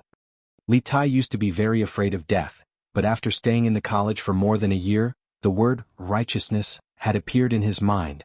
Leaving aside the fact that Dugu Xian had dutifully protected them all this time, a month ago, when the Tuju estate preceptor Wuxia had snuck into the college to steal the secret files, if not for Dugu Xian's timely arrival with his troops, Wuxia would have very likely massacred the college. If that had happened, the casualties that night would have been even greater. And the losses would have been even greater. Based on this point alone, the college owed Dugu Xian a great favor. Not to mention, Dugu Xian himself had a very close personal relationship with Li Zixuan, the Yamacho of Yanhuang College. Therefore, although Dugu Xian was only a subject of the house of Li, Li Tai couldn't bear to see him die like this. Iron Egg heard this and couldn't help but fall silent. In fact, how could he bear to see Dugu Xian and the rest of the Imperial Army soldiers die? But in the current situation they had to make a choice. No matter what, Li Tai couldn't have anything happen to him in Taiyuan City. Otherwise more people would die because of him. Thinking of this, Iron Egg steeled his heart and quietly took a step back. Then he prepared to chop Li Tai's back with his hand. Chapter 1952. Just as Li Tai was debating if he should stay behind and fight to the death with the Imperial Army and the Academy, Dugu Xian, who had been heavily injured on the east side of the courier hostel, finally could not hold on any longer. Facing forward, he fell straight to the ground. Dugu Xian felt his consciousness rapidly falling into darkness, and he gradually lost all feeling in his body. The dissipating power did not gather back. This time, a miracle did not happen. Or rather, a miracle had never happened before. The previous time was merely a final burst of consciousness from the dying Dugu Xian due to his strong willpower and conviction. General? When the Imperial Army rushing over saw Dugu Xian fall straight from the roof, they could not help but widen their eyes in anger. They quickened their steps, ignoring the Turkic spies chasing after them, and ran even faster in the direction of Dugu Xian's fall. Bam! Fortunately, the Imperial Guards managed to catch Dugu Xian before he hit the ground. Unfortunately, the strong collision and impact had caused the two swords in Dugu Xian's back to sink 2 inches deeper into his flesh. General! General! Please wake up. Seeing the man who was usually invincible like a god of war now covered in blood and barely breathing, the Imperial Army's eyes were red with grief. Quick! You guys take the general and retreat first. Leave this to me and the other brothers. A middle-aged man with a round face and short beard, looking very dignified, ordered the Imperial Army around Dugu Xian. Yes. Commander Hu. The Imperial Army replied. Then they carefully pulled out the two swords on Dugu Xian's back and prepared to leave with Dugu Xian on their backs. Old Hu. Don't worry about me. Quick, pull back the defense line and protect His Highness. We must hold on until Fei Ying and the others come back. At this moment, Dugu Xian, who was lying on the back of an Imperial Army soldier, spoke with difficulty. His voice was very soft and could easily be drowned out in the chaos of the battlefield. However, the middle-aged man with a round face and short beard happened to be beside him and naturally heard what he said. Quick! Everyone, retreat immediately to Yiqing Pavilion and protect His Highness. The middle-aged general did not immediately reply to Dugu Xian's words. Instead, he shouted at the Imperial Army soldiers around him. The Yiqing Pavilion he mentioned was the name of the main building in the center of the courier station. It was also where Li Tai, Iron Egg and the others were hiding. Yes. In the Imperial Army, Dugu Xian had the highest status, followed by Dugu Fei Ying. Other than the two brothers, this round-faced, short-bearded Hu general had the highest status. Thus, the Imperial Army would still respond to his orders. After giving the order, Hu Lang commanded the Imperial Army to continue evacuating with Dugu Xian. At the same time he shouted to Dugu Xian, General, no matter what you say, our brothers will not abandon you. This old whose life was saved by you back then. Even if I have to die, this old who will die before you. We must protect His Highness, and this old who must also save you. Hu Lang straightened his neck, his face filled with stubbornness. Under his lead, Dugu Xan was swiftly brought away from the battlefield. While Xian Ye's Turkic spies had tried to stop them, they were all cut down by Hu Lang and his Imperial Army soldiers. The Imperial Army quickly pulled back their defensive line and retreated toward the main building of the courier station. Strangely, Xian Yi and the others who had severely injured Dugu Xan did not intervene during this process. Instead, they stood on the roof and watched coldly. "Leader, why don't we pursue and kill Dugu Xan?" a Turkic spy asked in confusion. This was indeed the best opportunity to kill Dugu Xan. "There's no need." Xian Yi shook his head and confidently said, "Dugu Xan is already dead. Moreover, our goal is about to be achieved." Chapter 1953. Brother Wang, Brother Guo, take care of yourselves. My master and I will definitely treat you to a drink after this. In the room of the Taiyuan post station, Iron Egg finally looked at Wang Tong and Guijian and said solemnly after a short hesitation and struggle. Although he really wanted to have a big fight with this master who was at the peak of the chi-forming realm in front of him, because only through a real life-and-death battle could his martial arts improve faster. Just like when he fought against Ming Huan in Guan City. Not long after that battle he broke through to the chi-forming realm. However, Iron Egg knew very well that this was not the time for him to show off his bravery. Protecting Li Tai's safety was the most important task at the moment. He had to make a choice. Good. To be treated to a drink by Marquis I Wang Tong, have not lived in vain. Brother Iron Egg, I'll remember what you said. I'll remember it too. Hearing this, Wang Tong and Guijian laughed heartily and said loudly. However, there was a trace of sadness in their laughter. Obviously, they both knew that if they wanted to successfully protect Li Tai and Iron Egg in front of them, they had to risk their lives. After this battle, there was a high chance that they would lose their lives. And the drink that Iron Egg promised was something they could only drink in their next lives. You want to leave? None of you can leave tonight. The conversation between Iron Egg, Wang Tong, and Guijian naturally fell into the ears of the masked man in black. He sneered and rushed directly toward Li Tai, who was standing at the back. Are you treating us brothers as if we don't exist? Seeing this, Wang Tong and Guijian both raised their mo swords and slashed at the masked man in black. A trace of contempt flashed in the eyes of the masked man in black. He raised his left sleeve slightly, and two flying daggers with cold light flew out from his sleeve. Then there were two ear-piercing sounds of metal colliding. The mo swords in Wang Tong and Guijian's hands met the two flying daggers of the masked man in black in the air. A huge force passed through the body of the daggers and quickly backfired on the owners of the mo swords. Both of them felt their wrists go numb, and their right hands holding the mo swords were almost shaken loose. This masked man in black was a flying dagger master. Most importantly, the momentum of the two mo swords was greatly reduced after passing through this layer of obstruction. On the other hand, the black-clothed man increased his speed and dashed towards Li Tai's position at an even faster speed. Based on Wang Tong and Guijian's current speed, it was impossible for them to stop the black-clothed man before he caught Li Tai. I didn't want to fight, but now it seems that I have no choice but to fight. Tai Dan, who was standing by the side, could clearly see that the strength of the black-clothed man was not something that Wang Tong and Guijian could handle. Even if the two of them fought with their lives on the line, they would not be able to delay the black-clothed man until Li Tai and Tai Dan escaped. Therefore, Iron Egg drew out the long sword at his waist and took the initiative to meet the masked man in black who was rapidly approaching them. This was the second move of the 9 Taishan swords. The masked man in black sneered and changed his direction midway. He decisively abandoned Li Tai and turned to stab at Iron Egg with his sword. It turned out that the previous move was just a cover to lure Iron Egg to take the initiative to make a move. In this way he could find the flaw in Iron Egg's swordsmanship after Iron Egg hurriedly made a move and kill Iron Egg directly. At this critical moment, Iron Egg's eyes flashed. He raised the long sword he borrowed and changed his swordsmanship midway. His sword was like a magnet, firmly sucking Ming Huan's long sword. His whole body leaned back, forming a small angle with the ground. The 38th move of the Taiji swordsmanship, Phoenix Wings Spread.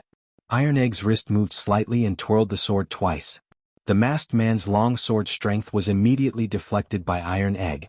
Sacrificing oneself to follow others, failing to lead in, pulling out 1,000 pounds with 4 tails. Chapter 1954. I'm sorry. With your insignificant strength, I can defeat you fair and square. But this is a serious matter. Lord Guard will not allow any mistakes. Besides, I'm in a hurry. In the guest room of the I Ching Pavilion in the Taiyuan Courier Station, the black-clothed masked man sneered. He retreated to the door and opened it. He reached out and took out a lit incense stick. After closing the door, the black-clothed masked man returned to the room. Seeing Iron Egg's puzzled expression, the black-clothed masked man explained, "This is called soul-breaking incense. It has a very light smell and is difficult to detect. Those who are poisoned by this incense will be poisoned in a quarter of an hour. When the poison takes effect, your body will be as soft as cotton and you will lose all your inner strength. Now you are all lambs waiting to be slaughtered." Poof. As he spoke, the black-clothed masked man first broke the half-burnt incense in his hand. Then he thrust his sword forward and pierced Wharton's heart without missing a beat. With Wharton's current state, he was unable to dodge the black-clothed man's sword, so he could only watch as the long sword pierced his chest. Under the effect of the soul-severing incense, he didn't feel any pain at first, but when the sharp sword was about to touch his heart, he felt a trace of throbbing and intense pain, but in the next moment, all of his consciousness completely dissipated. Just as the masked man had said, at this moment Tai Dan, Li Tai, Guijian, and Wang Tong were like lambs that were waiting to be slaughtered, and the black-clothed masked man was the butcher that held the butcher's knife. When facing this butcher, the lambs could only wait for death and didn't have the slightest ability to resist. Brother Wang. Old Wang. Seeing that Wang Tong was killed, Iron Egg and Guijian's eyes were filled with anger. If looks could kill, the masked man in black would have been cut into countless pieces by their looks. Don't worry, it will be your turn soon. The black-clothed man sneered and pulled out his sword from Wharton's chest. He then turned to look at Guijian, who was closer to him. In the face of death, Guijian's face showed no signs of fear. He had already stabbed his saber into the ground to support his body. When he saw the black-clothed man walking towards him, he glared angrily at him, his face full of disdain. The men of the Imperial Army do not fear death. All of them were indomitable men. We're not like, you son of a bitch, betraying your own race, betraying your ancestors and working for the dogs hit Turks. If you're alive, there will be countless people poking at your spine. If you're dead, there will be countless people digging up your grave so that you'll never be able to rest in peace. Because of the absolute soul fragrance, Guijian was currently very weak. He used his strong willpower to resist the medicinal properties of the absolute soul fragrance, preventing himself from falling unconscious. His voice was very soft, but every word he said was incomparably clear and firm. After all that had happened, most of the Imperial Army soldiers knew that the people who had been stirring up trouble in Source Peak City were probably Turkic spies. Thus, before his death, Guijian had been unable to restrain himself from cursing the men in black. "You're courting death."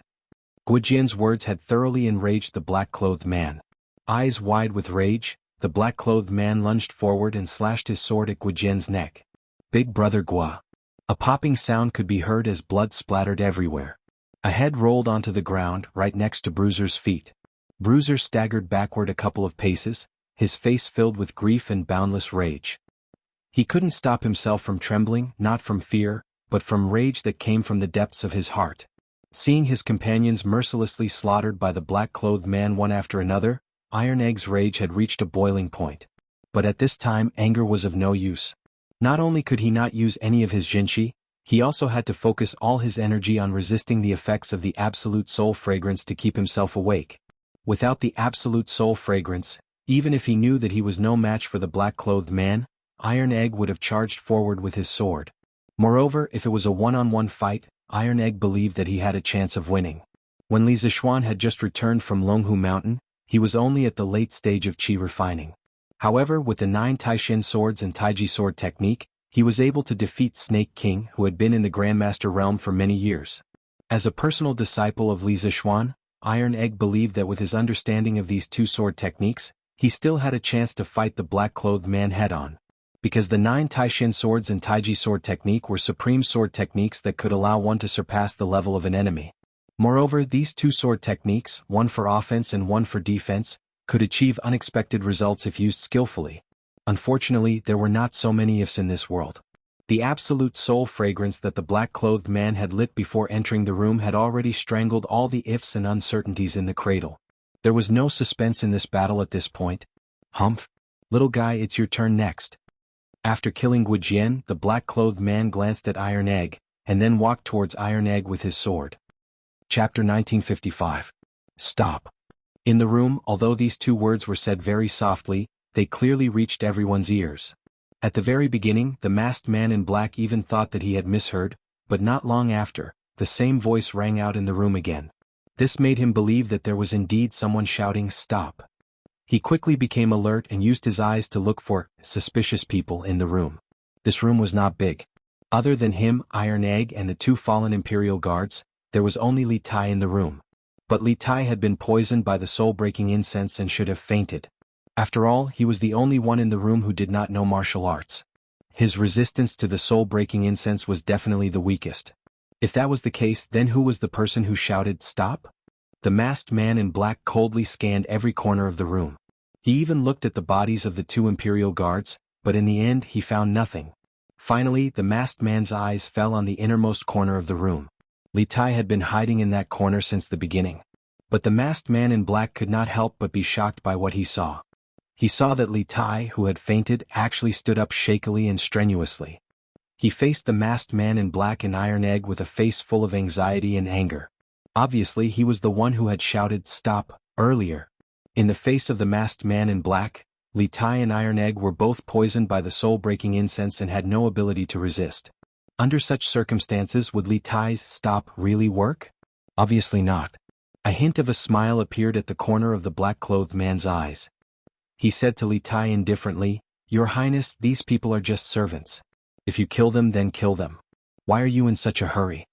As he spoke, he retracted his gaze, raised his sword, and continued to slash at Bruiser's neck. "Stop." In the room, although these two words were said very softly, they were clearly heard by everyone. At the very beginning, the masked man in black even thought that he had misheard, but not long after, the same voice rang out in the room again. This made him believe that there was indeed someone shouting, "Stop." He quickly became alert and used his eyes to look for suspicious people in the room. The room was not big. Other than him, Iron Egg and the two fallen Imperial guards, there was only Li Tai in the room. But Li Tai had been poisoned by the soul-breaking incense and should have fainted. After all, he was the only one in the room who did not know martial arts. His resistance to the soul-breaking incense was definitely the weakest. If that was the case, then who was the person who shouted, "Stop"? The man in black coldly scanned every corner of the room. He even examined the bodies of the two Imperial guards, but in the end he found nothing. Finally, the man in black's eyes fell on the innermost corner of the room. Li Tai had been hiding there from the beginning. Just one look and the man in black could not help but be shocked. He saw that Li Tai, who had been unconscious, actually stood up shakily and strenuously. He faced the man in black and Iron Egg with a face full of anxiety and anger. Obviously, he was the one who had shouted, "Stop," earlier. In the face of the man in black, Li Tai and Iron Egg were both poisoned by the soul-breaking incense and had no ability to resist. Under such circumstances, would Li Tai's "stop" really work? Obviously not. A hint of a smile appeared at the corner of the black-clothed man's eyes. He said to Li Tai indifferently, "Your Highness, these people are just servants. If you kill them, then kill them. Why are you in such a hurry?" As he spoke, he retracted his gaze, raised his sword, and continued to slash at Bruiser's neck. Chapter 1956. The dagger in Li Tai's hand actually had a great history. In the early years of Wuda, the Turks had invaded the borders of the Great Tang on a large scale. At the time, Li Er had still been the king of Qin, leading an army to attack the Turks from the north. He had won one battle after another, and after killing the leader of one of the tribes, Li Er had seized an extremely exquisite dagger. From that moment on, this dagger had been used to cut up many cattle and sheep in his military career. In Li Er's hands, this dagger was used more as a cutlery than as a tool for killing. Later, Li Er gave this dagger, which symbolized victory and glory, to one of his favorite sons, Li Tai. At that time, Li Tai was only 4 or 5 years old. He only thought that this dagger was pretty and fun. After the initial novelty, he did not care about it anymore. This time, he followed the teachers and students of the academy to the north to build a telegraph relay station. This was the first time in his life that Li Tai had traveled so far. Therefore, he also took this dagger that Li Er gave him as a self-defense. However, neither he nor Li Er had expected that this dagger from the Turk tribe would appear in the battle against the Turk spies by pointing at Li Tai. But no matter what, Li Tai's action of risking his life for the sake of justice was not a disgrace to the dagger that symbolized victory and glory. Good. Very good. Then I will give Prince Wei face and let this kid go for the time being. In the room, seeing that Li Tai was really going to threaten him with his life, the man in black did not dare to take the risk. He sneered and moved the long sword away from Iron Egg's head. Just as Li Tai had said, if they didn't have Li Tai as a hostage, once the Great Tang government's reinforcements arrived, all of them who had launched a sneak attack on the post house would have died here. Furthermore, even if they managed to evacuate the post house before the Tang Empire's reinforcements arrived, their mission would still be considered a failure if they failed to capture Li Tai alive. This was because Zhao Dian might have already fallen into the hands of the Tang Empire's officials. If they failed to capture Li Tai alive as a hostage, Zhao Dian's life would be in danger. The dagger in Li Tai's hand actually had a great history. In the early years of Wuda, the Turks invaded the borders of the Tang Empire. At that time, Li Er, who was still the king of Qin, led an army to attack the Turks from the north. Along the way he won one battle after another and could be said to be an irresistible force. After killing the leader of a tribe, Li Er seized an extremely exquisite dagger. Since then Li Er's military career, this dagger had been used to dissect many cattle and sheep.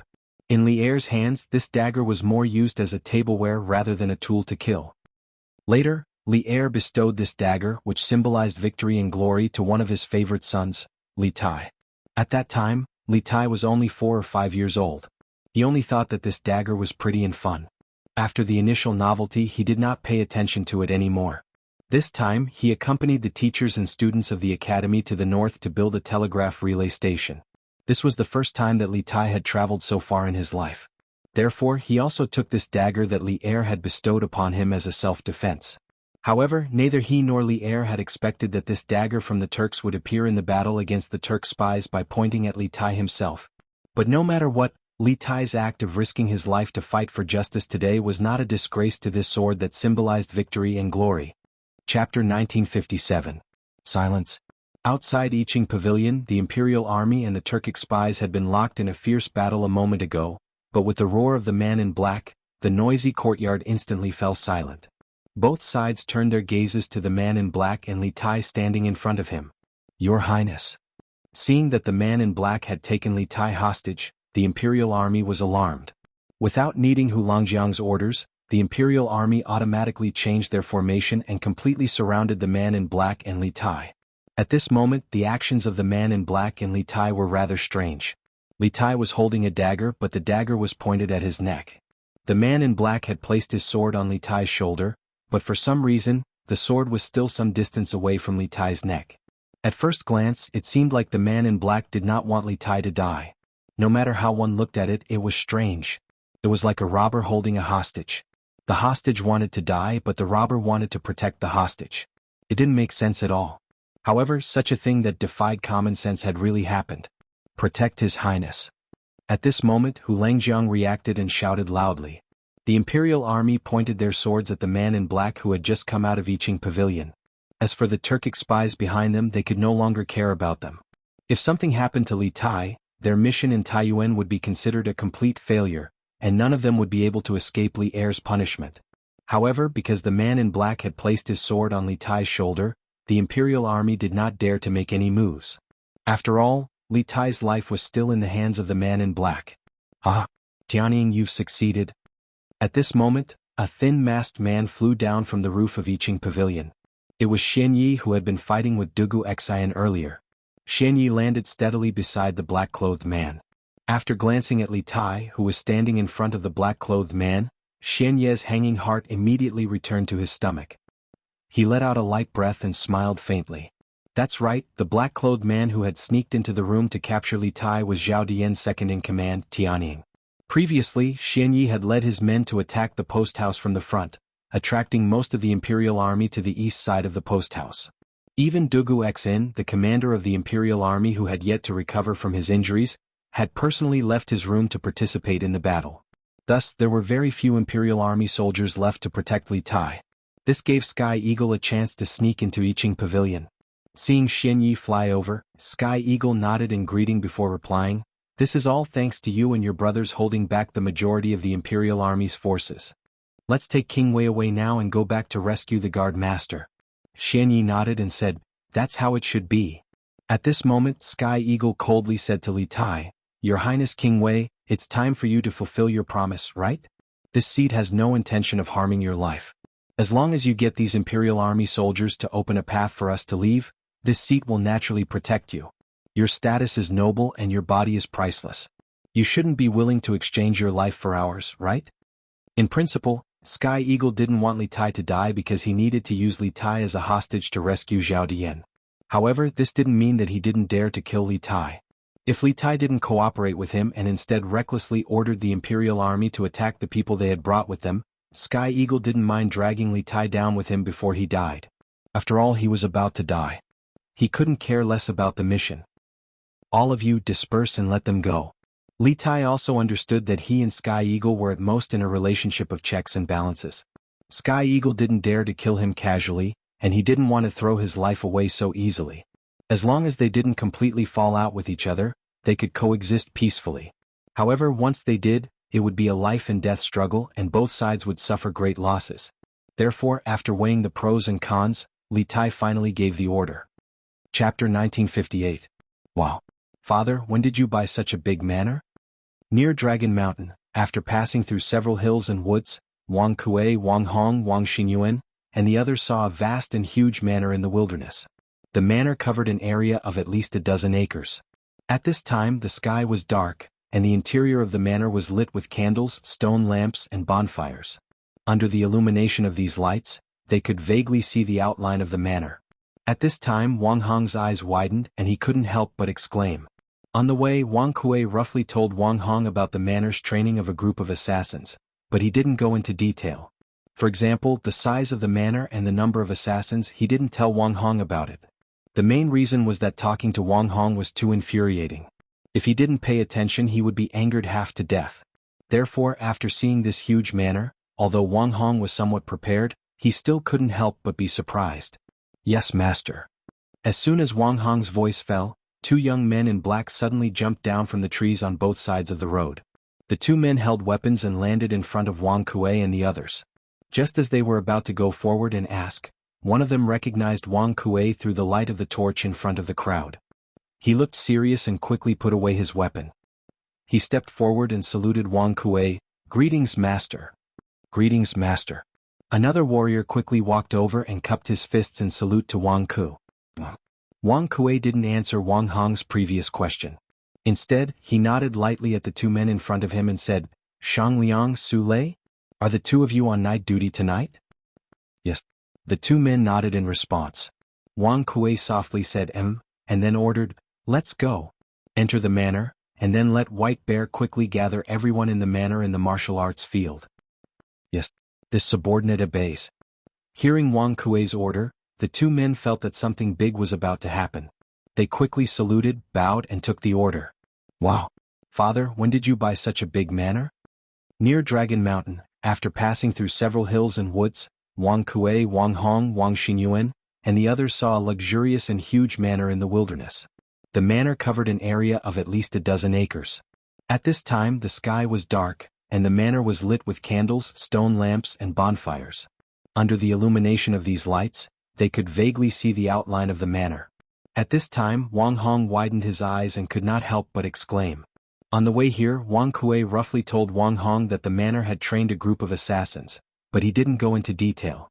For example, he didn't tell Wang Hong the size of the manor and the number of assassins. The main reason was that talking to Wang Hong was too infuriating. If he didn't pay attention, he would be angered to death. Therefore, after seeing this huge manor, although Wang Hong was somewhat prepared, he still couldn't help but be shocked. Yes, master. As soon as Wang Hong's voice fell, two young men in black suddenly jumped down from the trees on both sides of the road. The two of them held weapons and landed in front of Wang Kuei and the others. Just as they were about to go forward and ask, one of them recognized Wang Kuei through the light of the torch in front of the crowd.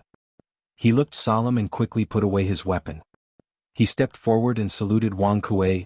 Greetings, master. Chapter 1959. Da-da-da-da. On the small path outside the mysterious manor, the sound of hooves thundered. Under the leadership of Han Lijing, the imperial army galloped toward Wang Kuei's men. Although the path was not wide and could only accommodate 3 war horses side by side, the 200 imperial army soldiers marched in unison with great momentum. The charging formation of 200 men should have the momentum of 1,000 men. Bai Xiong, Qi Zhe and the others who were rushing over to spy on the enemy, could not help but turn pale with fright when they saw this momentum. At this moment they were still 400 to 500 feet away from the imperial army, But Bai Xiong did not hesitate to turn his horse around and shout loudly, "Stop! Soldiers are attacking. Soldiers were coming to attack. Giddy up." Although White Bear was a martial arts master at the peak of Qi transforming stage, he did not have the courage to fight against such a well-trained cavalry. Even if he was a martial arts master in the Grandmaster realm, he would not dare to fight head-on with such a large cavalry formation, not to mention that he was at the peak of Qi transforming stage. Unless these cavalrymen were all ordinary people who did not know martial arts. But was that possible? Obviously it wasn't realistic. Therefore White Bear King did not hesitate to turn around and retreat when he saw this. Qi Zhe and the others beside him naturally did not continue to stay when they saw him retreat. They hurriedly turned their horses around and galloped towards Wang Kuei. Soldiers? How could the soldiers have caught up to us so quickly? Wang Kuei, who was not far away, couldn't help muttering to himself in confusion after hearing White Bear's loud shout. Everyone listen up. Prepare to meet the enemy. For every soldier you kill, you'll be rewarded 100,000 yuan. At this critical moment, even though Wang Kuei was puzzled, he could only temporarily suppress the doubts in his heart. He waved his hand at the group of assassins and guards behind him and ordered loudly. At the same time he, Wang Xinyuan, and Wang Hong quietly turned their horses around and walked towards the back of the group. As the leaders of this team, they naturally couldn't charge at the front. Kill. These people had been recruited by Wang Kuei from all over the country and had been willing to work as assassins under Wang Kuei for so many years. They were people who recognized money but not fate. Now that they heard Wang Kuei say that they would be rewarded with 100,000 yuan for every soldier they killed, their eyes all turned red and they rushed forward with their knives without any regard for their lives. At this moment they didn't even have time to think about why there were soldiers here. Why would Wang Kai go against the government? Also, once they killed the soldiers, what would happen to them in the future? Of course, not everyone did not think about these problems. Some of the smarter ones had already predicted the current situation when Wang Kuei said on stage that he would lead them to build a career together. There was no war going on in the Great Tang, but Wang Kuei had said that he would lead them to make a name for themselves. In this situation, what else could they make a name for themselves besides rebellion? Although some people had expected this, they had been under Wang Kuei's strict training for a long time. They had long lost the concept of a country. Although they were a little surprised at first, they did not reject the idea of rebellion. After all, they were all from poor families. None of them wanted to return to the past and continue living in poverty. Kill. Chapter 1960. Escape? Without these assassins and guards, what's the use even if we escape? This is the family property that I have accumulated for more than 10 years. On the path outside the mysterious manor, after hearing Wang Xinyuan's words, Wang Kuei's face couldn't help but show a trace of bitterness. He sighed and said with tears in his old eyes, only the heavens knew how much effort and price he had paid to secretly cultivate this group of assassins behind the back of his family. Now that he had seen these assassins die one by one under the blades of the imperial army, the old man's heart could be said to be dripping blood. This was because these assassins were the assets he had painstakingly accumulated over the years. They were also the capital he had to make a comeback in the future. He escaped from the Wang family tonight. The reason why he chose to come here first was that he wanted to take these assassins to join Zhao Dian. With these assassins and the money he carried, he had the capital to cooperate with Zhao Dian. However, things did not go as he wished. The assassins that he had cultivated for many years were likely to all die here tonight. How could Wang Kuei be willing to accept this?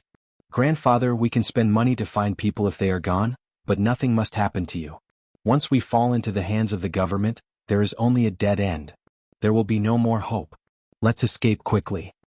Seeing that Wang Kuei was still sighing sadly, Wang Xinyuan couldn't help but urge him.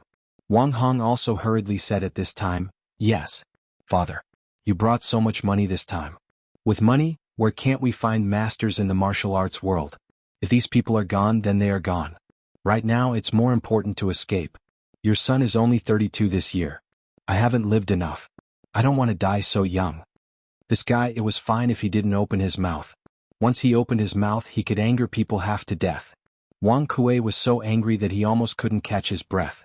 The old man stroked his chest and glared angrily, raising his hand to hit his disappointing son. Wang Hong, however, had the foresight. Before Wang Kuei raised his hand, he had already run away. Father, there's no time to lose. Your son will go to the front to help you open the way. You and Xinyuan quickly follow. Wang Hong naturally didn't run toward the imperial guards. He ran toward the hill on the left side of the road. Before this guy ran away, he didn't forget to tell Wang Kuei. You evil creature. Wang Kuei was so angry that he almost vomited blood, but he had already calmed down. He knew that the wisest choice at this moment was to follow Wang Xinyuan's advice and escape from the forest on both sides before his men were completely defeated. Therefore he turned around and shouted to the guards not far away, "White Bear, Chizé, quick! Retreat!"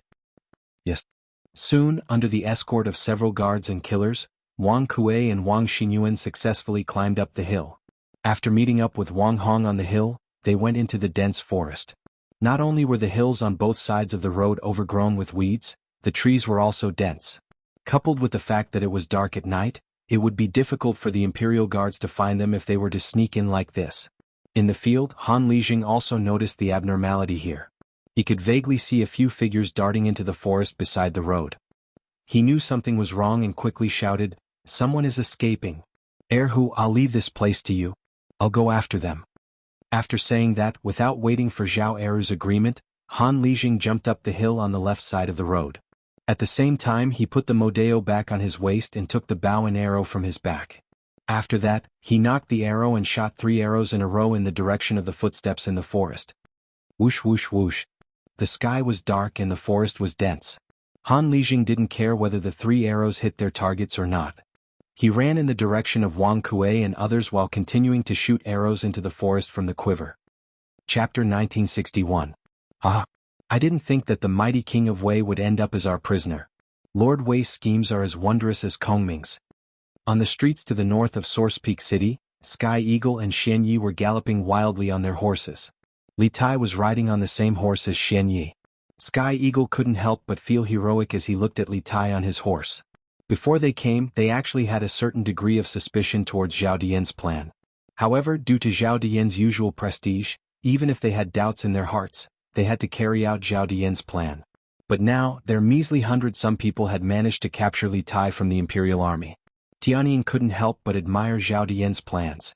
Xian Yi held the reins with one hand while his other hand was on Li Tai's shoulder, preventing the latter from escaping or making any small movements. When he heard this, he nodded in deep agreement and said, "Lord Guard's wisdom is indeed something that we are unable to fathom. However, Lord Guard's current situation is probably not good. We have to rush back to the inn as soon as possible and rescue Lord Guard." Tianying nodded and then turned around and shouted to the people behind him, "Everyone pick up the pace. We must return to the inn in 30 minutes. Yes. The Turkic spies running behind Xian Yi and Tianying loudly replied. They had run here when they came, so naturally they had to run back when they went back. As for the warhorses Xian Yi and Tianying were riding, they had taken 2 from the Imperial Army during the chaos when they left the relay station. The situation had been so urgent that they hadn't had time to find more warhorses, so only Xian Yi and Tianying had been able to ride back. An inn? These Turkic spies are actually hiding in an inn? I just don't know which inn they are talking about in the city. Li Tai, who had his shoulder pressed down by Xian Yi, could not move at all. He could not help but ponder to himself after hearing the conversation between Xian Yi and Sky Eagle. From the moment he was captured until now, Li Tai hadn't cried out for help because he didn't think it was necessary. In this situation, there was no one in Source Peak City who could save him from Xian Yi. Crying out for help would only be a waste of energy. He still needed to save his energy until he reached the lair of the Turkic spies and then find a chance to escape. They had run here when they came, so naturally they had to run back when they went back. As for the warhorses Xian Yi and Tianying were riding, they had taken 2 from the Imperial Army when they were leaving the relay station. The situation had been so urgent that they hadn't had time to find more warhorses, so only Xian Yi and Tianying had been able to ride them back. An inn? These Turkic spies are actually hiding in an inn? I just don't know which inn they are talking about in the city. Li Tai, who had his shoulder pressed down by Xian Yi, could not move at all. He could not help but ponder to himself after hearing the conversation between Xian Yi and Sky Eagle. From the moment he was captured until now, Li Tai hadn't cried out for help because he didn't think it was necessary. In this situation, there was no one in Source Peak City who could save him from Xian Yi. Crying out for help would only be a waste of energy. He still needed to save his energy until he reached the lair of the Turkic spies and then find a chance to escape. Chapter 1962. Your Highness. This cry of Your Highness was tinged with shock. It was clear that the speaker had never imagined that he would run into Li Tai here. Looking in the direction of the voice, Li Tai was shocked when he saw the appearance of the leading knight. His eyes widened as he said with a face full of surprise, "General Li? Why are you in Taiyuan City?" This was none other than Li Junxian. After capturing Zhao Dian at Tongfu Inn, they had joined forces with Wang Qingwu and his 100-some Wang clan shadow guards to escort Zhao Dian to the Bing province governor's residence. The Bing province governor's residence and Taiyuan courier station were both to the north of Taiyuan City, so Xian Yi and Li Junxian's forces had run into each other. What? It's His Highness? Behind Li Junxian, Wang Qingwu couldn't help but be alarmed by their conversation. He hurriedly urged his horse forward and carefully looked. As expected, Li Tai was seated on the horse at the very front. He was both shocked and furious. Thus, Wang Qingwu unsheathed his saber and shouted at Xian Yi and the others, "Li Tai, you're the first prince of the Tang dynasty. Which scoundrel dares to kidnap His Highness?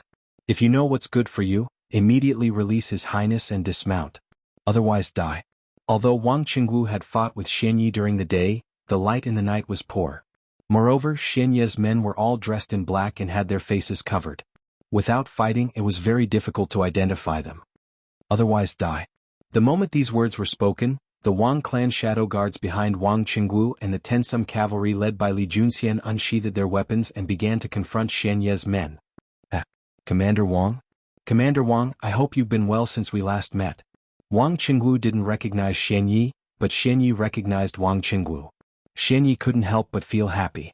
He immediately took 2 steps forward and looked at Wang Qingwu with a smile that wasn't a smile. "Your Highness?" This Your Highness was filled with great surprise.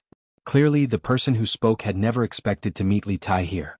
Looking in the direction of the voice, Li Tai was shocked when he saw the face of the leading knight. He widened his eyes and said in surprise, "General Li? Why are you in Taiyuan City?" It was none other than Li Junxian. After capturing Zhao Dian at Tongfu Inn, they had joined up with Wang Qingwu's 100-some Wang clan hidden guards to escort Zhao Dian to the Bing province governor's residence. The Bing province governor's residence and Taiyuan courier station were both to the north of Taiyuan City, so Xian Yi and Li Junxian's forces had met halfway. What? It's Your Highness? Behind Li Junxian, Wang Qingwu couldn't help but be alarmed by their conversation. He hurriedly urged his horse forward and carefully looked. As expected, Li Tai was seated on the horse at the very front. He was both shocked and furious. Thus, Wang Qingwu unsheathed his saber and shouted at Xian Yi and the others, "Li Tai, you're the first prince of the Tang dynasty. Which scoundrel dares to kidnap His Highness? If you know what's good for you, immediately release His Highness and dismount. Otherwise die." Although Wang Qingwu had fought with Xian Yi during the day, the light in the night was not good. Moreover, Xian Yi's men were all wearing black robes and had their faces covered. Without fighting, it was very difficult to tell who they were. Otherwise die. The moment these words were spoken, the Wang clan hidden guards behind Wang Qingwu and the 10-some cavalry led by Li Junxian unsheathed their weapons and began to confront Xian Yi's men. Commander Wang? Commander Wang, I hope you've been well since we last met. Wang Qingwu didn't recognize Xian Yi, but Xian Yi recognized Wang Qingwu. Xian Yi couldn't help but feel happy. He immediately took 2 steps forward and looked at Wang Qingwu with a smile that wasn't a smile. Chapter 1963.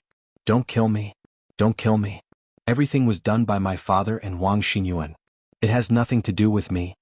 In a forest outside the mysterious manor, Wang Hong collapsed to the ground after being shot by an arrow in his thigh. Through the light from the torches scattered on the ground and the torches in the hands of the burly man in front of him, Wang Hong saw that the burly man in front of him was covered in blood. The knife in his hand was still dripping with blood. He looked like a killing god from hell. Wang Hong was so scared that he almost peed on the spot. At this time he couldn't care about the pain in his thigh. He quickly cupped his hands and begged for mercy to the burly man in front of him. "Your father? You're Wang Kuei's son?" This burly man was naturally Han Lijing. As for the blood on his body, it was all the blood of the enemies he had fought before. He himself was not injured. Before this, although Han Lijing had never seen Wang Kuei, Wang Hong looked only in his 30s. He definitely couldn't be the rumored second elder of the Wang family. Therefore, after hearing Wang Hong beg for mercy, Han Lijing had this guess. "Yes, but what my father did has nothing to do with me. I'm innocent." Wang Hong first nodded and admitted. Then, he quickly waved his hand and distanced himself from Wang Kuei. While they were talking, there was a rush of footsteps not far away. Then a group of people holding torches came over. It was the Imperial Guards represented by Zhao Eru. Master Han, all the remaining killers under Wang Kuei have been eliminated, but Wang Kuei is nowhere to be found. Zhao Eru came to Han Lijing, cupped his hands and said, Han Lijing nodded. He pointed to Wang Hong on the ground and said to Zhao Eru, Wang Kuei has escaped in advance. This is Wang Kuei's son. Take him back first. Hearing Han Lijing say that Wang Kuei had escaped, Zhao Eru frowned slightly, but he still cupped his hands and said, yes. After saying that, he waved his hand behind him. 2 Imperial guards immediately came forward and lifted Wang Hong from the ground. Just as they were about to take him away, Han Lijing seemed to have suddenly thought of something. He quickly said, wait. The 2 Imperial Army soldiers subconsciously stopped in their tracks. They saw Han Li appear in front of Wang Hong in a flash. He looked at Wang Hong and asked in a deep voice, let me ask you. Before this, did anyone come over to inform you of the situation? They say that the Imperial Army is coming here to encircle and annihilate you? Hearing Han Lijing's question for no reason, Wang Hong shook his head blankly and said, no. Who's going to tip us off? What? No. How is this possible? Hearing this, Han Lijing's expression changed slightly, as if he had thought of something terrifying. He was stunned on the spot. Zhao Eru and the other members of the Imperial Army, including Wang Hong, were confused. After a moment of silence, Zhao Eru asked tentatively, Master Han, do you want me to bring people to chase after Wang Kuei? Zhao Eru knew a little about the situation of Zhao Dian and the other Turkic spies. According to what he knew, Wang Kuei was the key person in finding Zhao Dian's hiding place. The main purpose of the Imperial Army coming here this time was to capture Wang Kuei. Hearing this, Han Lijing immediately came to his senses and said anxiously, no. You can't chase after Wang Kuei, quick. Return to the post house quickly, His Highness might be in danger. What? His Highness is in danger? Zhao Eru couldn't help but be shocked when he heard this. He quickly asked, Master Han, what do you mean by that? Han Lijing didn't have time to explain to him at this time. He waved his hand and called for the rest of the Imperial Army to take Wang Hong away. He said, there's no time to explain now. Brother Eru, leave a few of your men here to clean up the battlefield, and the rest of you follow me back to the post house immediately. The faster the better. Seeing that Han Lijing's expression was serious and didn't seem to be joking, Zhao Eru didn't dare to be careless. He quickly replied, okay. This general will make the arrangements right away. After a while, except for 7 or 8 Imperial Army soldiers who stayed to clean up the battlefield, the rest of the Imperial Army soldiers who were not injured or only slightly injured got on their horses under the leadership of Han Lijing and Zhao Eru and rushed toward the post house in Taiyuan City. The team of more than 100 people was like a fire dragon. They first flitted through the small paths near Longshan and quickly arrived at the main road in the city. Master Han, what do you mean by what you said just now? Zhao Eru and Han Lijing were walking side by side. At this time he finally had the chance to get to the bottom of things with Han Lijing. Han Lijing controlled his horse and answered without turning his head. Previously, General Dugu arranged for us to spy on Wang Kuei's secret manor near Longshan in the prison of the post house. The entire plan was overheard by a man in black on the roof beam. According to General Dugu, this man in black is very likely an expert under Zhao Dian's command. After Zhao Dian learned of our plan, it's very likely that he will be one step ahead of us and go to Wang Kuei's manor to inform him. On our side, after General Dugu gave the order, it will take time to mobilize the troops, and it will also take a lot of time for the army to arrive at the manor. Zhao Dian will definitely have the opportunity to send someone to inform Wang Kuei in advance before we arrive at the manor. However, when I asked the Wang family boy just now, he said that no one had informed him before we arrived.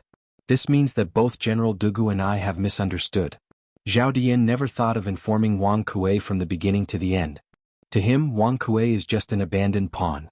Tonight, he will very likely take advantage of the time when we go to Wang Kuei's manor and the rear is empty to launch a sneak attack on the post house.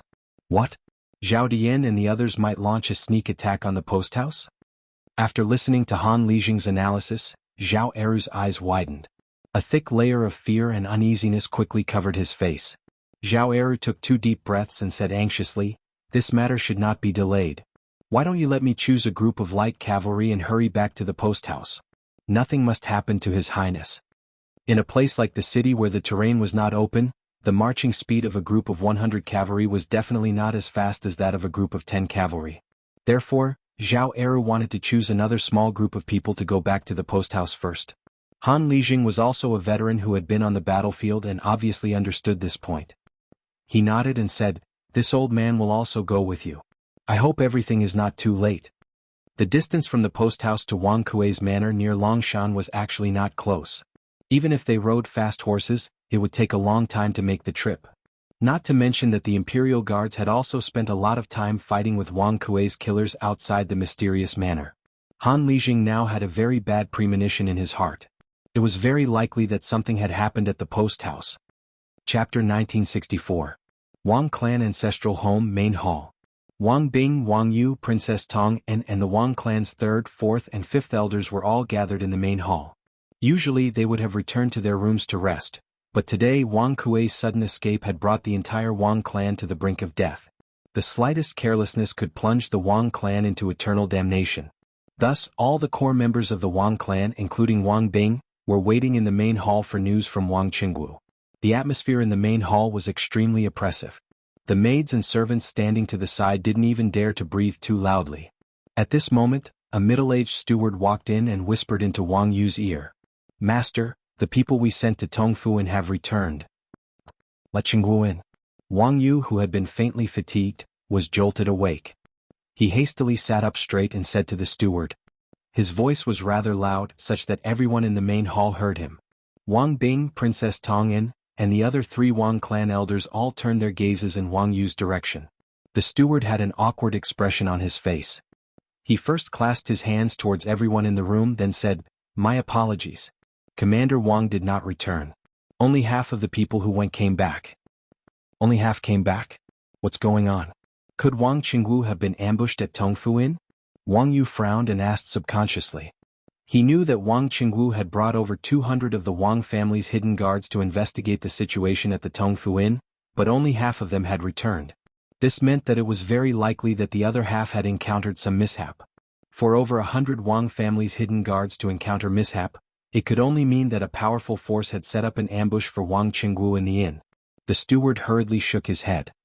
"No, that's not it. The mission this time went very smoothly. Commander Wang took the other half of the people to carry out another mission. I heard from the people who came back that they had a pleasant surprise and captured an extraordinary person." "Oh? Captured an extraordinary person? Quick, have someone come in and tell me what's going on." Hearing this, Wang Yu's eyes brightened. The worry on his face disappeared and was replaced with joy. Not only him, but the rest of the people in the main hall also secretly heaved a sigh of relief after hearing the old butler's words. "Yes, master." The old housekeeper responded and then walked to the door. He opened the door and shouted outside, "Wang Quan, come in." "Yes." As soon as he finished speaking, everyone in the room heard the sound of hurried footsteps that were getting closer and closer. Soon, an ordinary-looking young man in a tight suit walked in. He clasped his fists and bowed to everyone in the room. "Greetings, family head, princess, grand elder and 3rd elder. At this time there's no need to be so courteous. Quickly tell me who you caught at Tongfuin?" Before Wang Quan could finish his greeting, Wang Bing, who was sitting at the head of the table, waved his hand impatiently, interrupting him. "Yes, Grand Elder." Wang Quan bowed as he received his orders, and then he didn't waste his breath and directly started narrating. "An hour ago, Commander Wang led us to surround Tongfuin. We originally intended to capture the manager and owner of the inn, yet we never imagined that we would actually encounter 2 groups of people in battle there." Chapter 1965. Commander Wang, and this generally, if you don't open a path, then don't blame the sword for having no eyes. On the streets to the north of Taiyuan City, Xian Ye's men were locked in a tense standoff with the men led by Li Junxian and Wang Qingwu. After hearing Zhao Dian's words, Xian Yi clenched his teeth, a vicious light in his eyes. He pushed his dagger a little deeper into Li Tai's neck as he spoke to Wang Qingwu and Li Junxian. Just as Zhao Dian had said, as long as Li Tai was in his hands, Wang Qingwu and Li Junxian wouldn't dare to do anything to Zhao Dian. To Xian Yi, being able to directly save Zhao Dian in this situation was the best outcome. After all, Zhao Dian was their leader.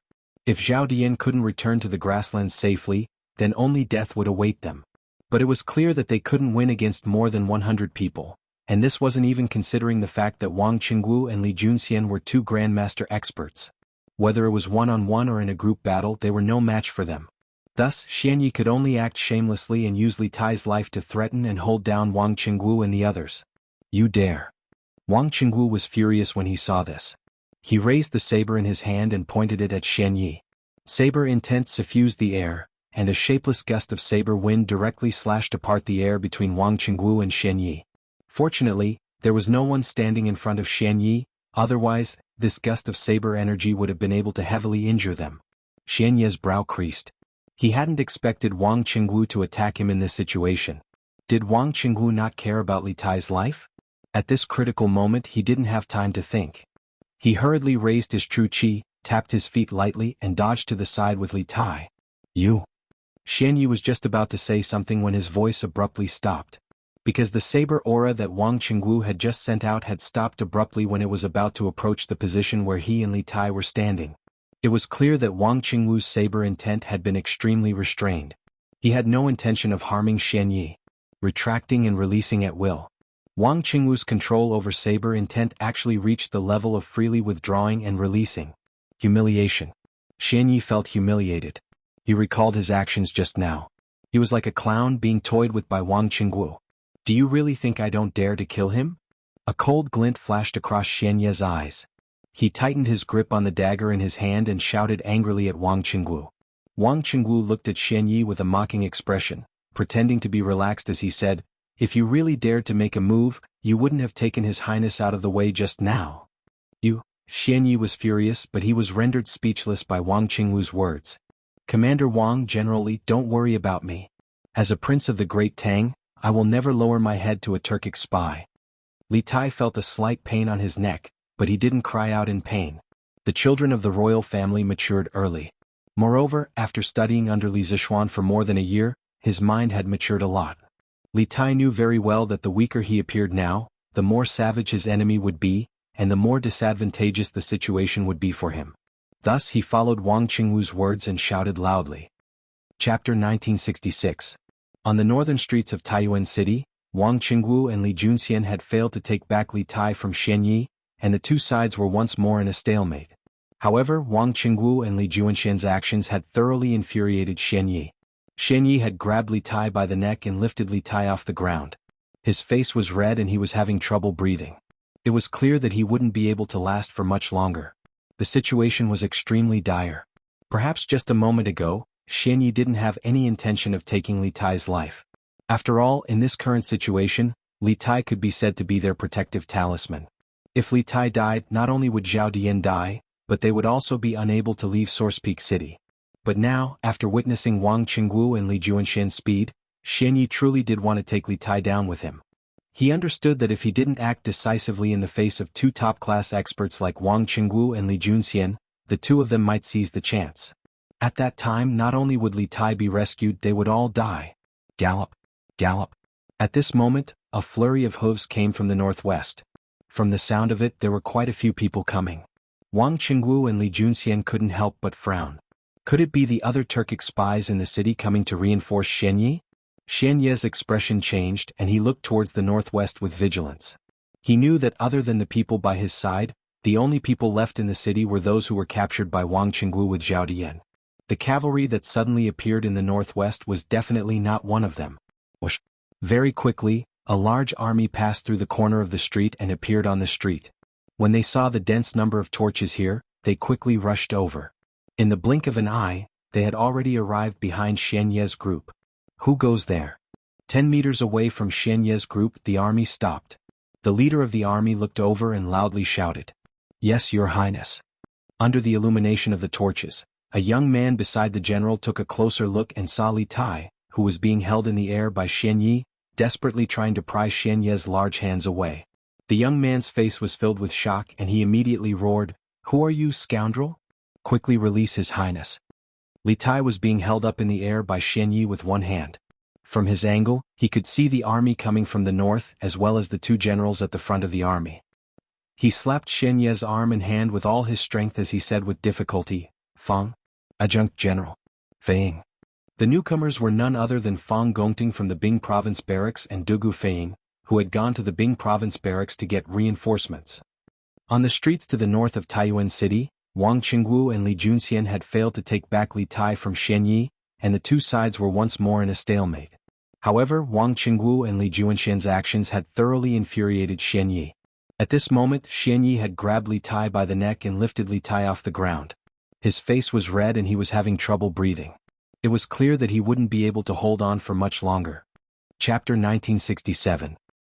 To all of you, if you harm His Highness, the only path left for you is death. But if you release His Highness, this general guarantees that I will personally plead with His Majesty for mercy. Perhaps His Majesty will spare your lives on account of the fact that you are not the main culprits.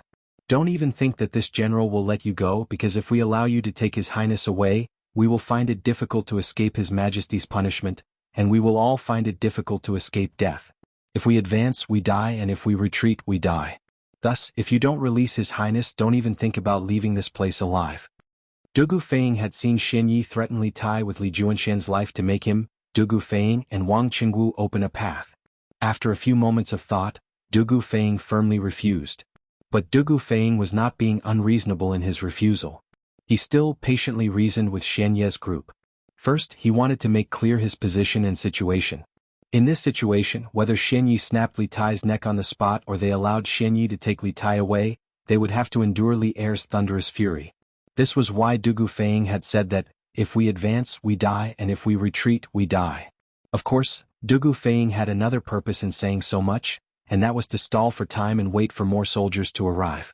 Dugu Feiying and Fang Gongting had only brought a little more than 100 people to this place after seeing the signal fireworks and hearing the sounds of battle. The rest of the Bing province barracks were still searching for Wang Kuei's whereabouts, so Dugu Feiying wanted to stall for time and wait for more soldiers to arrive so that they could completely surround Xian Yi and the others. In addition, Dugu Feiying's words had also cut off the hopes of many Turkic spies. Before this, most of the Turkic spies by Xian Ye's side believed that as long as Li Tai was still in their hands, the authorities would definitely let them leave. However, they had overlooked one problem.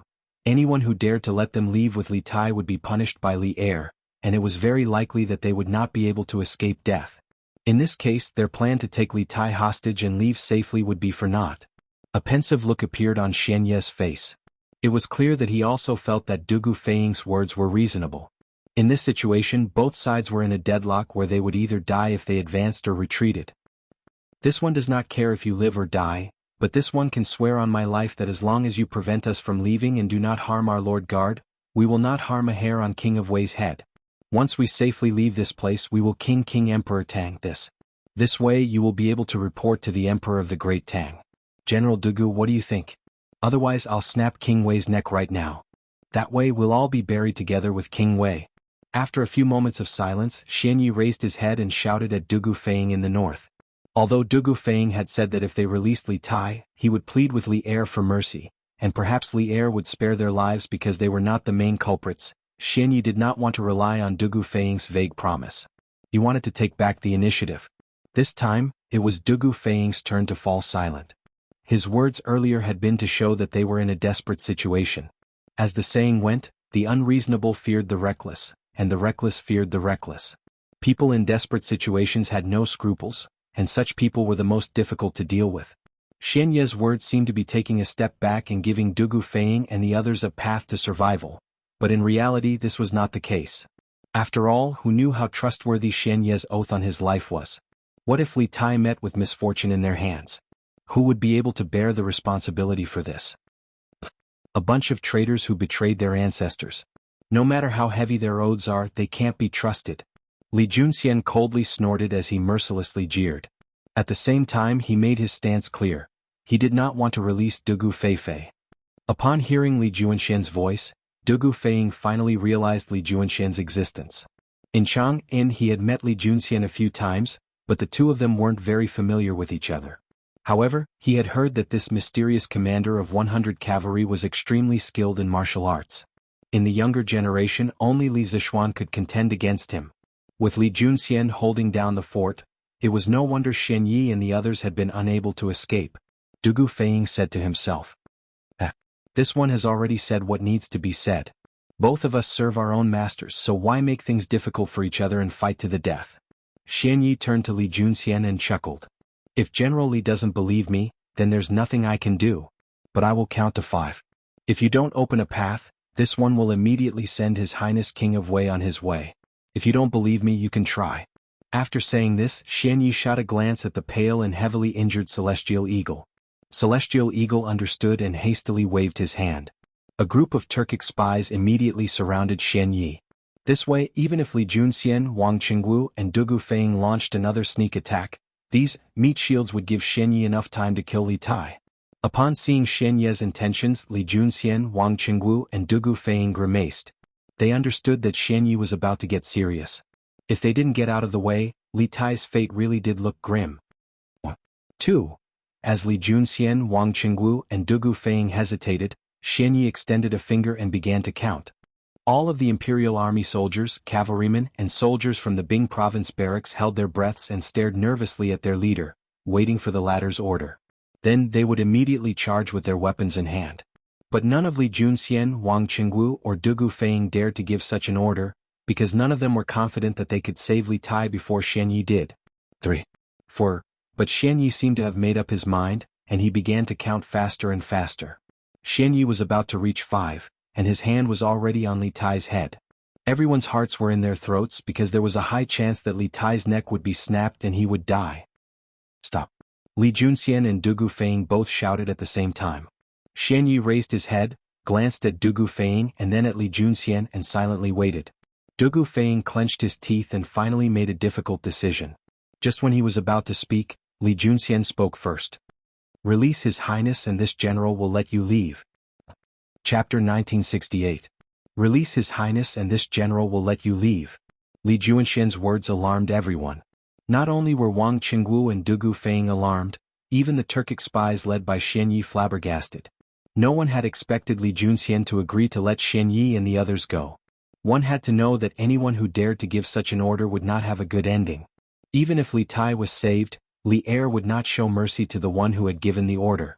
Thus, with these words, Li Junxian was essentially cutting off Li Junxian's future prospects. But just when Xian Yi's hand was about to snap Li Tai's neck, Li Junxian had no choice but to say these words. As the person of the highest status here, he couldn't just let Dugu Feiying say these words, could he? Generally. Dugu Feiying's face trembled in shock, and he looked at Li Junxian with 30% surprise and 70% gratitude. Just a moment ago he had been about to say the same thing, but Li Junxian had spoken first. By saying this, Li Junxian had taken the risk for him. In this place do your words count? Xian Yi's eyes flashed as he quickly recovered from his shock and indifferently asked Li Junxian. In truth he still didn't know who Li Tai was. All he knew was that Li Tai and Dugu Feiying had both called him General Li. Li Junxian coldly and proudly said, "This general is Commander Li Junxian of the Great Tang's 100 Cavalry Division. My words naturally count. Today this general will let you leave, but I hope that you can keep your promise. If you break your oath, this general will definitely burn Zhao Dian to the ground." After saying this, Li Junxian threw his sword to the side. Swish. The sword stabbed into the ground an inch in front of Zhao Dian's feet. Zhao Dian was just a scholar, and though he was skilled in schemes, he was never as courageous as a martial artist. He was immediately frightened into taking 2 steps back. Commander of the Great Tang's 100 Cavalry Department, Li Junxian. Xian Yi and the others were startled. They realized that they had nearly kicked a metal plate. If the Imperial Army was an elite force, then the 100 Cavalry was the elite of the elite. The commander of the 100 Cavalry Department was an existence that ordinary people could not hope to reach. How could Xian Yi and the others have imagined that they would encounter the mysterious and incomparably elite cavalry in Source Peak City? Impossible. How could Baichi appear in Source Peak City? Xian Yi subconsciously thought. This was because ever since Zhao Dian had led them into Source Peak City, they knew the daily happenings in Source Peak City like the back of their hands. It was impossible for them to not have received any news about 100 riders entering the city. Although he didn't quite believe it, Xian Yi could see that Wang Qingwu, Dugu Feiying, and the others were completely unperturbed by Li Junxian's report. It was clear that Li Junxian was not lying. Xian Yi knew that this was not the time to delve into Li Junxian's identity. What was important was that he take Li Tai and leave this place as quickly as possible. Okay. Since that's the case, General Li, please have your men open a path. This way this one's previous promise will still stand. Now that he had made his decision, Li Junxian had no reason to hesitate. He waved his hand and ordered, "Everyone stand to the sides and let them leave." Chapter 1969. The relay station was ambushed by bandits.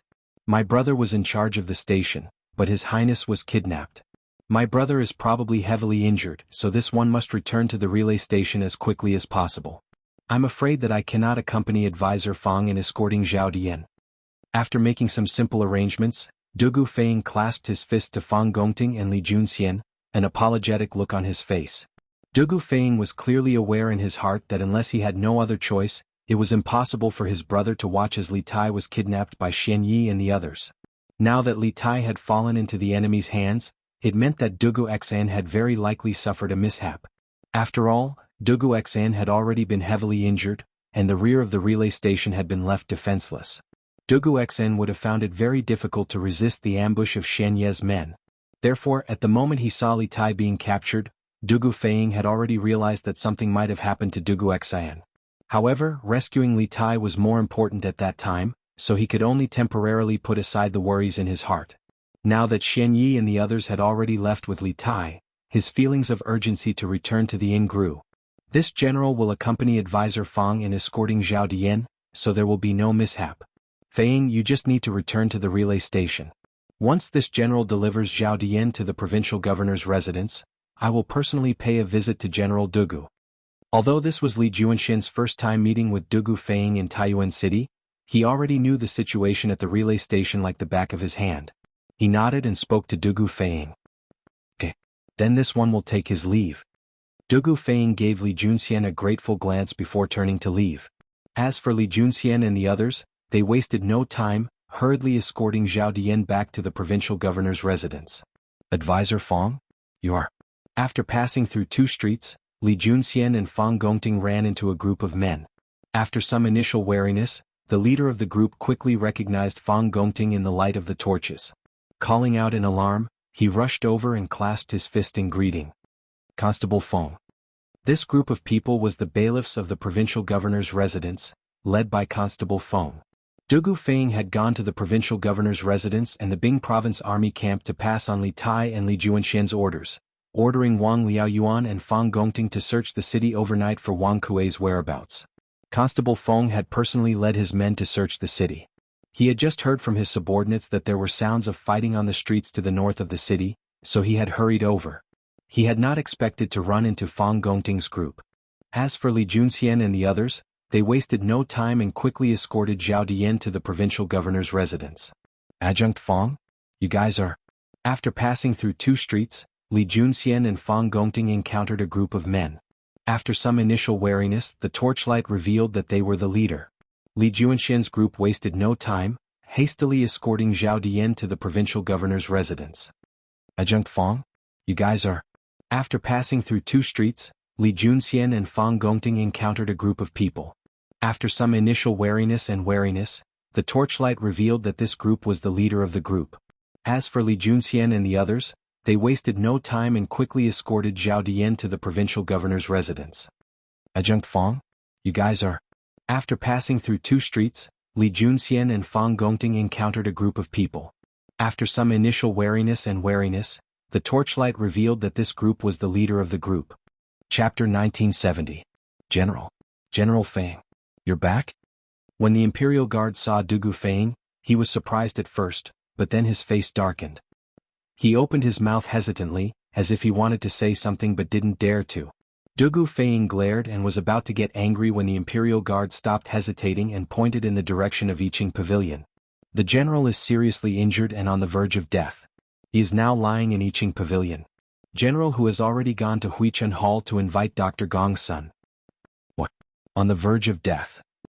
Hearing that, Dugu Feiying felt as if he was struck by lightning. He was stunned on the spot. He had expected Dugu Xian to be heavily injured, but he had never expected Dugu Xian to be injured to such an extent. What did it mean to be on the verge of death? In this era where medical treatment was not very advanced, being on the verge of death was no different from being pronounced dead. Big brother. Dugu Feiying came back to his senses and pushed the Imperial Guard aside. Then he ran as fast as he could in the direction of Yiqing Pavilion. As he ran, Dugu Feiying said to himself, Big brother, nothing must happen to you. Unlike the other sons of aristocratic families who were born to fight openly and secretly, Dugu Feiying and Dugu Xian were very close since they were young. It was said that an elder brother was like a father. In these years in the army, Dugu Feiying had received a lot of care from Dugu Xian. There were even a few times when Dugu Xian helped him, Dugu Feiying would have been beheaded. Therefore, the relationship between the two brothers was much closer than that of brothers in ordinary families. Now that he heard that Dugu Xian was on the verge of death, Dugu Feiying wanted nothing more than to take his place. Dugu Feiying ran as fast as he could and soon arrived at Dugu Xian's room in I Ching Pavilion. When he opened the door, Dugu Feiying first smelled a strong smell of blood. Then he saw that the ground and the bed were covered in blood, and there was a person lying on the bed. Seeing that familiar figure, Dugu Feiying's heart ached and his nose ached. He quickly walked to the bed and knelt on both knees. Facing the person on the bed covered in blood, he said in a trembling voice, "Big brother." "It's me. I'm Feiying. What happened to you? I'm back. Open your eyes and look at me." Dugu Feiying grabbed Dugu Xian's hand. He could feel that Dugu Xian's hand was extremely cold. His heart instantly felt as if it had fallen into an ice cave. Recalling how they had practiced martial arts together, joined the army together, punished evil together and killed enemies together, Dugu Feiying could no longer hold back his tears. His eyes were red as he muttered, "It's all my fault, it's all my fault. I knew you were injured but I still left you at the post house. I came back late. Big brother. Open your eyes and look at me." Other than Iron Egg, there were other people in the room who were simply treating Dugu Xian's wounds. Seeing Dugu Feiying's grief, Iron Egg also felt bad. After thinking for a while, he went forward and comforted him. Commander who has already gone to invite Miracle Dr. Gong Sun from Huichen Hall. Dr. Gong Sun was able to cure General Dugu of such a complicated poison in the morning. It would be the same this time. As long as Dr. Gong Sun was here, General Dugu would definitely be fine. General Feiying, don't be too sad. Although Bruiser was Li Zishuan's disciple, he mainly learned martial arts under Li Zishuan's tutelage. As for medical knowledge, he didn't receive any of Li Zishuan's teachings. Therefore, he couldn't do anything about Dugu Xian's injuries. He could only pin his hopes on Gong Sun Liang. Chapter 1971. What did you say? Turkic spies attacked the courier station, and His Highness King of Wei was taken away? In the back hall of the Bing provincial governor's mansion in Taiyuan, Wang Liaoyuan was sitting in front of a table, anxiously waiting for the news of the bailiffs who had gone to the city to look for Wang Kuei. Unexpectedly, he received such a bad news. Wang Liaoyuan was so shocked that he stood up immediately. Yes, this news was grievous news for him and all of Taiyuan's officialdom. The one who had come to deliver this news was none other than one of the Yamen runners serving Constable Feng. Constable Feng's men had run into Li Juanshen's group, so Constable Feng had volunteered to lead the way. Of course, while leading the way, Constable Feng had not forgotten to send a report back to the governor's residence so that Wang Liaoyuan could think of a countermeasure and mentally prepare himself. It's like this. Moreover, Advisor Feng will be escorting Zhao Dian here soon. I hear that he's accompanied by 100 cavalry commanders. The Yamen runner cautiously said upon seeing Wang Liaoyuan's nasty complexion. It's over. It's all over. Wang Liaoyuan's face was ghastly pale, and it was no exaggeration to say that he looked like he had lost his parents. A middle-aged man dressed as a scholar standing next to him began to console him. "My lord, there is no need to be so pessimistic. The gates of Taiyuan City are tightly shut, and not even a fly can get out, much less a person. Now that Zhao Dian is in Advisor Feng's hands, even if those Turkic spies capture His Highness, they won't dare to do anything to him. Moreover, they won't be able to leave Taiyuan City. In this case, we still have a chance to save His Highness. In addition, His Highness was taken away by the Imperial Army. Even if His Majesty blames you, he won't be able to blame you. My lord has not made any major contributions in your administration, but neither have you made any minor mistakes. This Wu is confident that His Majesty will not punish you too harshly. Shut your mouth." The first half of the middle-aged scholar's words had been reasonable, but the second half had taken a turn for the worse. Wang Liaoyuan couldn't help but interrupt. "Since this official is the governor of a province, I have the responsibility to protect the people. Now that something has happened to the King of Wei under this official's jurisdiction, how can this official escape punishment? Besides, apart from His Highness the Crown Prince, His Highness Wei Wang could be considered His Majesty's most favored prince. If something were to happen to His Highness in Taiyuan City, no one in Taiyuan City would be able to avoid censure. Right now, the most important thing is to think of a way to rescue His Highness and not push the responsibility away. Since the Turkic spies were able to kidnap the King of Wei from the Imperial Army, this means that the Imperial Army must have suffered heavy losses tonight. If we push the blame to the Imperial Army, this official's conscience will not be at ease. Although Wang Liaoyuan was a conservative official and could be a bit stubborn sometimes, he still had the spirit of a scholar and a sense of justice in him. Provincial governor, you are right. I have misspoken. The middle-aged scholar blushed at Wang Liaoyuan's words. He cupped his fists and apologized profusely. Wang Liaoyuan was just about to say something when a clamor came from the front yard of the provincial governor's residence. He sternly said, "It should be Advisor Fong. Let's go. Follow this official to the front yard." Yes. The people in the room replied and followed Wang Liaoyuan to the front yard. Chapter 1972. These Turkic thieves are so bold. Not only did they attack the post house, they even kidnapped His Highness King of Wei. They are truly lawless.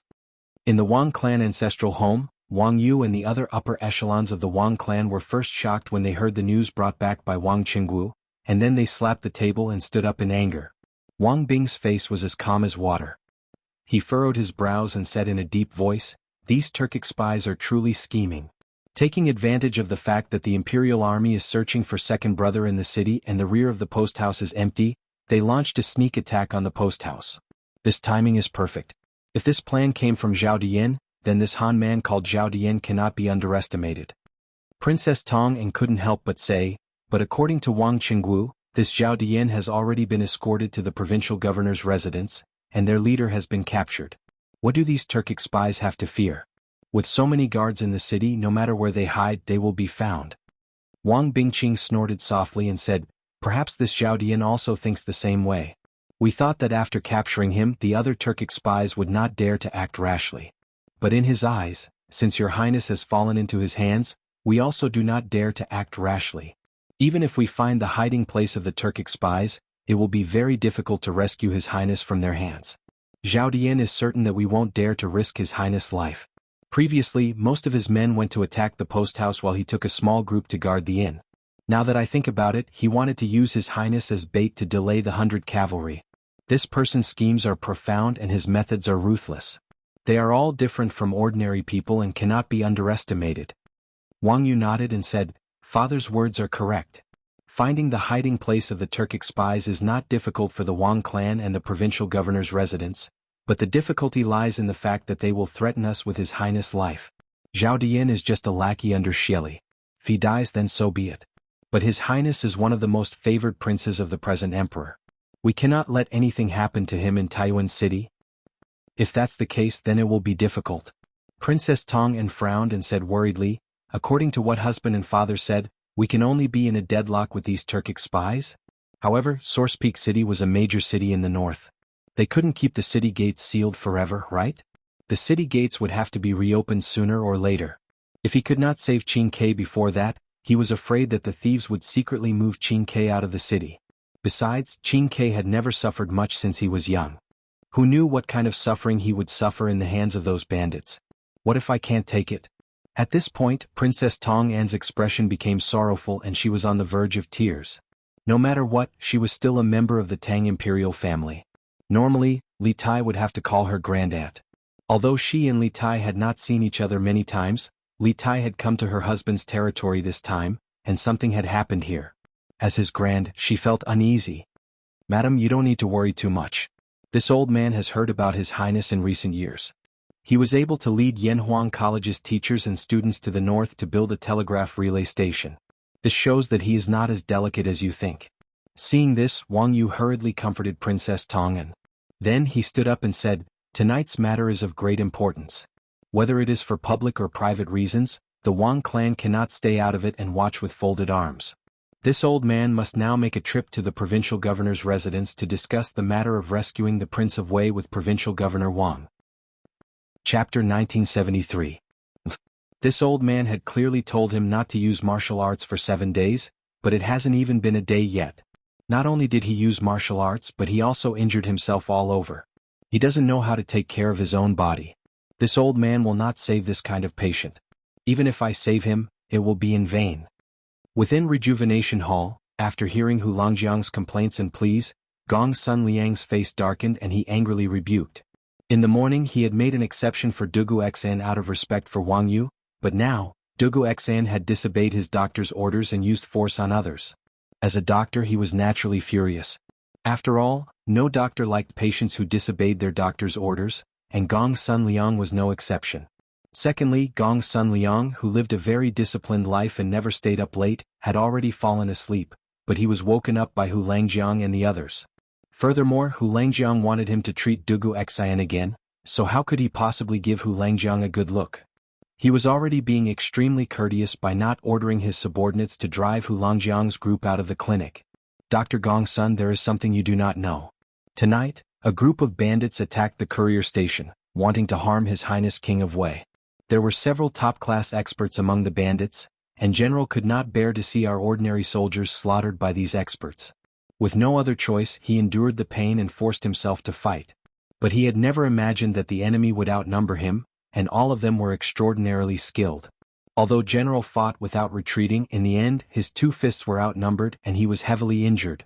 This who is a crude man and does not know how to speak pretty words, but in Source Peak City, only Dr. Gong Sun has the ability to treat General. If Dr. Gong Sun can save General's life, this whose life will be yours. Hu Langjiang once more cupped his fists.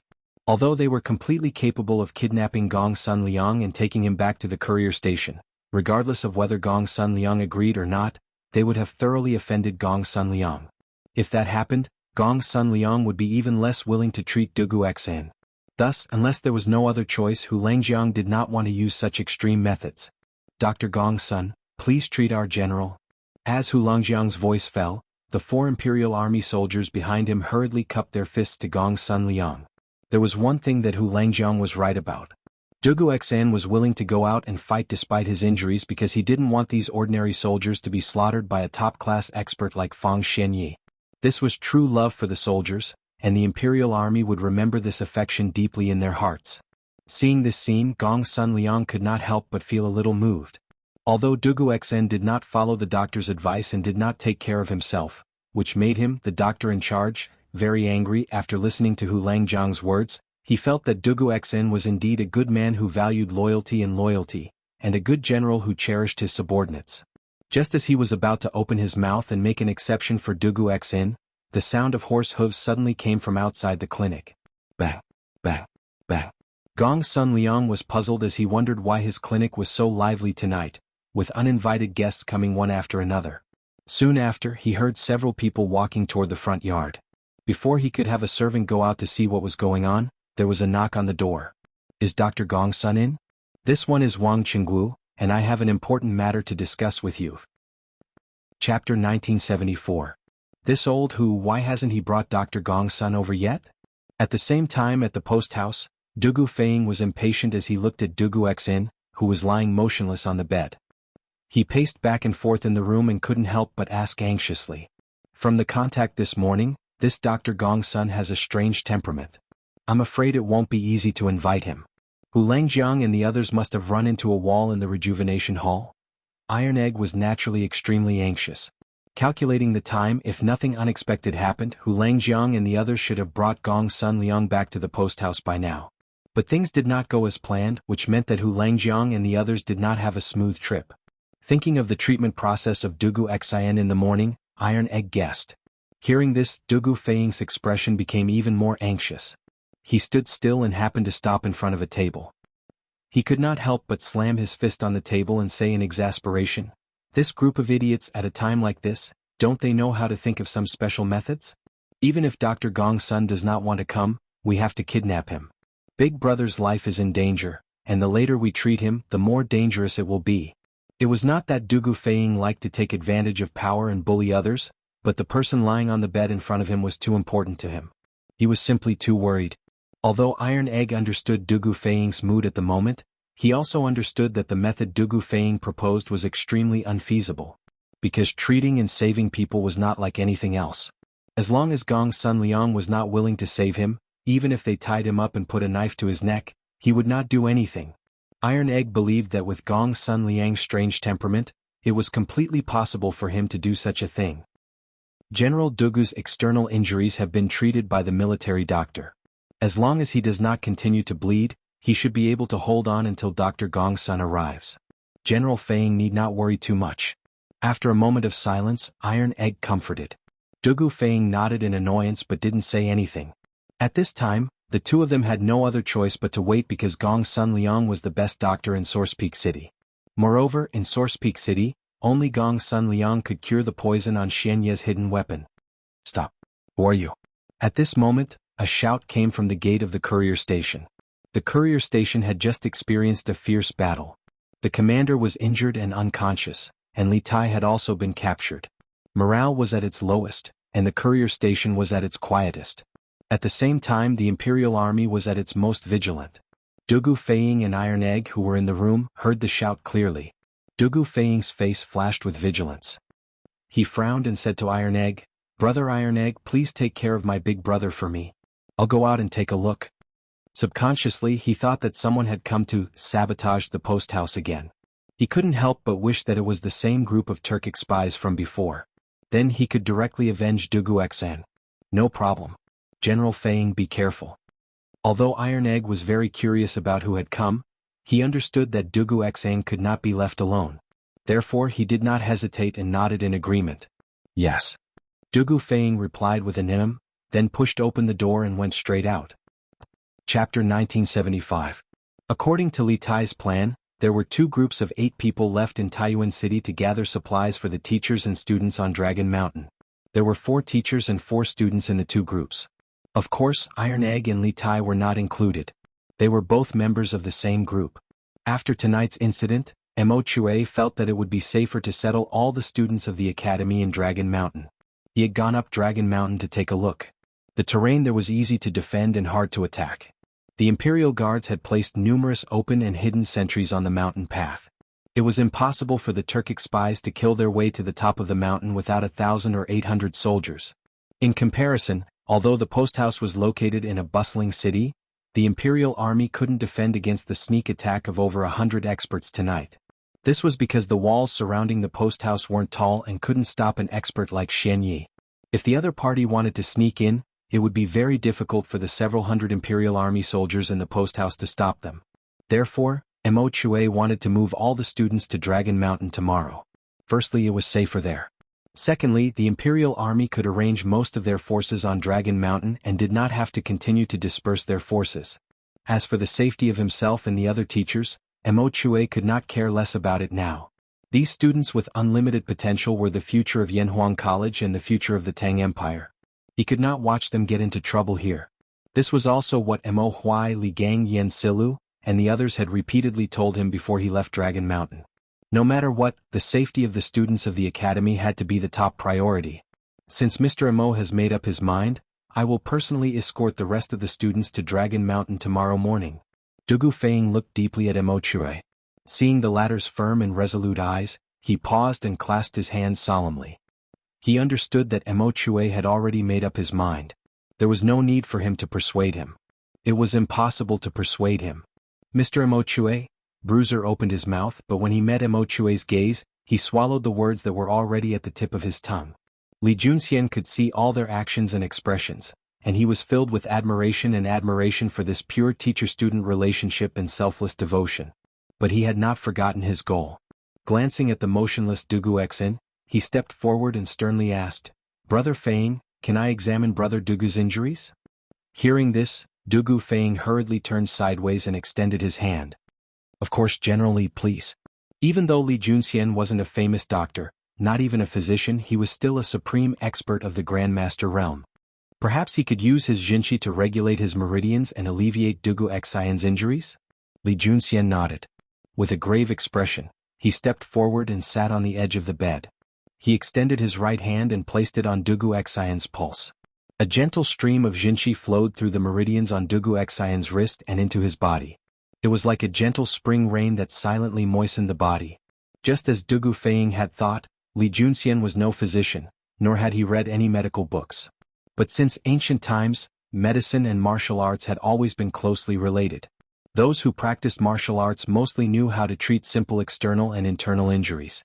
And a martial arts expert of his level was naturally much more capable of saving lives than ordinary martial artists.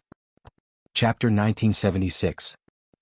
Just now this old man heard that someone wanted to kidnap me from Rejuvenation Hall. Young General truly has the authority of an official. In the guest house, Gong Sun Liang did not appreciate Dugu Feiying's warm welcome. His face was cold as he mocked Dugu Feiying as he walked into the room. No matter how fearless Dugu Feiying was, he didn't dare to act recklessly in front of the old man in front of him. This was because this old man was related to the life and death of his brother. Mr. Gongsun, you've misunderstood. I was just worried about my brother's injury. That's why I spoke without thinking. Please be magnanimous and don't hold it against me. Who would have thought that the usually reckless Dugu Feiying would lower his head to an old man? If the Imperial Army soldiers outside saw this, their eyes would probably pop out of their sockets. Today all of you are good people. Only this old man is a bad person. Someone wanted to kidnap this old man, and someone wanted to use Wang Situ to pressure this old man. Could it be that in your eyes, this old man is a cold-blooded and heartless person who would watch someone die? Gong Sun Liang ignored Dugu Feiying's apology, and as he walked toward Dugu Xian's bed, he grumbled to himself.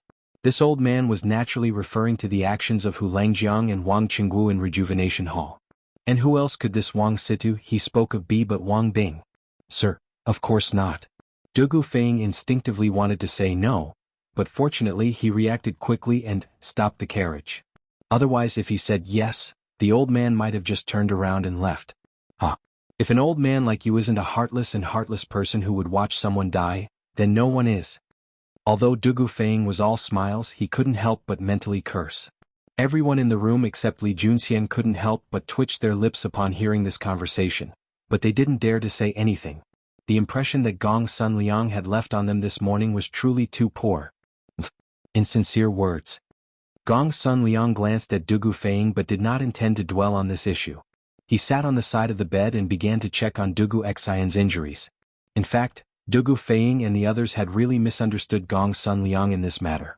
Previously in the Huichen Hall, after Hu Lang roughly explained why Dugu Xian was injured again, Gong Sun Liang, who was deeply moved, had already planned to immediately go to the post house to treat Dugu Xian. But who would have thought that Wang Qingwu would come to the Huichen Hall with Wang Bing's instructions? With this, Gong Sun Liang was like an unscrupulous doctor who would not save a dying person. Mr. Gong Sun, how is my elder brother? Gong Sun Liang first flipped Dugu Xian's eyelids, then looked at Dugu Xian's tongue, chest and other parts, before finally placing his right hand on Dugu Xian's pulse. Not long after, he withdrew his hand and stood up. At this time, Dugu Feiying hurriedly asked, "Alas." Gong Sun Liang shook his head with a heavy heart. Then he complained, "You knew that he had not recovered from his injuries, so why did you let him get injured again? And such a serious injury at that? The current situation is really a little tricky." "I was wrong in this matter," Dugu Feiying said in shame. "My elder brother was poisoned with the same poison as this morning. Mr. Gong Sun, since you were able to save my elder brother this morning, you can definitely save him now. I beg you, you must save my elder brother." Chapter 1977. Lend it to me? How do you want to borrow it? Gong Sun Liang raised an eyebrow in confusion when he heard that Li Junxian could lend him his internal energy. This old man is not a martial artist and has never learned how to circulate internal energy. My 8 meridians have not been opened. Even if you transfer your internal energy to this old man will not be able to use it, much less use it. Iron Egg also looked in confusion at Li Junxian. He had subconsciously believed that Li Junxian's method of borrowing internal energy was the guiding internal energy that Gong Sun Liang had spoken of. This method had a certain degree of feasibility because when Sun Simiao had treated Li Gang, Li Zishuan had used this method. However, after listening to Gong Sun Liang's analysis, Bruiser began to feel that this method wasn't reliable. This was because Gong Sun Liang was different from Sun Simiao. He had never practiced any qi cultivation techniques. He was just an ordinary person. His meridians couldn't withstand the true qi of an internal martial artist. Li Junxian knew that the situation was urgent. After all, Dugu Xian's life was still in danger, so he did not keep Gong Sun Liang in suspense. "What I mean is, Sir Gong Sun Liang, you seal his acupoints while I use my internal energy to control the needles. Although I am not a doctor and have never learned any acupuncture techniques, I know the various acupoints of the human body like the back of my hand. Sir Gong Sun Liang can choose a relatively simple acupuncture technique and then tell me when to insert the needles into which acupoints on Brother Dugu's body. I will do as you say, and after the acupuncture, I will control the needles and channel internal energy into Brother Dugu's various acupoints to force out the poison. I am confident that with my control over internal energy, there will be no problem with this step. The key is still the acupuncture." Gong Sun Liang couldn't help but blow his beard and glare. Sir's tone is truly arrogant. You think that as long as you know the right acupoints you can perform acupuncture? Truly arrogant and ignorant.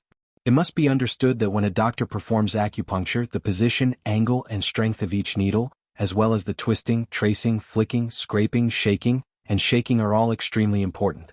Without tens of thousands of times of practice, it is very easy to make mistakes while performing acupuncture, and this isn't even considering that Sir has never performed acupuncture before. For a doctor, a small mistake can cost the patient their life. Therefore, this old man doesn't agree with your method. The old man's words were not at all polite.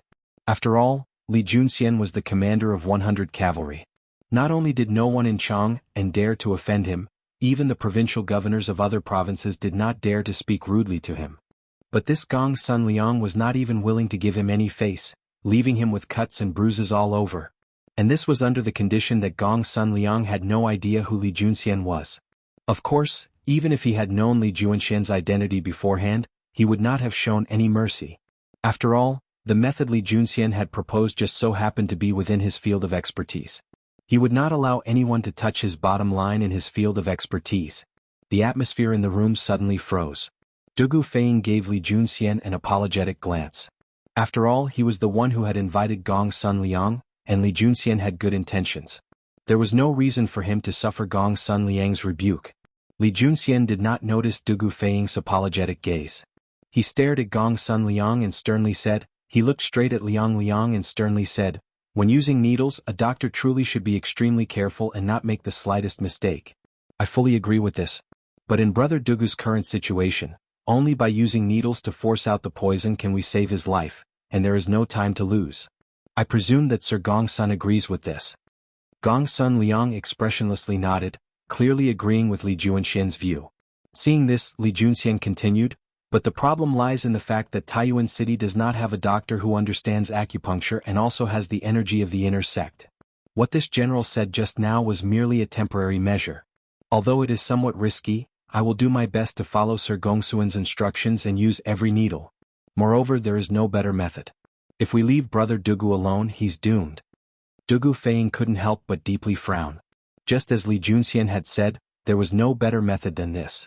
If they didn't make a decision soon, Dugu Xian's last hope of saving him would be snuffed out. Gong Sun Liang scowled. Sophistry. Great general's suffering today is fate.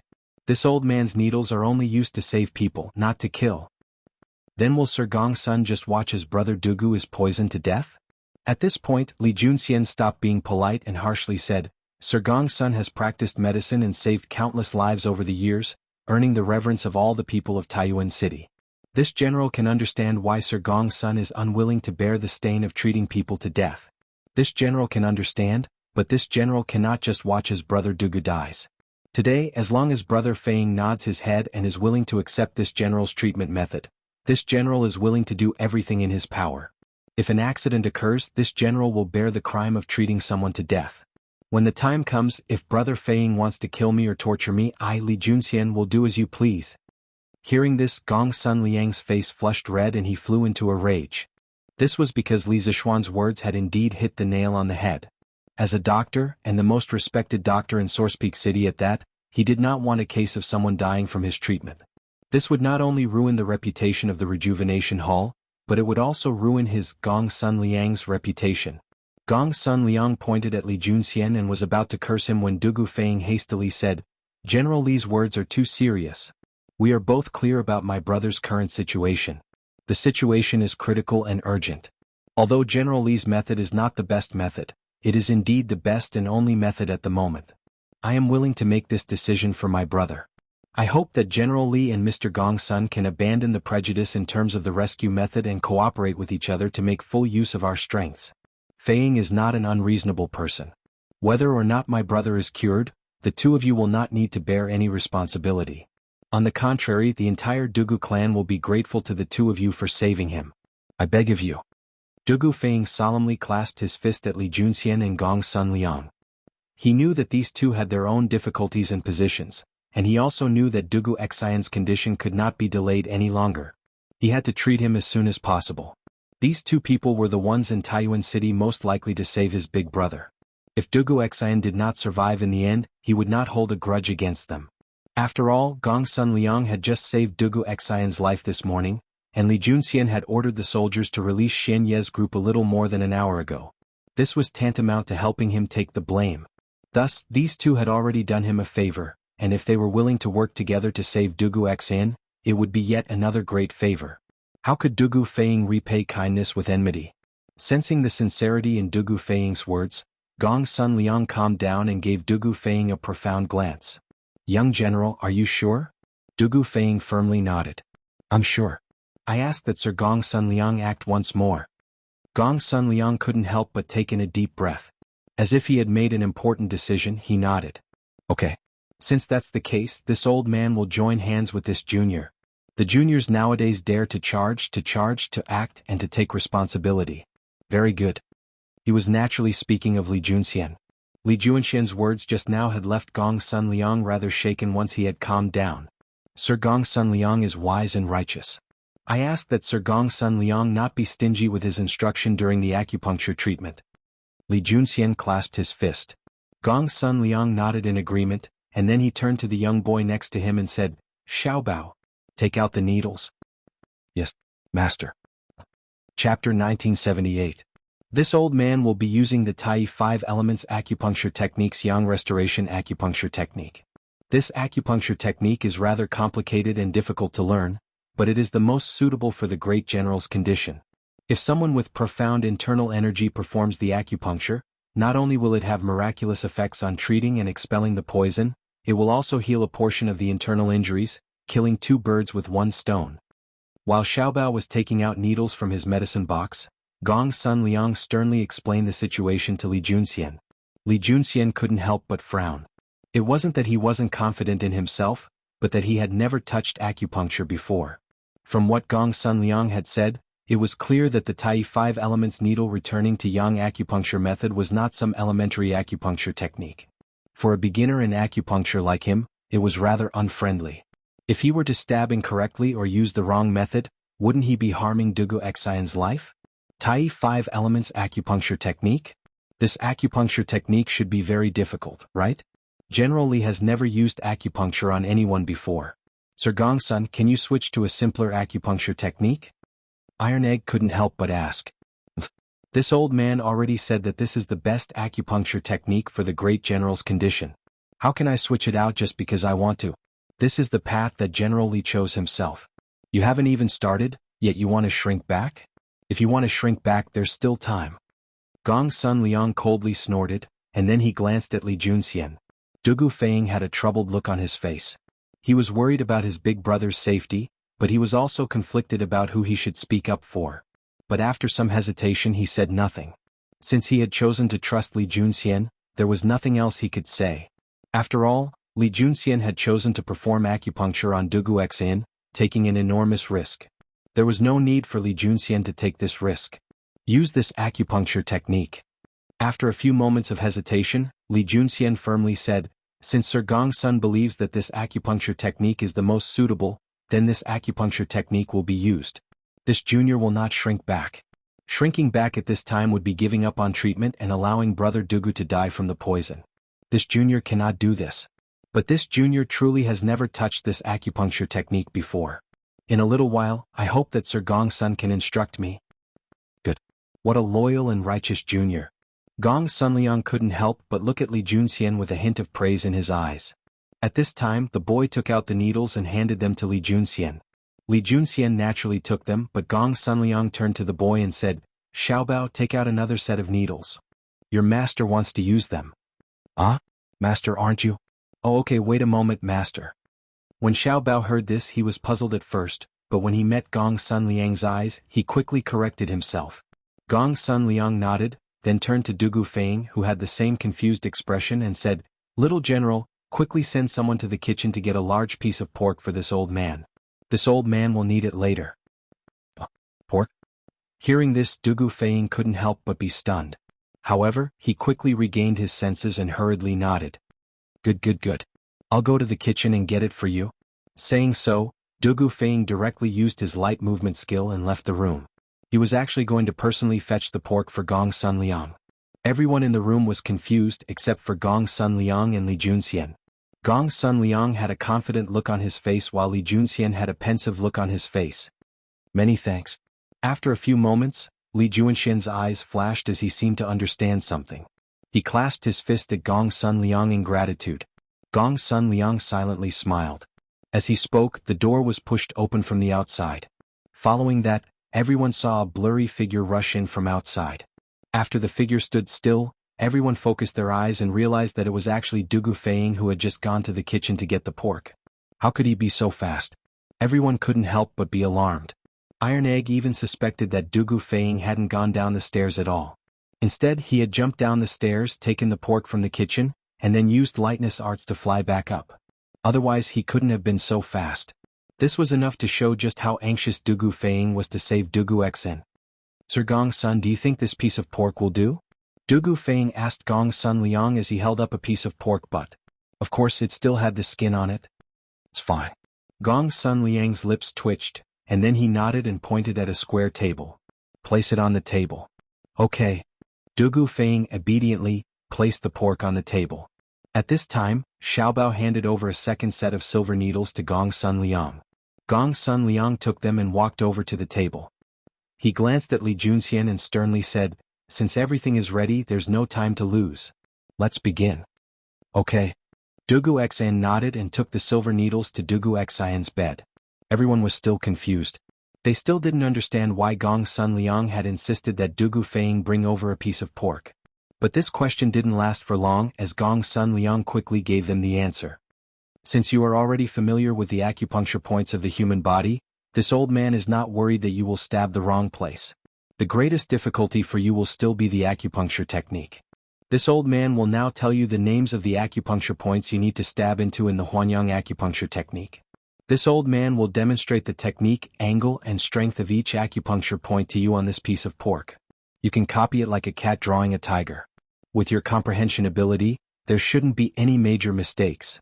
As for how much energy you need to pour into each acupuncture point, you should know better than this old man, so there's no need for this old man to remind you. With this method, you should be able to minimize the risk. Do you understand? After hearing Gong Sun Liang's explanation, everyone was enlightened and couldn't help but sigh in praise of Gong Sun Liang's thoughtfulness. To be more precise, he had fully utilized Li Junxian's strengths and then used his personal teachings to make up for Li Junxian's greatest weakness. In this way the risk was truly minimized. I understand. Let's begin. Li Junxian nodded and opened the cloth bag containing the silver needles. Xiaobao hastily removed Dugu Xian's blanket and took off his clothes, immediately revealing the terrifying wounds on his body. And this was after the military doctor had stopped the bleeding before Gong Sun Liang's group arrived. Otherwise, these wounds would have dried up all the blood on Dugu Xian's body. Gong Sun Liang took out a silver needle 1 inch long from the cloth bag and began to use the pork on the table as an acupuncture experiment. For the first needle, take a needle 1 inch long and stab it into the Tiantu acupuncture point with one hand. When you feel some obstruction under the skin, immediately stop. After that, scrape the needle. Place your index finger against the end of the needle and use your thumbnail to scrape the needle from bottom to top. Pour in energy to unblock the Tiantu acupuncture point. Li Junxian listened and watched with rapt attention. After Gong Sun Liang finished his explanation, he took in a deep breath and began to lift the needle, stab it in, and scrape the needle. He seemed to be doing the exact same thing as Gong Sun Liang. This level of imitation was simply breathtaking. Gong Sun Liang's eyes brightened. With Li Junxian's outstanding perception, if he could maintain this state, the chances of success would be much higher.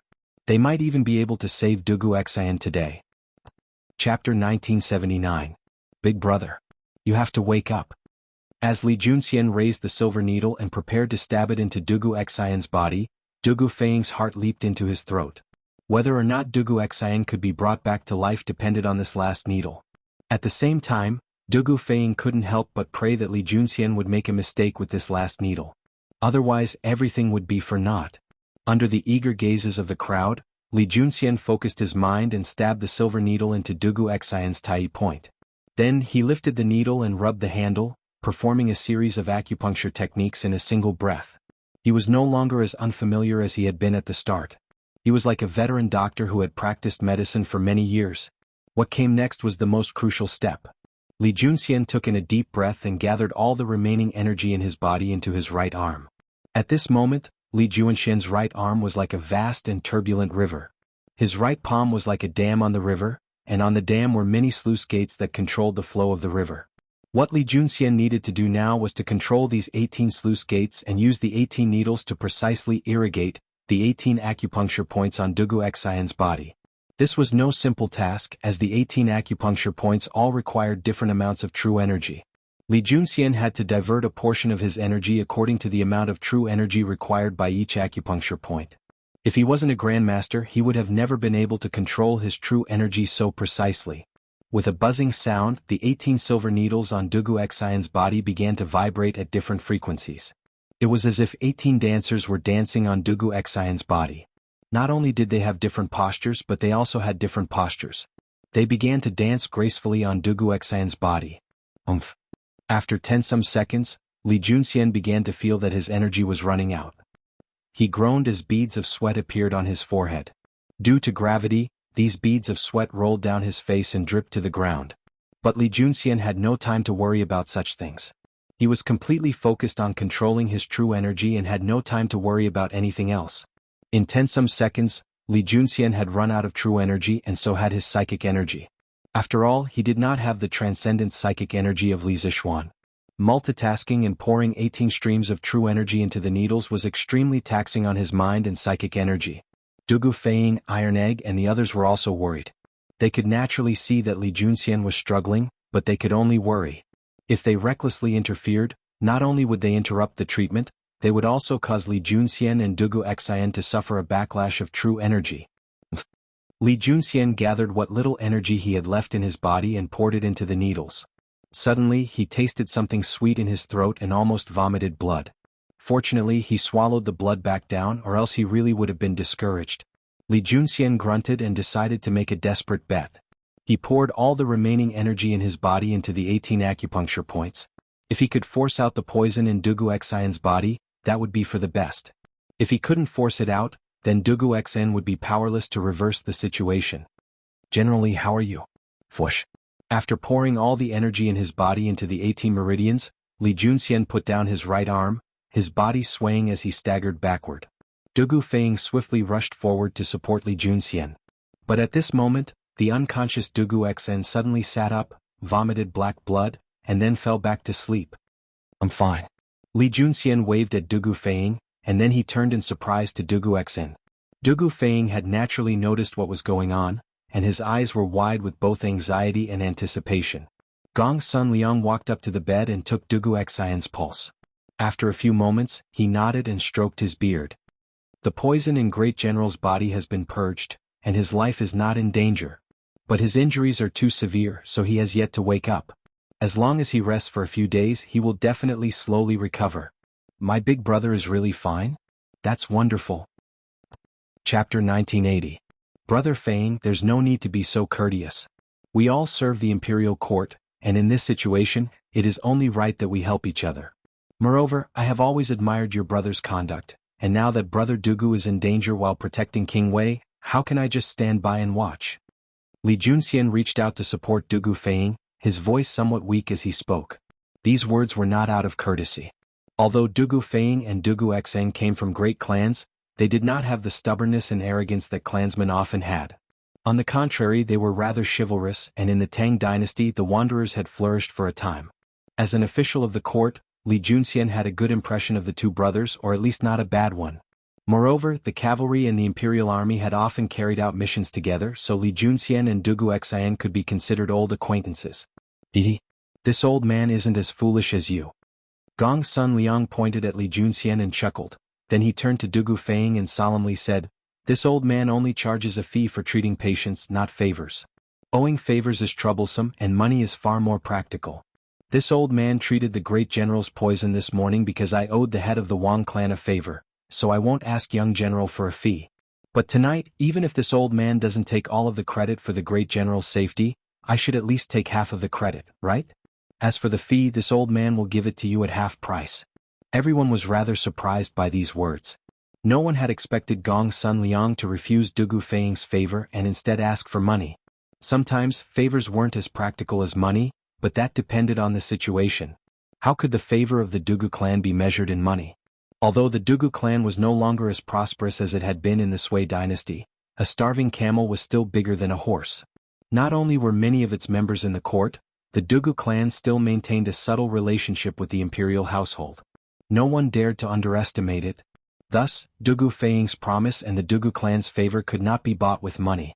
Hearing this, Dugu Feiying was also stunned for a moment, but he quickly reacted.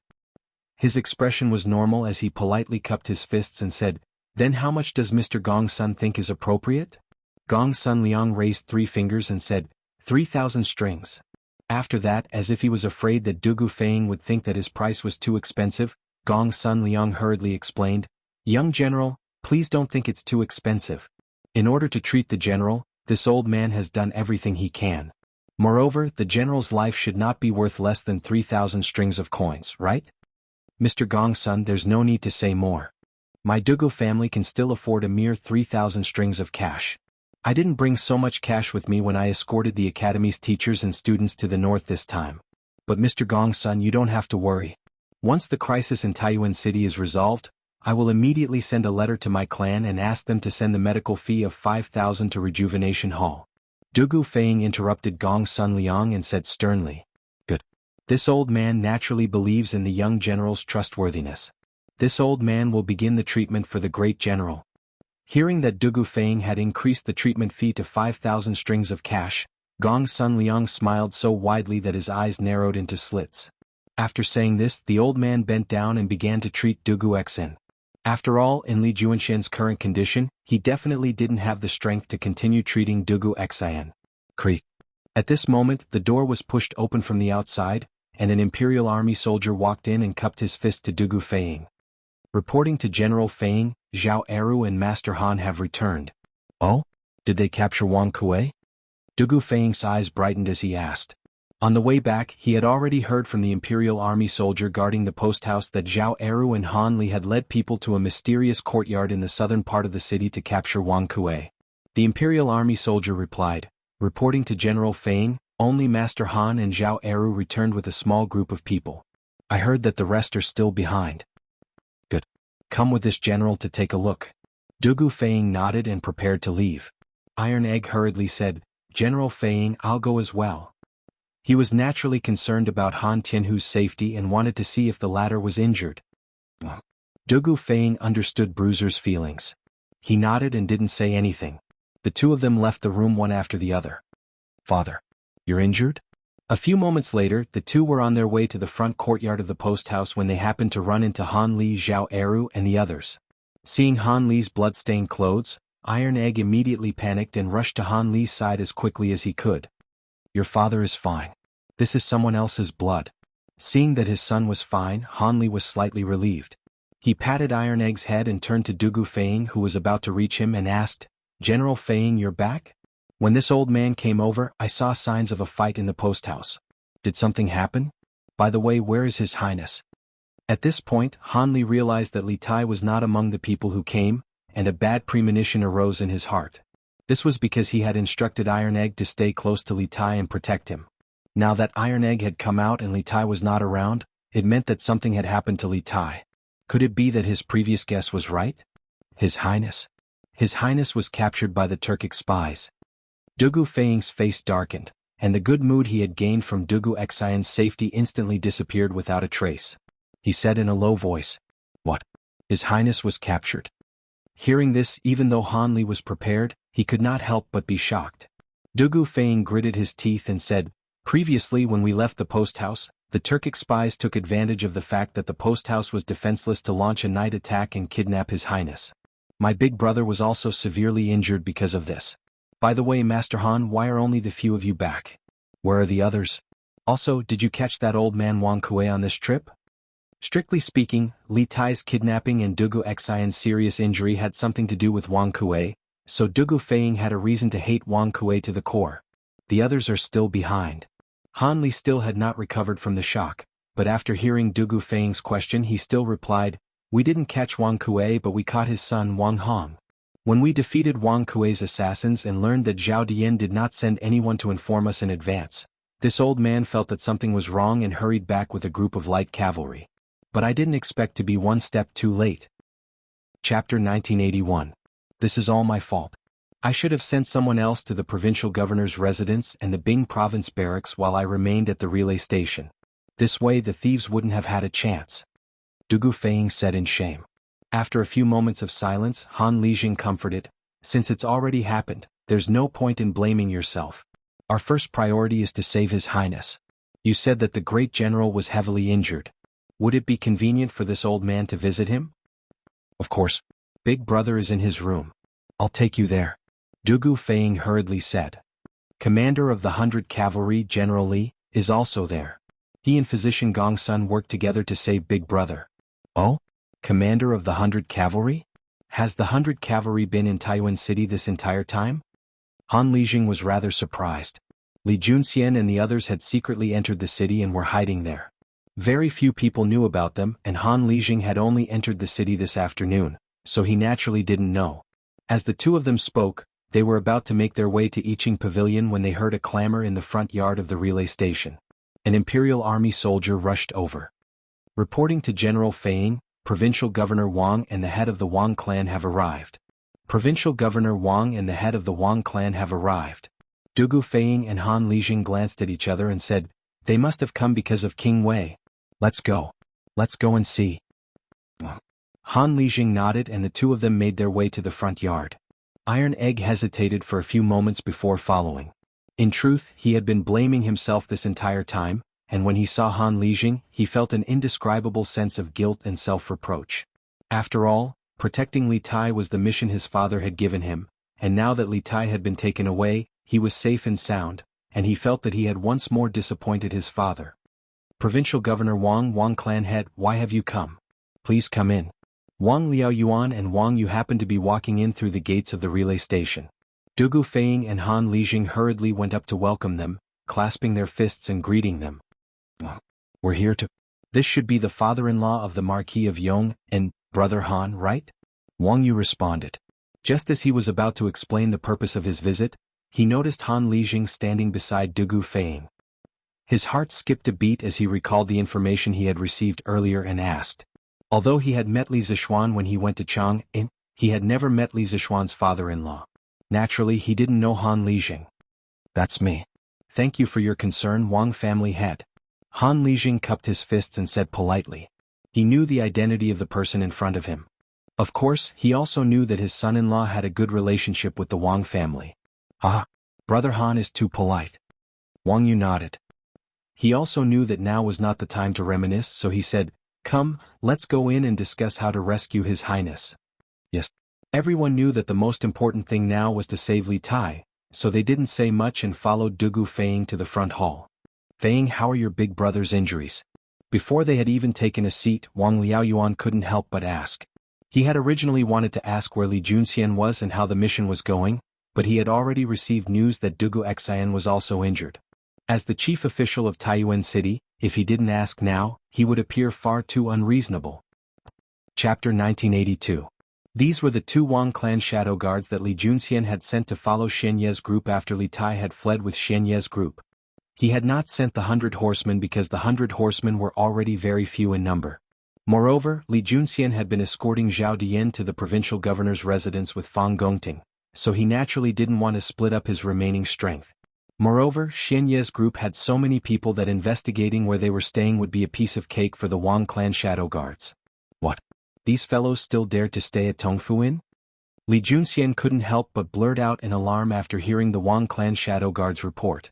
Xian Yi and the others clearly knew that the 100 cavalry had captured Zhao Dian at Tongfu Inn, and that they were likely to be followed on their way back, but they still dared to choose Tongfu Inn as their lodging place. They really didn't know if they should be praised for their courage, or if these people didn't know the immensity of heaven and earth. Yes, we saw it with our own eyes. The Wang clan shadow guard clasped his fist and said, because we were worried that they would change their location, this subordinate came back to report. Zhao De is still keeping an eye on them near the inn. If they do anything strange, he will immediately report back to General Li. Li Junxian nodded in satisfaction. Good. The two of you have done very well. You're dismissed. The Wang clan shadow guard breathed a sigh of relief and hastily clasped his fist. Yes. This subordinate will withdraw. As a shadow guard of the Wang clan, although Wang Yu had never said a single word to him, when he heard the words "very good" from Li Juanxian's mouth, he knew that he had completed his mission. He might even be rewarded when he returned to the clan. After all, anyone with a bit of intelligence could see the Wang clan's current situation. Tong Fuin. It seems like these Turkic spies are determined to eat us. This old man suspects that they sensed that we were following them on their way back, but they still chose to stay at Tong Fuin. They are certain that we don't dare to risk His Highness King of Wei's life, so we won't dare to do anything to them. Wang Yu frowned as he spoke. These two Wang clan shadow guards were the two Wang clan shadow guards that Li Junxian had sent after Shen Ye's group had fled with Li Tai. He had not sent the 100 cavalry because they were already very few in number. Moreover, Li Junxian and Fang Gongting had been escorting Zhao Dian to the provincial governor's residence, so Li Junxian naturally did not want to split up his remaining forces. Moreover, Shen Ye's group had many people, and investigating their base would be a piece of cake for the Wang clan shadow guards. What? These fellows dared to stay at Tongfuin? Li Junxian couldn't help but be alarmed. Li Junxian couldn't help but ask. Shen Yi and the others clearly knew that the 100 cavalry had captured Zhao Dian at Tongfuin, and that they were likely to be followed on their way back, but they still dared to choose Tongfuin as their lodging place. They really didn't know if they should be praised for their courage, or if these people didn't know the immensity of heaven and earth. We saw it with our own eyes. That Wang family shadow guard cupped his fists and said, "Because I was worried that those people would change their lodgings, I came back alone to report. Zhao De is still keeping an eye on them near the inn. If they make any strange movements, he will immediately return to report to General Li." Li Junxian nodded in satisfaction. "Good. The two of you have done very well. You're dismissed." The Wang clan shadow guard sighed in relief and hurriedly clasped his fist. "Yes. This subordinate will withdraw." As a shadow guard of the Wang clan, although Wang Yu had never said a single word to him, when he heard the words "very good" from Li Juanxian's mouth, he knew that he had completed his mission. He might even receive a reward when he returned to the clan. After all, anyone with a bit of intelligence could see the Wang clan's current situation. Tongfuin. It seems like these Turkic spies are determined to eat us. This old man suspects that they sensed our people following them on their way back, but they still chose to stay at Tongfuin. They are certain that we don't dare to risk His Highness King of Wei's life, so we won't dare to do anything to them. Wang Yu frowned as he spoke. Chapter 1983. In the main hall of the relay station, as Li Zishuan spoke, Iron Egg took notes on paper. He did not have Li Zishuan's monstrous psychic energy, which allowed him to translate Li Juanxian's words into code while listening, so he could only obediently take notes. Although he also cultivated the Taishan Sutra, he was far from Li Zishuan's level. Moreover, Li Zishuan had transmigrated his soul, so his psychic energy was far superior to ordinary people's. Coupled with the buff provided by the Taishan Sutra, Li Zishuan's psychic energy was unparalleled. Wang Liaoyuan and Wang Yu were both rather worried as they listened to Li Juanxian's report. One of them was worried that Li Er would be punished for dereliction of duty after reading this telegram, and the other was worried that Li Er would punish the entire Wang clan for Wang Kuei's actions, causing the Wang clan to be exterminated. Of course, Wang Yu still had a sliver of hope.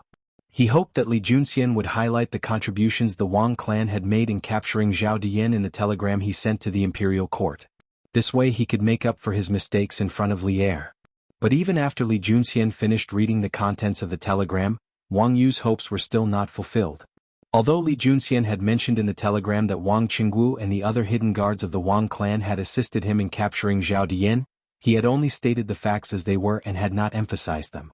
This left Wang Yu a little disappointed. But overall it was better than nothing. Okay, that's all for now. I'll have to trouble Brother Iron Egg to send this news back to Chang, and as quickly as possible. 7 minutes later, Li Junxian was finally done. He had explained everything that had happened tonight in the most concise terms possible. He also knew that the telegram was rather large, and it was rather difficult for Iron Egg to translate it all into code.